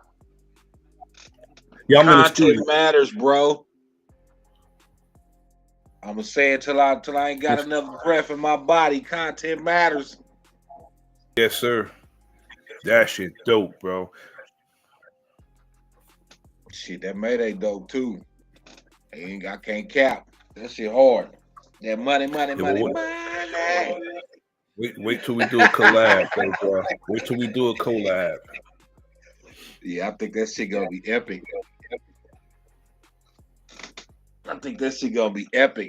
This this dude talk about. I guess they did. Maybe they did some kind of scans to see what's under the helmets of the Olmec statues or inside the statues or some shit. I don't know what he getting at, because I ain't watched this shit yet, but I thought it was something interesting I put in my watch later list just to see what he was talking about. You always have some very interesting, often pertinent information that you be sharing with us, bro. I'll be like, oh, where you find this shit at? I'm talking about. I mean, it comes from doing real research. You know what I'm saying? You just, this not stuff that you just stumble on. This comes from like you looking at actually doing some research, because the information be wild, but it be pertinent. Some shit that we need to learn. You know what I'm saying? I guess when you're doing certain, like, when you looking up certain shit, the algorithm will feed you things. You know what I'm talking about? Yeah, exactly. So, be soliciting. You're like, oh, check this out too. Right. Since you own that, let me show you this type of shit. Yeah, indeed. So it'd be popping up on my feed. Some of this shit I don't even watch before I put it up here. Like, I want to get a fresh reaction to it. You know what I'm saying? Like, I ain't seen that shit yet. Yeah, exactly. Like, that Stevie joint, I was going to wait till September to put it out, but I sent it to my brother. He was like, now, brother, now. He was like, nah, bro, we can't wait for that. That's the Saturn. That shit hard, man. Is that no, that ain't the tribute, is it? Yes, the Stevie Wonder joint. I mean, we just redid a song of one of his off songs in the Key of Life. We did Saturn. Yeah, I'm hip. I noticed. But I got one that I wrote that's coming out in September. I'm not gonna put it out to September. Yeah, the anniversary of the album. Oh, that's what's up. September 28th. It'll be 50 years old. Songs in the Key of Life will be 50 years old, September 28th. Shit, that shit older than me. It'll be 50 years old, bro. The album will be 50 years old, September 28th, bro. And Stevie, I think he put it out when he was 26. He was 24 when he wrote it. And bro, can you imagine, bro? He was that young, writing like that. Timeless. Yeah, bro. It is timeless. I was probably 10 years old. Yeah, Wasn't exactly. Really into music yet. I was tripping because I was always I got into Stevie with I think it was it wasn't Fulfilling This. It was before that one. I think it wasn't Talking Book either, because Superstitions on Talking Book. I think it was Inner Visions. That's when I got into Stevie. Inner Visions. On way that back. Man, I can't remember what exactly. I know my parents kept Stevie playing. You know what I'm saying? So far as I can remember, I've been hearing Stevie. Yeah. My father got a story. He always told me, the day I was born, he was supposed to go to Madison Square Garden to see Stevie, but they had just moved to Jersey from Georgia. And she said my mom had a habit of acting like she was in labor to keep him home. Every time he tried to go somewhere, she acted like she in labor to keep him home. And then he said, I was supposed to go with your uncle to Madison Square Garden. We had just moved up to Jersey to go see Stevie Wonder. And she really went in labor. And I was born. You threw a monkey wrench in the plan. Yeah. He said, I guess that's why you love Stevie Wonder's music so much, because you stopped me from going to see Stevie. Along with that, you know, the weather, because you said it snowed so damn much. He said they wasn't even used to it because they from down southern Georgia, where it never snows at. He said he never seen no damn snow before until he got up here. Mm-hmm. Yeah, that's going from normal shit to some extreme shit. Oh yeah, totally different climates. Totally different climates, bro. Because where they from, you know, I've been down there in December, January, bro. And we in shorts and t-shirts. They from way down in Georgia, like down by what's Tallahassee, Florida, in that area, Valdosta. Just like I'm dressed now, shorts and t-shirts. Yeah, bro. I love it. Yeah. Yeah, I mean it's warm up here now, but shit took long enough. Shit. Yeah, we've been in the 80s all week. Beautiful thing. Yes, we sir. touched that, it jumped right back down. We in that little rainy season right now. Yeah, exactly. Well, yeah, you know, when I retire, we're gonna move down yonder too, brother, as they call it. Yeah. Yes, sir, man. Best decision I made in my life, getting out of that big city. I'm technically in the farmland U.S. You know what I'm saying? In the Midwest, hella farmland around here. Yeah. Yes, sir. They get kind of humid as hell in the summer. Yeah, I can only imagine. You go outside, feel like you can cut it with a knife. That shit be rough sometimes. Hell yeah. Act like the birds. I'm gonna fly up north for the summer and come back down here in damn October. Right. What kind of concept you want to run with a song, man? You trying to go old school or something and remix it and put a spin on? You want to choose a Stevie song? What you want to do? I want to do that joint that we talked about. With the beat I got. With that beat you got and sort of like use that frontline hook. You know what I'm saying? We can collab on the lyrics, use that beat, because that beat crazy, bro. That beat is crazy. And it reminds me of Frontline. We put that joint. So what we could do, we could put that joint in Band Lab, and then shit, you have access to it, I have access to it. We can just do it like that. You know, so you know what I mean? Once you get access to it, you could say, you know what you think about this, and then I'll be able to see it, and you'll be able to see whatever I'm doing. Right. Just with the link. Let me see. Band Lab. Is that what is that? Is that Apple? It's a production app. It's a production app. It ain't Apple, is it? No, it's not Apple. You can get that on anything. Oh, okay. All you would need is my link, and I could send you what I'm doing.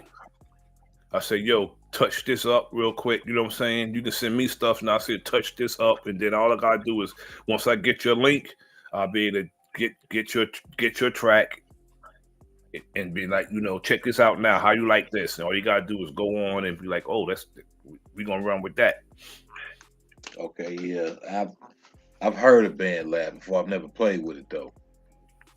Right now, I'm doing a tutorial. I'm working with Studio One now, but Band Lab is good and it's simple. But I want to do the tutorial so I'll be able to work with it because they got a lot. I'm looking at it. It has a lot that you can do as far as like mixing down and tweaking the music, and it got a lot you can do on that app, bro. It's nice and it sounds so good. Greedy sent me a track. I was like, "Ooh, this sounds good." Oh hell yeah! I'm gonna check it out. I'm gonna pull it up. I'm gonna see what I can play around and see if. I mean, it's all once you know the basics, you should be able to maneuver around. Yeah, that's all I want to know. To, do a tutorial, learn the basics. Once I learn the basics, then I just what this do. You just gotta learn the basics, really. Tell the truth. Well, it's basically most of these what I found out, like with most of these programs, like they all the same. You just gotta find out where shit is. Right. Because that's basically what I want to do. Right. Find out where the options are to do this or do that. Exactly. Because they got the same template, but their format's different. Same template, format's different. That's it. Yeah. Once I learn that, I'm good. That's this thing right here. That's this thing right here.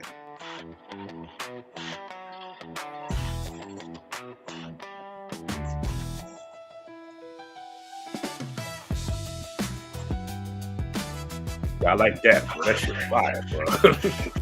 That thing right there. That's that thing right there.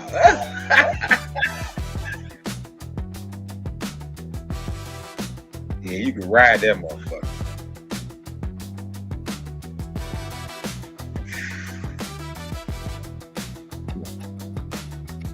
Hey, well, that's one of them things you can ride. It sound like Nathan Watts. It sound like Nathan Watts on the bass too.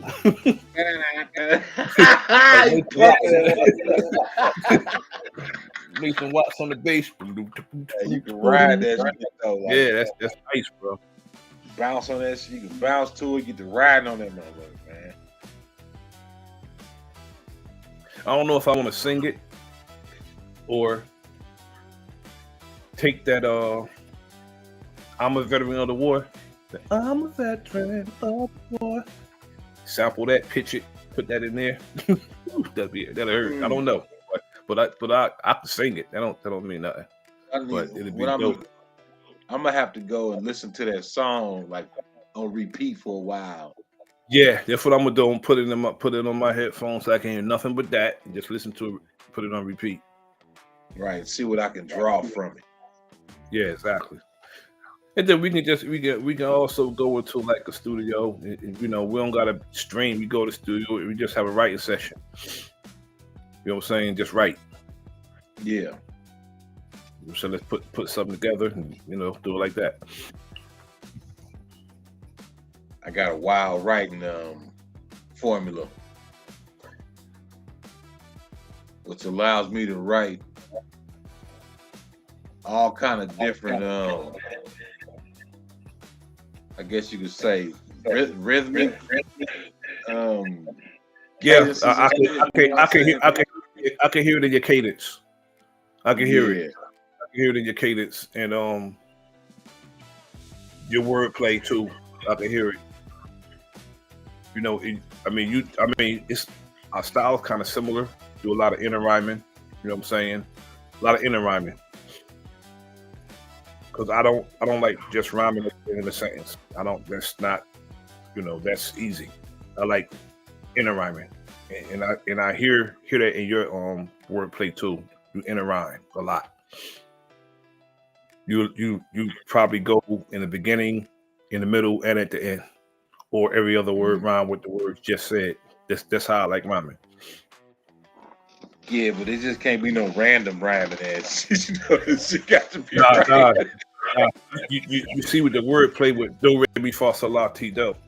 Start with do, with do, and then she went from do, re, mi, elaborating on each one of them. Do, re, mi, fa, sol, la, ti, and then you back to do. But it made it synonymous with getting money. Mm-hmm. Do, re, mi, fa, sol, la, ti, do. Start with do, end with do. Yeah, that shit was hard. Like the music scale. Do, re, mi, fa, sol, la, ti, do. I said, I took that, I took that concept over 30 years old. I said that one of my rhymes. So I said, you know what, I'm gonna revamp that. Slide it. And made that shit happen.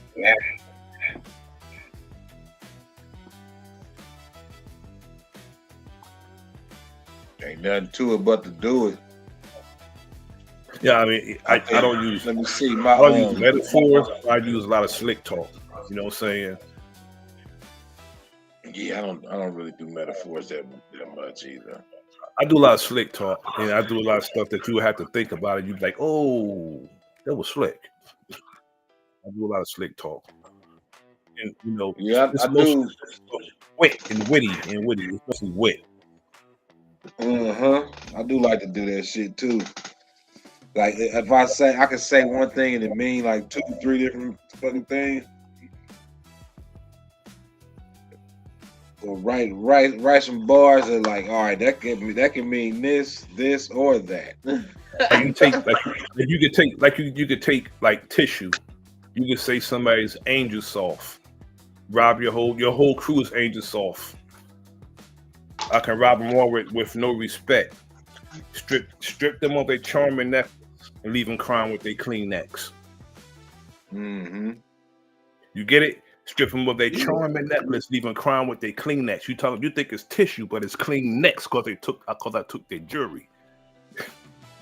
Yeah, that's a double entendre. It could be a triple entendre too, because a clean neck is off with his head type shit. You know what I'm saying? Yeah, clean. Yeah, and it's also gonna be synonymous to them crying using the tissue, but it's clean neck. But I mean clean necks. That strip you of your charm and necklaces and leave you around with the clean necks. Right. It could be. You dry see that on the eyes with tissue. Dry your eyes with tissue. Yes, sir. That's it. Left to the listener. The listener can take that even farther, even though you stopped it right there. A listener can take it even farther than that. Yeah, exactly. I mean, perception, interpretation. Right. Different reasons have different lingo and mean different things. You know what I'm talking about? So it's some smooth, it's some slick wordplay. Like it's some slick shit. Yes.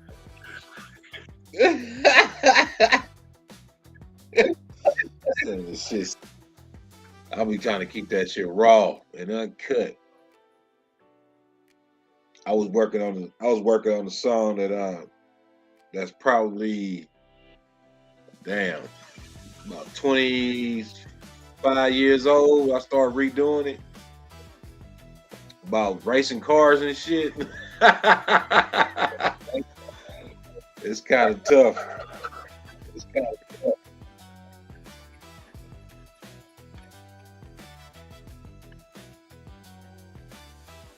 I did do something with that Rustin quote. That shit right there. What's that? That shit dope, man. I like how the piano was going with beat drop. Oh yeah. Yeah. Right there. Yep, right there. That's nasty. Then the horns come. It's a lot of funk to it. You know what I mean? That. It's tough. Yeah, I put a lot of funk in there. So got some. The horn sounds sort of. Let me listen close. Earth, Wind, and Fire-ish. Yeah, Earth, Wind, and Fire-ish. Danny from Rick James crew. He got that's a style that they it's nice.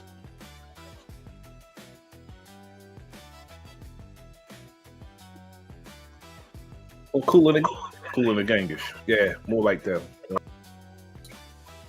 Yeah, it do a little bit. I think I did like when I was creating this shit. It was like my bass line was funk. You see what I'm saying? Then I kind of built from there. Yeah, bass line definitely funk. Bass line definitely funk. That bass line is funk. That's like I said, it sounds like Nathan Watt. Hey man, you're slobbering on me, man. You want to go It's outside? It's not too like it's moving down the scales. It's not slapping. It was just Yep. it's not slap. It's just smooth.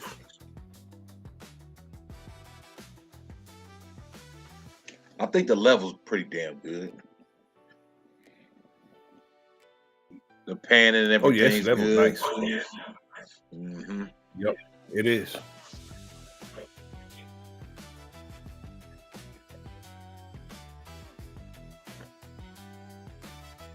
Let me see. What time is it? 1:40. Yeah, that's tough, bro.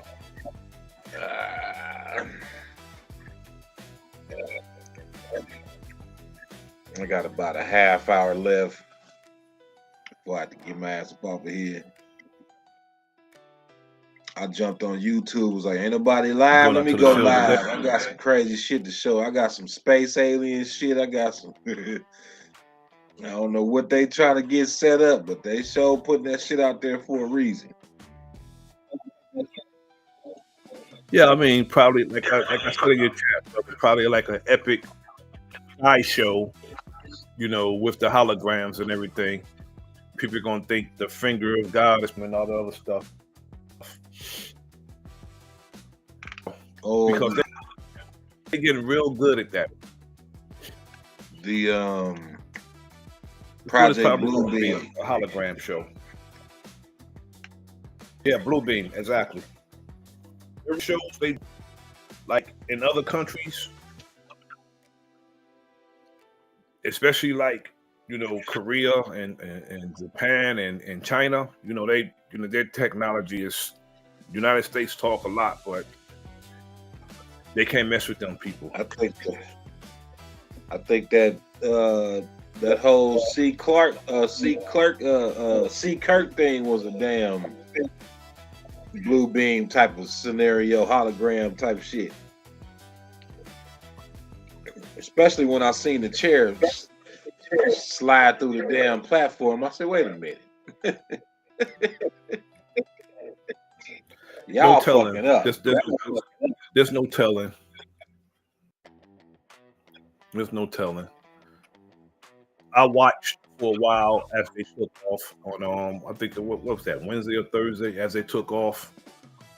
And you don't see them going, you see them go up high, but then you see them curve. And I'm like, yo, I know they say you go around, then go up, they go around the gang speed, then go up. But I'm looking at this, man. I'm like, oh, you talking about the launch? Yeah. I'm looking at that, man. Like they are all them damn things go at an angle. They say you want to lead the atmosphere at an angle for the trajectories. Yeah, stuff in the brother, Big Dog Philly OG. We had a conversation the other day, and I'm asking the brother, he agreed. What propels them to come back? They need all that energy to lift off. How's it gonna bring them back?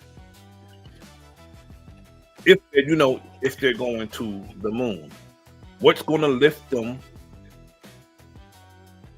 off to come back? Look, that's a good ass question. If there's nothing in space, how does the science of a rocket propel you through space when there's no oxygen or anything to push and pull on? There's no atmosphere. Because the actual vessel breaks off from the rocket, bro. The rocket to propel you into space, and then that part break off. What's gonna put you back? Well, they gonna say that gravity will pull you back through the atmosphere. That's their explanation. I looked it up. That's their explanation. But something had to propel you back to the gravity. Yeah, what they say, they have a rocket boost that's built into that spaceship that pushes them back from the energy or they first used. like a storage pack to get them back. But we know that's a bunch of bullshit. Go ahead, brother. Yeah, I mean, I agree, bro. I agree.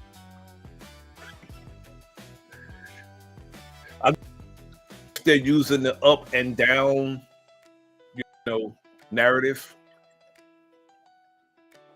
And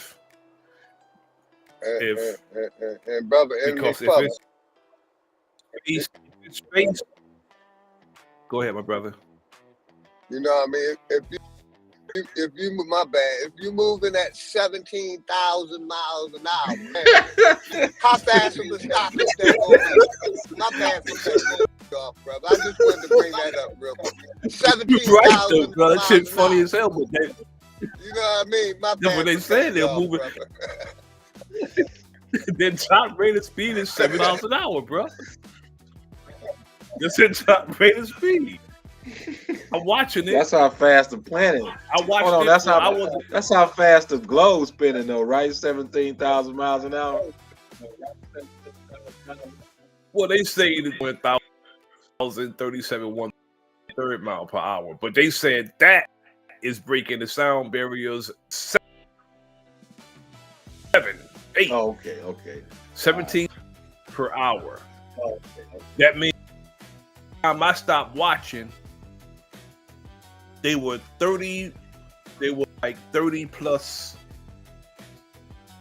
thousand miles away. Cause I didn't watch it, but I paid attention to it for like 2 hours.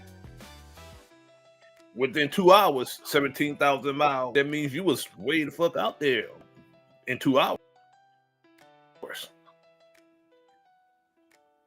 You was And at I'm least looking like, 35,000 miles out. They got some.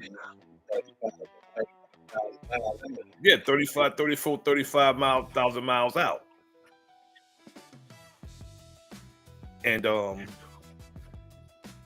on the outside of it, shit started falling off it and everything. I'm like, this is.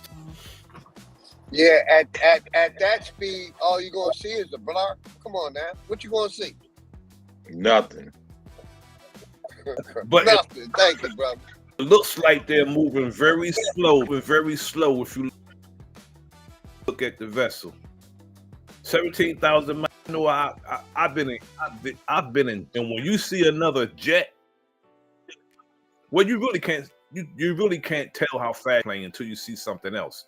Because I've been in jets where another plane went past, like lower than us, like real fast. But just imagine 17,000 miles an hour. Exactly. That's fast. You're not gonna see that shit. Oh, you will not see that shit. You probably barely hear it. You'll probably barely hear it too, bro.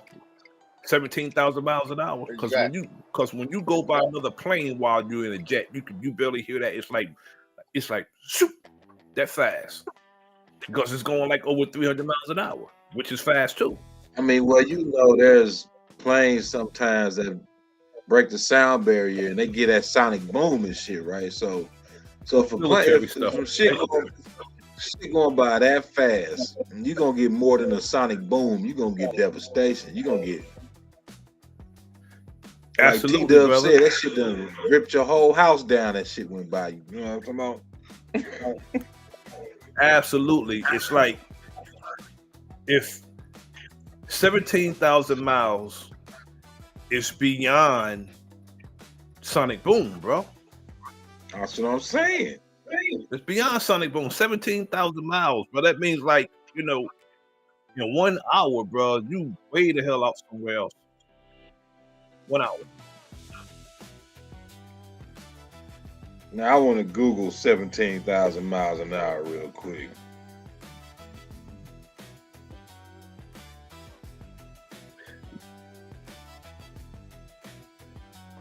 So let me ask y'all this real quick. Do you think the human body can abstain speeds of that fast without a hell no? Even with a super suit. Hey, brother, if you jump off the Sears Tower, you're dead before you hit the ground. That's your answer right there, bro. You know what I'm saying? And you don't travel that fast when you free fall from a 2,000 or 1,500 foot building. Exactly. You don't fall that fast. You don't fall the that body fast. can't abstain Exactly. that fast. Collapse your lungs and the whole nine real fast. Exactly. Even with a suit on. Exactly. So you got pilots that pass out at what? About I think the highest G forces they done been is what, 8, 9? Exactly. But we're going night automatic. He on a permanent night trip. Right. They say the International Space Station move at 17,000 miles an hour too. Make that make sense.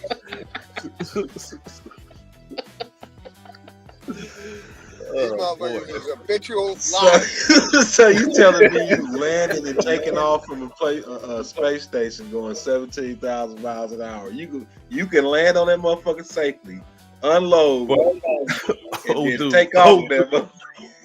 Oh, dude, you traveling 17,000 miles an hour. And you trying to get to something that's traveling 17,000 miles an hour. How you gonna catch up to it? You ain't. When you gotta travel to it first.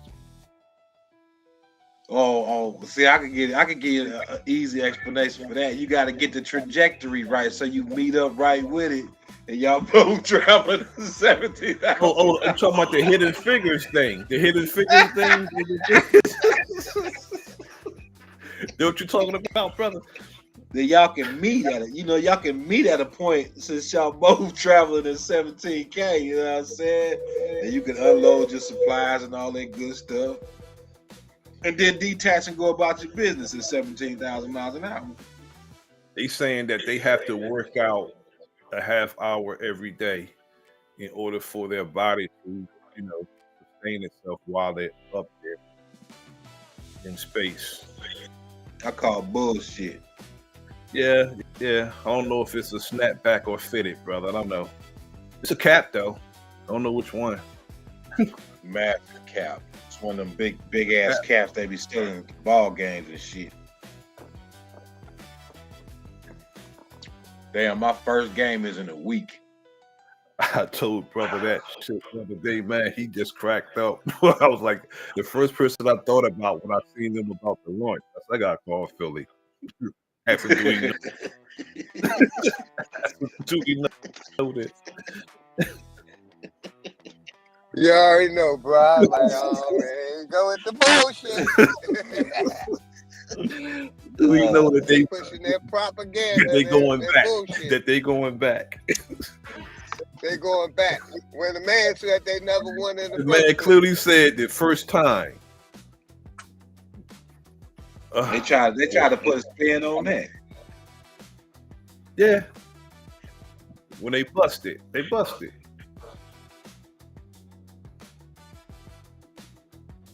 Cass was funny.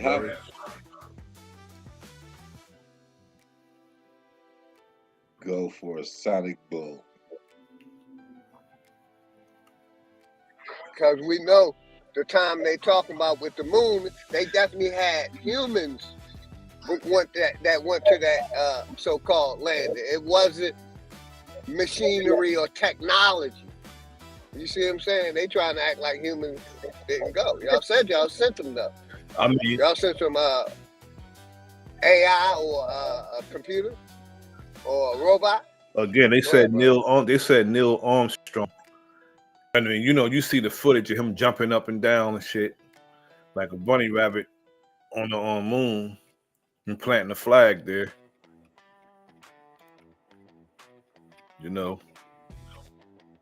Gave proof through the night that our flag was still there, brother. Way the hell up there. Here go a fun fact. A plane got to travel faster than the speed of sound to create a sonic boom, which is roughly 760 miles an hour to 770 miles an hour. Just imagine traveling 1,000 miles faster than that, brother. No, 16,000 miles faster. Yeah, exactly. Yeah, exactly. 16,000 miles and some change faster than that, bro. No. Yeah, Neil Armstrong is a joke, and so is damn Lance Armstrong. Both of them motherfuckers is a joke.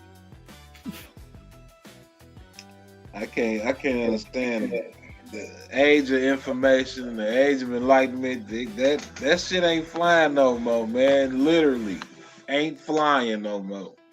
So they got to do something else. They gotta. Here they come Brother, with the. It's a movie that came out about a year or two ago. If you've seen it, but you might want to check it out. That deals with this. It's called "Fly Me to the Moon." It's about the fake moon landing.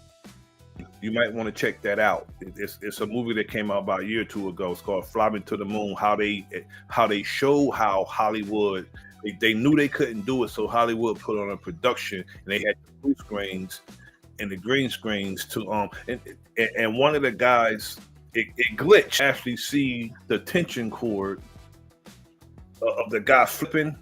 They train these dudes how to flip on those tension cords that they be grabbing and stuff. They hold their hand on the tension cord, they flip, and they use the blue screen and green. I think they use blue screen for that to make it. People that caught their ass on live streaming playing with the damn suspension cords and shit.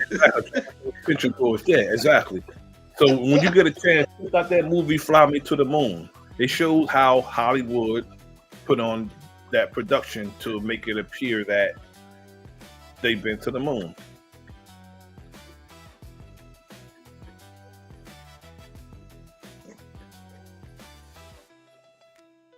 All these Hollywood productions and lies and shit just to make themselves seem like they are these incredibly intelligent people that can defy all odds and shit. Get the fuck out of here. Y'all retarded. Cats will argue you all day, brother. They will argue you all day. If you get an astronomer or one of these cats are into this science, they will argue with you all day that it really happened. Then they have no logic and reasoning skills. They ain't got none of that shit. No common sense. No logical thought processes. None of that shit. Exactly. I ain't buying. Exactly. It's not. You're not supposed to think logically. You're supposed to sit and believe. That's what we're supposed to do. We're supposed to sit and believe. They're setting up some kind of doomsday scenario. I mean, I remember in 1985 when they actually tried to penetrate the atmosphere, and you seen what happened, right? Oh, is that the Challenger? The last time they really tried to penetrate the atmosphere, that shit blew up, bro. In 1985, it blew up. I remember watching that shit on TV. That motherfucker blew up. Blue. That was the Challenger. Yeah, and they didn't meet the challenge. They ass was smithereens all over. No telling where they landed. You know, it's funny though. People were showing pictures of that school teacher alive and well. Yeah, I mean, that's how they do it, brother. There's nobody in that damn thing. Yeah, that's the part right there, brother. When they say somebody's a bunch of people are gone and they're not, like little girls who died taking pictures with Obama, that type of thing.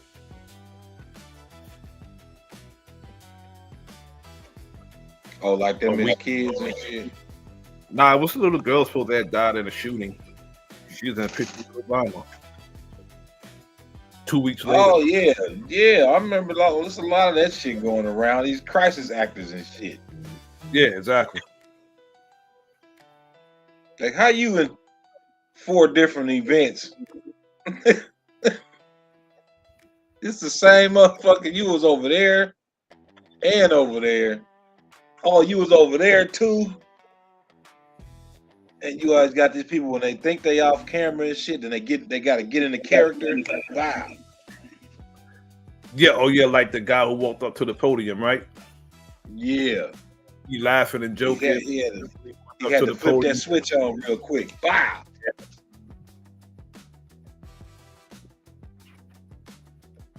They can at least, if they trying to manipulate somebody, is use different people. But if someone is declared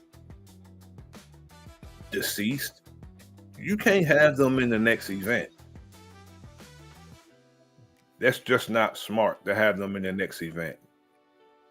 I mean, I understand we're watching TV and people play different parts, but when it's supposed to be real, right, you know, you main character.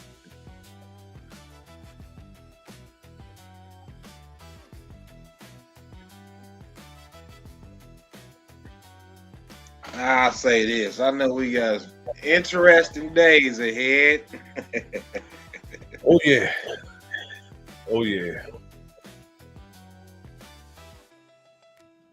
Definitely can't believe anything that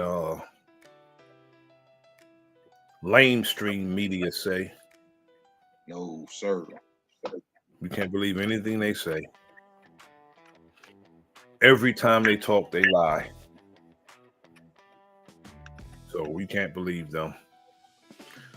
So we have to turn to each other, analyze all this stuff, and find the truth. Get back to some nation building 101. Yes, sir. Goddamn it. It is universal law. They gotta tell you what they doing. They've mastered the art of telling people what the fuck they gonna do without telling them. They can't help it. They can't help it. Because when you got a people who wants to be known as great, but don't display no greatness, everything they do, they lie about it and they steal and they cheat, whatever. But they want to be, you know, they great at that. I guess that's what they mean. You are great at degeneracy. The degeneracy and deception. Right. They're great at that. Great at deceiving. Yep. The great arch deceivers. That's what they are, the arch deceivers.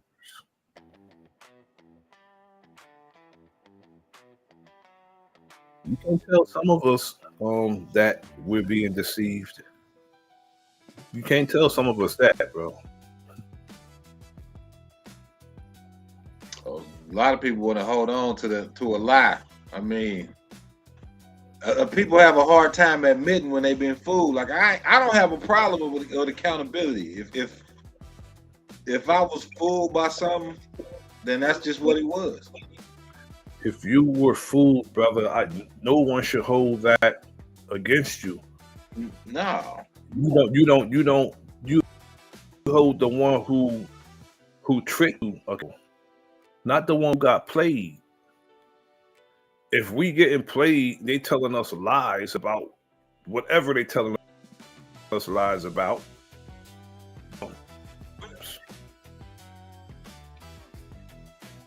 Against us, but I'll hold it against you once you find out what the truth is, and you still, you know, rock with that narrative and whatever somebody told you. Now I hold you accountable for that. But if you move on from something because you found the truth out about it, you know, I think it boils down to people. They just want to be right so bad that they're gonna hold on to something even if it's a lie. Like they end up believing to themselves that it's so right, that it's right. You cannot,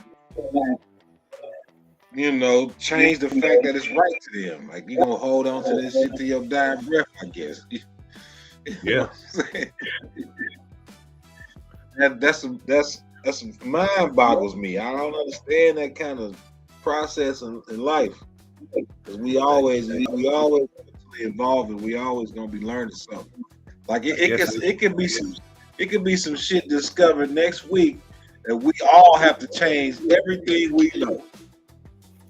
Absolutely. It's right until it goes left, brother. That's the shit that I don't understand with people. Like, we know what we know, but there's something can come along to make you rethink that shit and change your whole perception of what the hell is real to you. And we should be able and be willing to do that with considerable thought. We should be able to do that because we have we gotta recognize who we're around. People who are deceptive, and they use deceptive intelligence, and they're always trying to find other ways to manipulate people. But this administration here, bro, is not good at it. They're not good at it. Whenever you can go to a podium and tell blatant lies to people who know the truth, they tell lies to people who know the truth already. So they're not even good at deception. Trump's not good at deception. Peter Hegseth and none of them were good at deception. And you know why they're not good at deception? Because they're not trying to deceive you. What you see is what you get with them. They don't even care whether we know the truth or not because they think they're that powerful. So they don't even care if we know the truth. They don't care about us knowing the truth about them, how wicked they are, because their sentiment is what you're going to do about it. They don't have to. Exactly. What the fuck you going to do about it? What you going to do about it? That's their sentiment. And right now, that woman, she's scared to death now because she's going to be brought up on ethics charges and probably disbarred. But I don't understand how would somebody risk everything they work for to be a criminal, to be corrupt. You know this dude corrupt, but you're going to risk your whole credibility, your whole career to get disbarred, probably arrested in the whole nine. He's not going to protect you. He's not going to protect you. He would throw you under the bus fast. Donald Trump would throw you under the bus after you did a whole lot for him. You talking about PB? Yeah. Yes. That's all them motherfuckers retarded, man. She ain't nothing but a ditzy blonde bimbo and the rest of them motherfuckers. You know what I'm saying? And Peter Hegseth, he walk around that ain't got no business running shit. Peter Hegseth walks around with his lips puckered. Just walking around with lips puckered, just in case Donald Trump walking around, he's ready to kiss his ass. I know you've seen that clip with him saluting all of the military people except for the brother. I mean, in 2026, even back, you can go back. So if a brother didn't know that this military don't give a damn about him, and he expect to be saluted and respected, that's on him. I wouldn't salute a Peter Hegseth or Trump anyway. Yeah, Bondi thought she was in the clear because she pretty much helped Epstein out in the beginning.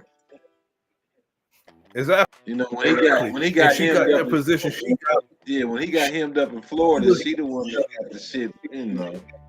Exactly. She was in control of that. She was rewarded. She was rewarded for the work she did when he was going through his litigation, his court proceedings, and that's the reason why he rewarded her with a job. And the other chick too, Chris. I'm talking about the original Epstein case in Florida, where she was the attorney general in Florida. She covered it up. She covered it up. She covered it up. And he put her in that position to cover up. You know what I'm saying? Because if she had the power as the United States Attorney General, she could run interference. and that's why he gave her that job. So why you firing her now? I guess it's the under attorney general. I guess he's stepping up. I don't know, because the guy he fired because he wouldn't pursue charges for the attorney general in his first term, and the sister out here in New York, Letitia James, that guy refused to put those petition charges on them. He fired him and not her. She did it. And all of it, in the fact that they won, Donald Trump probably don't Donald Trump don't take losing. Even though he's a loser, he should be used to losing because he's a loser. But the fact that Letitia James won in the former attorney general under his first term, they dropped the charges on him. What was the Christy Noem? She gone. Yes. That dude named Blanche. It shows. DEI is not diversity, equity, and inclusion in Donald Trump's sentiment. DEI to him is didn't earn it. That's his sentiment. Didn't earn it, no matter how qualified you are. But he'll take someone as a security guard, make her Secretary of the Department of Home. Christy Noem wasn't even a security guard, but she's running. But he fired somebody who was qualified and put her in that position.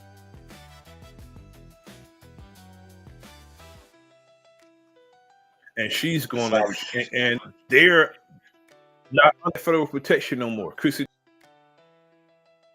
Noem, and you got to understand, he's doing it. Doing it to the women. Use them and just throw them back to the. The whole crazy part about the DEI was like the statistics showed the number one beneficiary of DEI was these pale women, white women anyway. So I don't understand. Like, either y'all want y'all women back in the house making babies, or that's kind of logical thought process I got to put on it. Why y'all totally DEI? You're right. And if you look at how incompetent these people are and what's been taking place since he fired place. If you look at TSA, you look at traffic controllers. Now, competent person to tell a plane that cleared the land, right? And then they're cleared to drive across the damn runway and end up running right into the fire truck. It happened like in LaGuardia Airport like 2 weeks ago. Last plane ran right into the fire truck because he cleared both of them at the same time. And he cleared the truck to go across the same runway.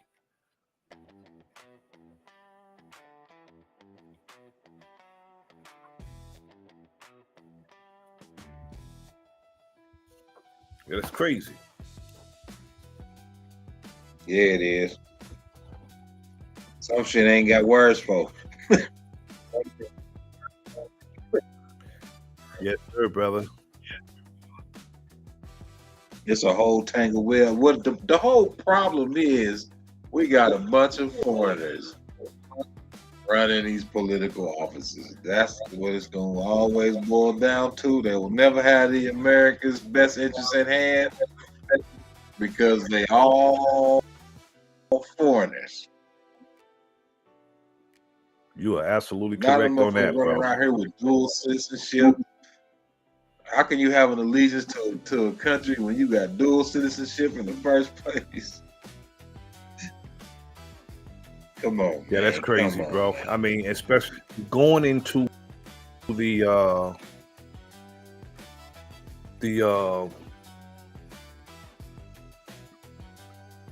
highest court, the Supreme Court, and with birthright citizenship. And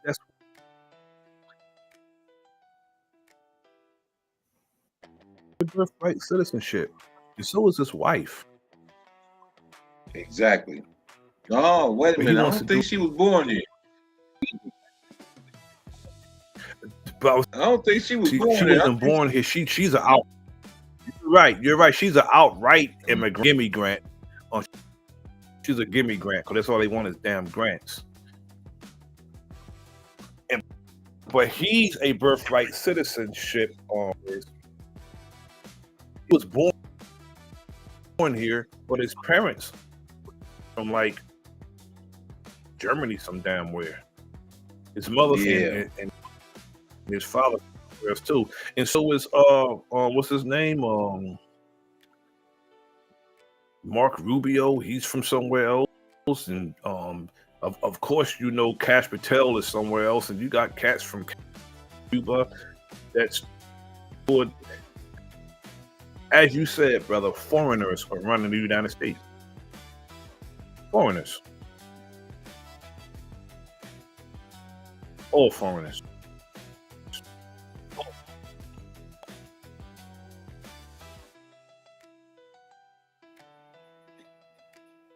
That shit Seen got Arnold to stop. Schwarzenegger. When I seen Arnold Schwarzenegger become governor of California, that's when I said, it's the beginning of the end. Yeah, I found that shit very strange. You know, the most frustrating thing to get through was a speech by Arnold Schwarzenegger.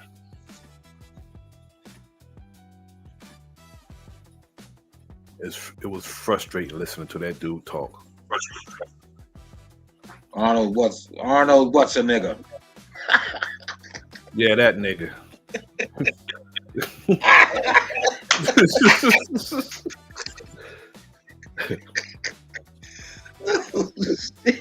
Yeah, absolutely. None of your business. Ted Cruz, that dude from Cuba and Canada. Father from Cuba and mom from Canada. He's from Canada. He's from Canada, and that's like Rubio. His ass from Cuba. Yeah, Cuba. You can run down the line and point all these motherfuckers either they immigrants or they firstborn generation. This motherfucker. But he would try to go down to Cuba to have to establish that his native land be taken by the United States. If I'm running Cuba, he came to Cuba, do you know what I would do to him? If I'm running Cuba, he stepped on Cuba. You been had. That's what they be saying. Your ass been had. He would be seen. He would be seen the same as Eric Snowden. That's what Mark Rubio. What's his name? Rubio. That's what he is. He's the same as Eric Snowden. That type of traitor. Even though Eric Snowden exposed, to people that the United States not your friend, they spying on you. That's all he did. You know what I'm saying? They spying, you're not your friends, and they hate him for it.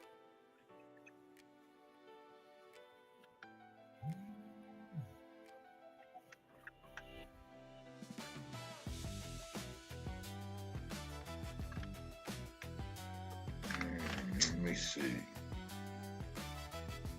Let me see.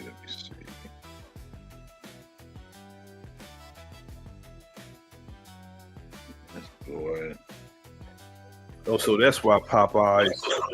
I'm glad I stopped eating that stuff years ago. That's why. I guess that's probably why.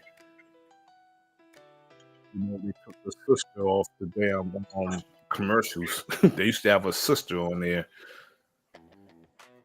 and representing Popeyes, and they were. Yeah, you know what I'm saying? Louisiana. Yeah, Louisiana sister. Exactly. They used to say Louisiana fast, and they had a sister represented. I guess that's why they're not doing that no more, because they took over Popeyes. I noticed that too. Last time I went to Popeyes, I seen a bunch of red dot folks in there, man. Yeah, that's insane, brother. It's like walking into it's like walking into a Southern cuisine restaurant, and other than us is in there cooking and serving. Whipping up the collard greens and sweet potatoes. I'm gonna and tell shit, you huh? though, What bro. you doing? They got one in it's not quite South Jersey. That a Southern cuisine restaurant, and I said I would never go there. And Bon Jovi owns it. Bon Jovi owns a damn soul food restaurant. I'm like, man, no way in hell I'm going to a soul food restaurant that's owned by a white rock star. Are you serious? There's no, unless they got us in there cooking, and he getting the bread. That's the only thing I can see. But it's a Southern cuisine restaurant. They used to call it soul food, but now it's Southern cuisine. We used to call it soul food, but you see a lot of them. They can't cook, bro. They macaroni cheeses on a stove top. Oh, nah, bro. That's not how you cheese, but not on a stove top. Mm-mm. Ain't no hard edges. Where they do that at? Right, ain't no hard edges on your macaroni cheese, man. Throw it away, bro. Throw it away. That's some goose scoop. That's just straight from the goose scoop. Straight up. If it's not no hard edges on your macaroni and cheese, throw it in the garbage. Gotta be some hard edges. We like the hard edges any damn way. We like the hard edges on mac and cheese.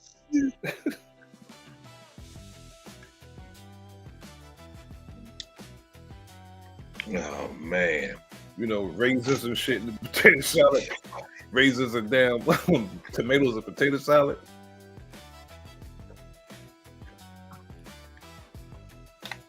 Nope. Let me get this dude up out here, because I'm not gonna play him no way. I'll play him later, but let me see. Cancel that. Close that. I'll be having way too many tabs open.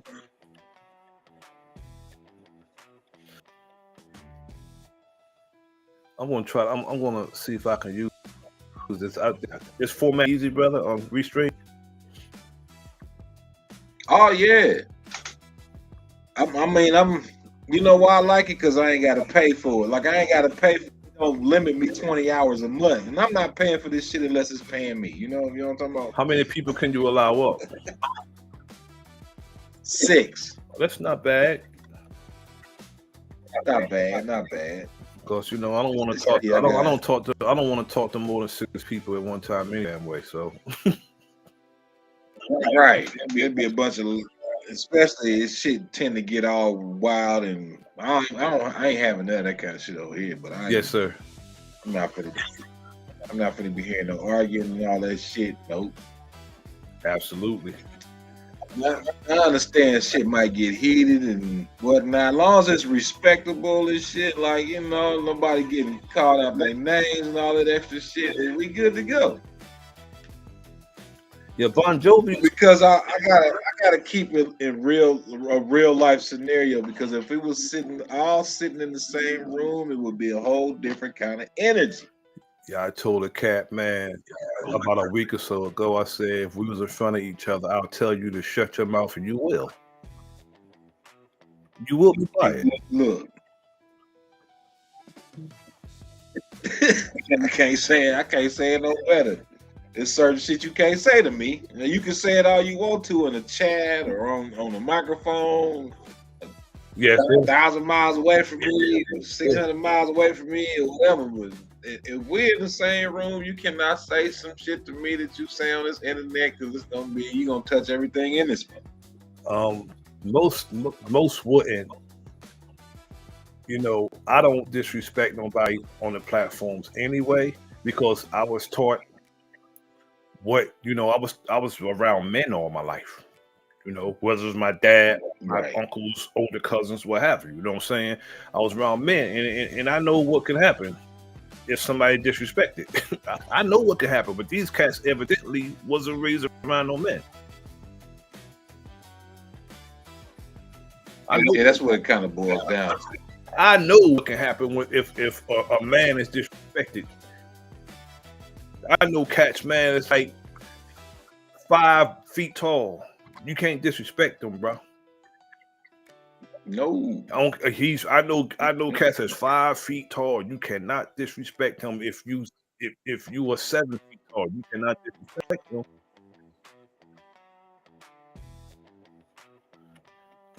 Because we're about to see. That's it. That's how those Right. that's how those Ain't cats no were. more. That's how he was. It's said, we just move, we react, we don't talk. The best way I can put it, it's a reaction factor. I'm not like you say you can't say that because I'm just gonna react to it and then it's gonna be a situation. I know little. And I'm like you said, I was raised around men. I had my father in my life. I had uncles. I had elders, and like, so I know what happens, and I am that what will happen. Exactly. I've been around. I had my pops. I had my uncles. I had my pops' friends, uncles on both sides, mom's brothers, father's brothers, older cousins. I had cousins that's old enough to be my father. People like that. I was around men. Right. They tell you straight up, you can't disrespect no man. Don't go around disrespecting no man. Don't. And they told us to not play with men. That's the thing I don't understand about people today. They play with men. They play. These internet warriors. I know some cats, man, that I grew up under, man. Little dudes, they were elders. Shit. Play with them if you want. Can't play with these. You can't not play with no grown man. Not no grown man, I know.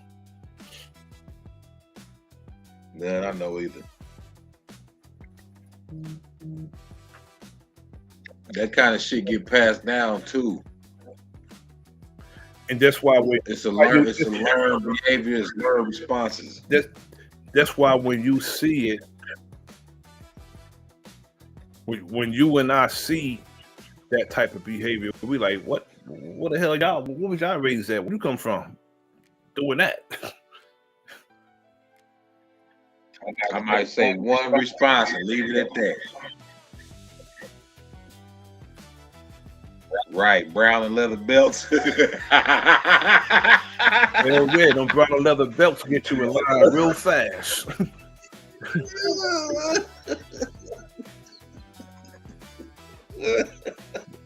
Get the mask whoopers your mama feeling sorry for you. The ones with the double holes, brother. Big ass buckle. Ooh, you ain't have to whoop that boy like that. The hell I did. Yes, I did. This shit there, your mama hurting. Oh Lord, they gonna kill that boy. Let me tell you something, bro. I probably had about 2 of them, man. I think I had 2 of them ass whoopers in my growing up. Yep. I deserve both of them motherfuckers. And 9 times out of 10, we did, bro. 9 times out of 10, we deserved it. But my pops, we always had boxing gloves in the crib because I have 4 brothers.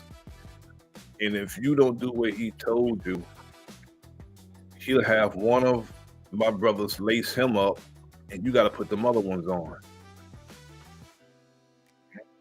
That's how it was. When we got too big for the belt, it was the gloves. And he not gonna hurt you, but he gonna paint your face so that leather. Yeah, man. Paint your face. I didn't need many. I ain't need many ass whoopers myself. Me either. I didn't get a lot, bro. I told you, I didn't. Yeah, I just did. I didn't get a lot of ass whoopers. I did not get a lot of ass whoopers.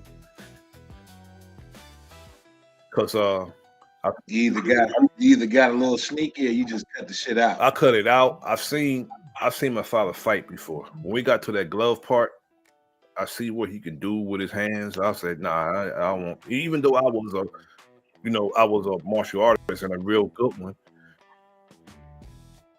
But if Pops throw his hands up, he's just gonna beat my ass because I'm not hitting Pops. You know what I'm saying? I'm not about to fight Pops. That's Pops. Right. I'm not finna fight Pops. You know what I'm saying? Kill me. It ain't doing it. He just about to beat my ass. I'm about to fight him. Hell no. He told my boss told me and my brother straight to our face. He said, "I'll kill you niggas." We got a certain age. There wasn't no whooping no more. Hell yeah. Wasn't no fighting it's like we bigger than him now. He know we can beat him up. He's like, "I'll kill you, motherfuckers." You know, you see, and I knew he was serious as a mother. Hell yeah. You understand? Hell yeah. I mean, you know, our dojo was at the ground floor in our projects, and he down there. And I ended up running it. You know, after my sensei left Jersey, you know what I'm saying, moved to California. But before then, you know, I'm in the dojo. He's seeing me sparring. He see me coming to my fights in the whole nine. He let me know straight up. Why that shit on me, boy?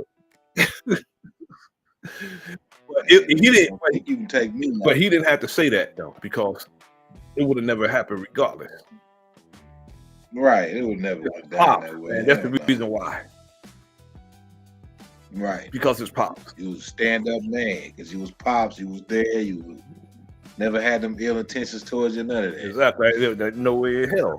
Regardless of what happened, I will walk away and humble myself, because if you're not gonna humble yourself for nobody, it should be mom and pops. I'll humble myself to mom and pops, especially being the mom and pops that I had. I will humble myself to them. So shit get heated. I'll see y'all later. Let that shit simmer, bro. Period. Much simpler times. Much simpler times. Oh yeah, bro. Man, cats don't have that type of respect today for their elders at all. But I'm somebody who respected my elders growing up. Yeah, we had to. That was a must. That was hell shit. If you didn't, it was a problem. You get your ass whooped from apartment A all the way to G, and I lived in G. Right. I heard what you did as soon as you come off the damn elevator. I heard you did. I ain't did nothing. Yes, you did. Get your ass over there. Get your ass whooped, boy. I believe in corporal punishment. I didn't spare the ride with my son either. I probably got his ass a good twice.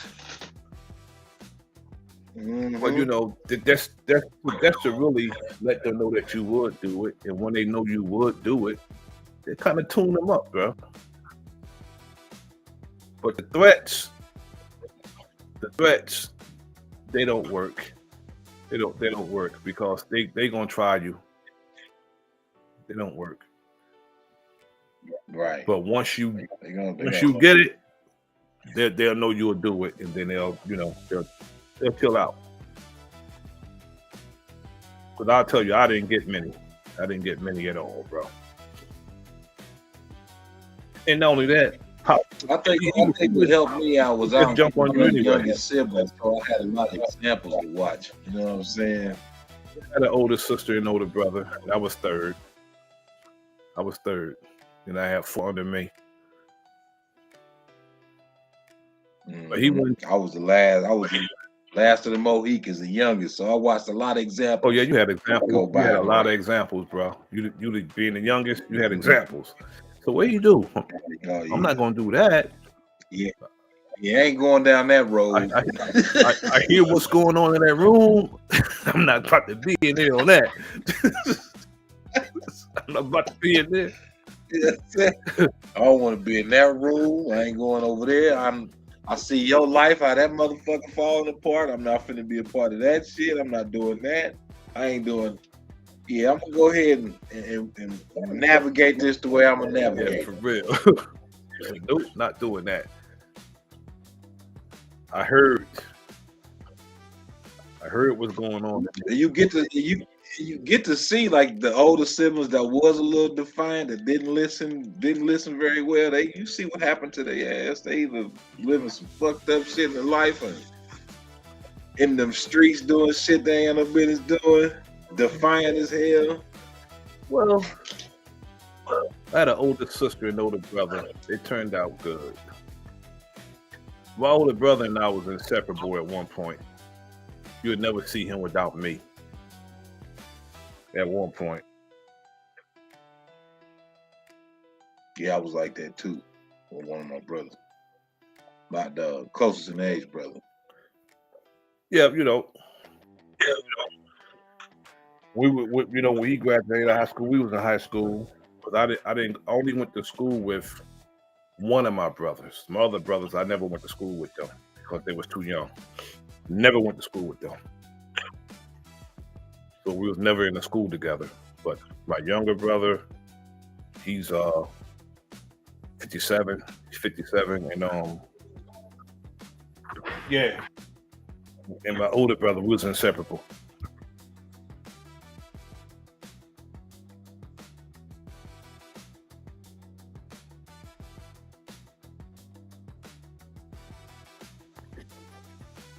Yeah, you would never see him. We used to go out every weekend. He moved away, but I was on my way to where he was. I got out of school Friday night over to Trenton.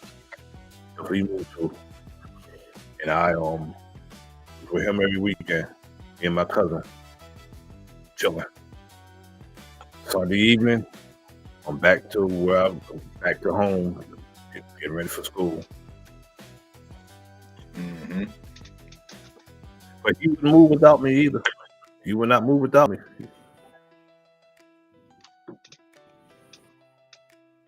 Let me see. I love that though. That piano was so nice. That shit nice, bro.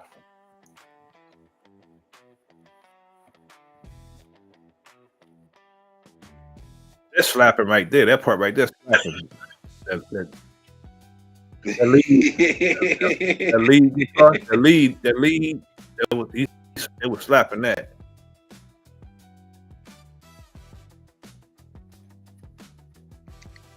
Damn, what's that quote?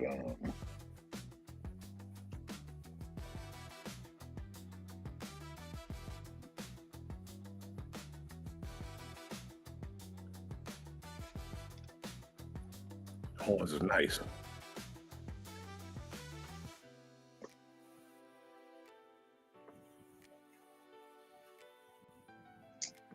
Let's not.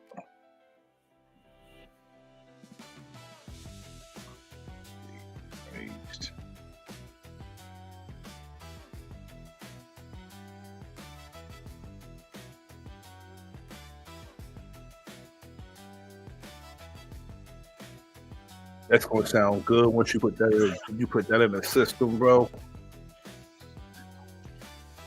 Oh yeah, it do.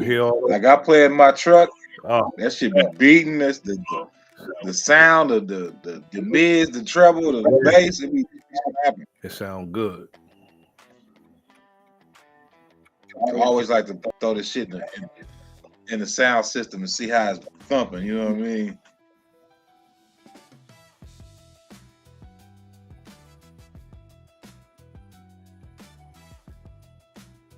You know what? It'd be dope to start it off with that with just the keyboard and let it build from that. Oh man, that'll hurt, bro. Just let it build from the keyboard. Then bring the horns in and let it build from there. Mix that down. Yeah. Mix that down just like that. It's nice. Bring that in too before that part right there with the keyboard. Then you come in right before it come in full. Exactly. Yeah. That's what I'm talking about.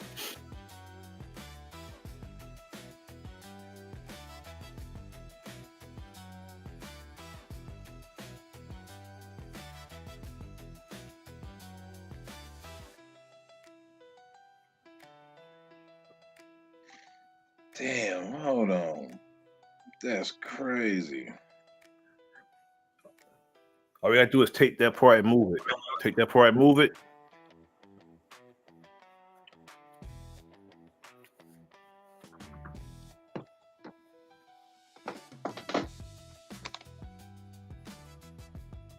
I took a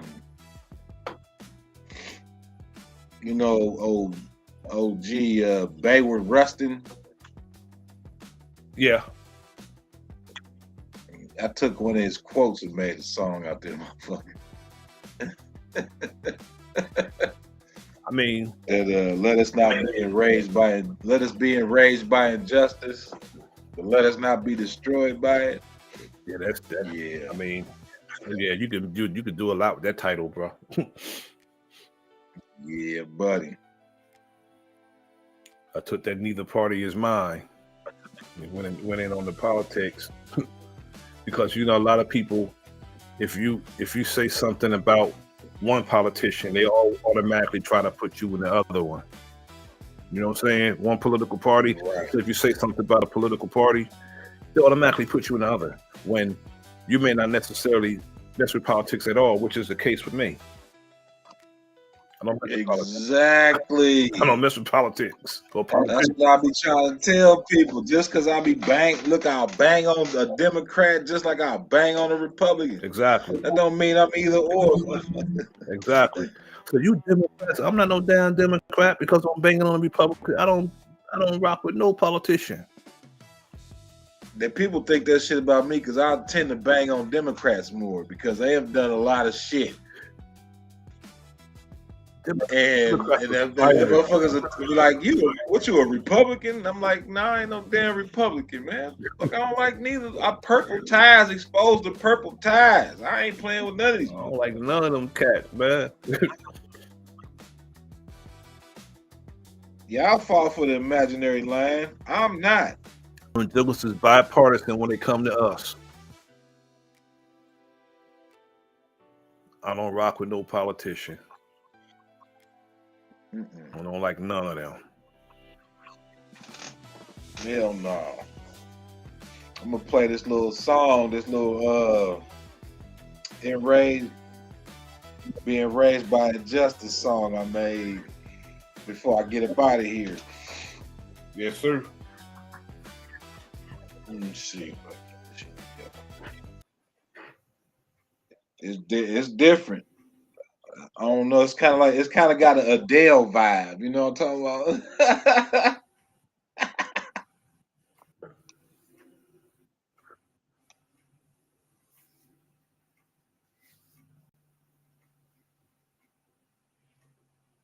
Ain't choppy and skipping and shit when I play it.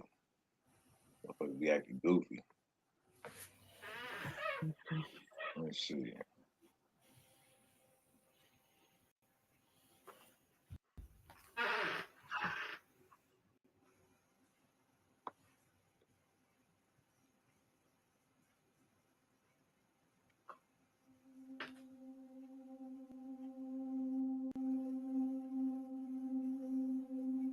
Let us be enraged about injustice, but let us not be destroyed by it.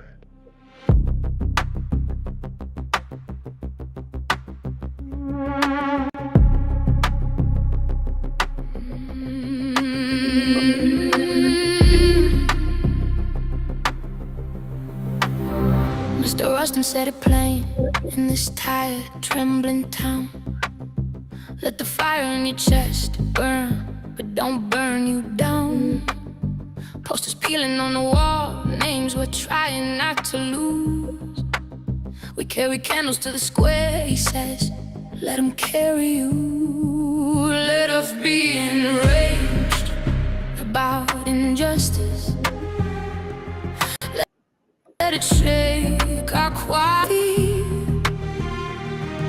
But let us not be broken by the weight of all these years. We will stand in all this sorrow till the sorrow turns to song. Let us be enraged, but not destroyed. We are wounded, we are strong. every siren rifle line in a book we didn't choose. Every headline feels like hell, bruising hearts black and blue. He looks out over our hands, raised in anger, raised in plea. Says, don't trade your tender soul for a colder kind of peace. He's a little enraged about injustice. Let us shake our quiet fear, but let us not be broken by the weight of all these years. We will stand in all this sorrow till the sorrow turns to song. Let us be enraged, but not destroyed. We are wounded. We are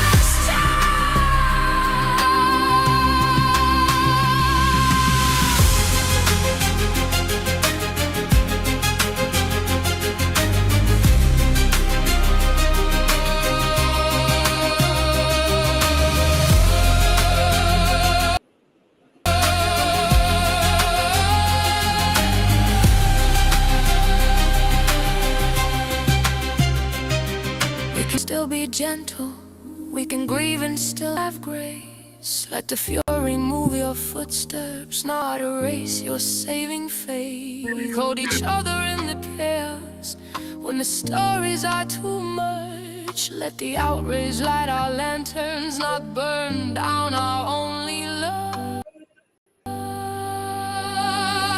Let us be enraged about injustice. Let it shake our quiet fear, but let us not be broken by the weight of all these years. We will stand in all this sorrow till the sorrow turns to song.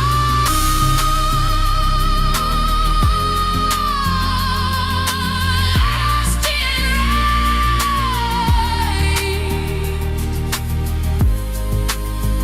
Every God destroyed, we are wounded.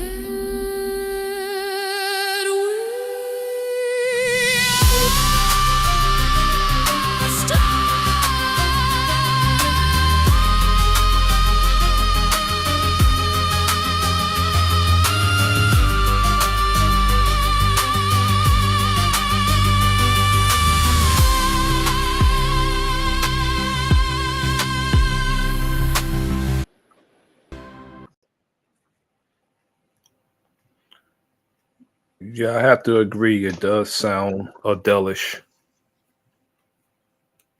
The Yeah, the but range and pitch. Yeah, the range and pitch is real nice too. I love the violins. The violins was real nice. Violins was real nice. Message is real nice too. yeah, yeah, it's something different. And that's something that you'll play when we're you know, it sounds like a what you call a battle march song, you know, one of those types. Yeah, do Like have say if we was that going, vibe a little bit. like say if it's a movie and somebody about to go kick somebody's ass, Right. and it's final, it's the final part that move left, and it's me and you left, and we about to go approach those two.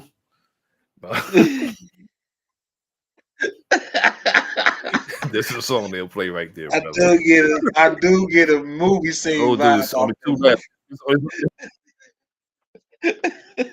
It's only two of them left, bro. Let's go get them. Hey, That one right.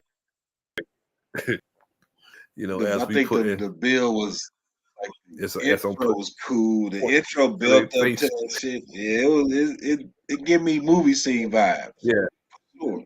that's what I'm saying. I mean, that's like a movie scene, like really a final scene, like after we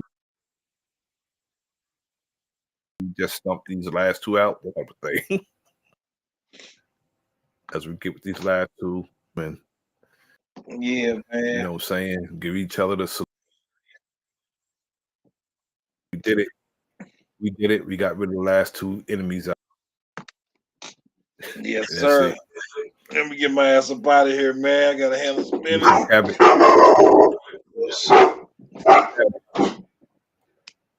All right, bro.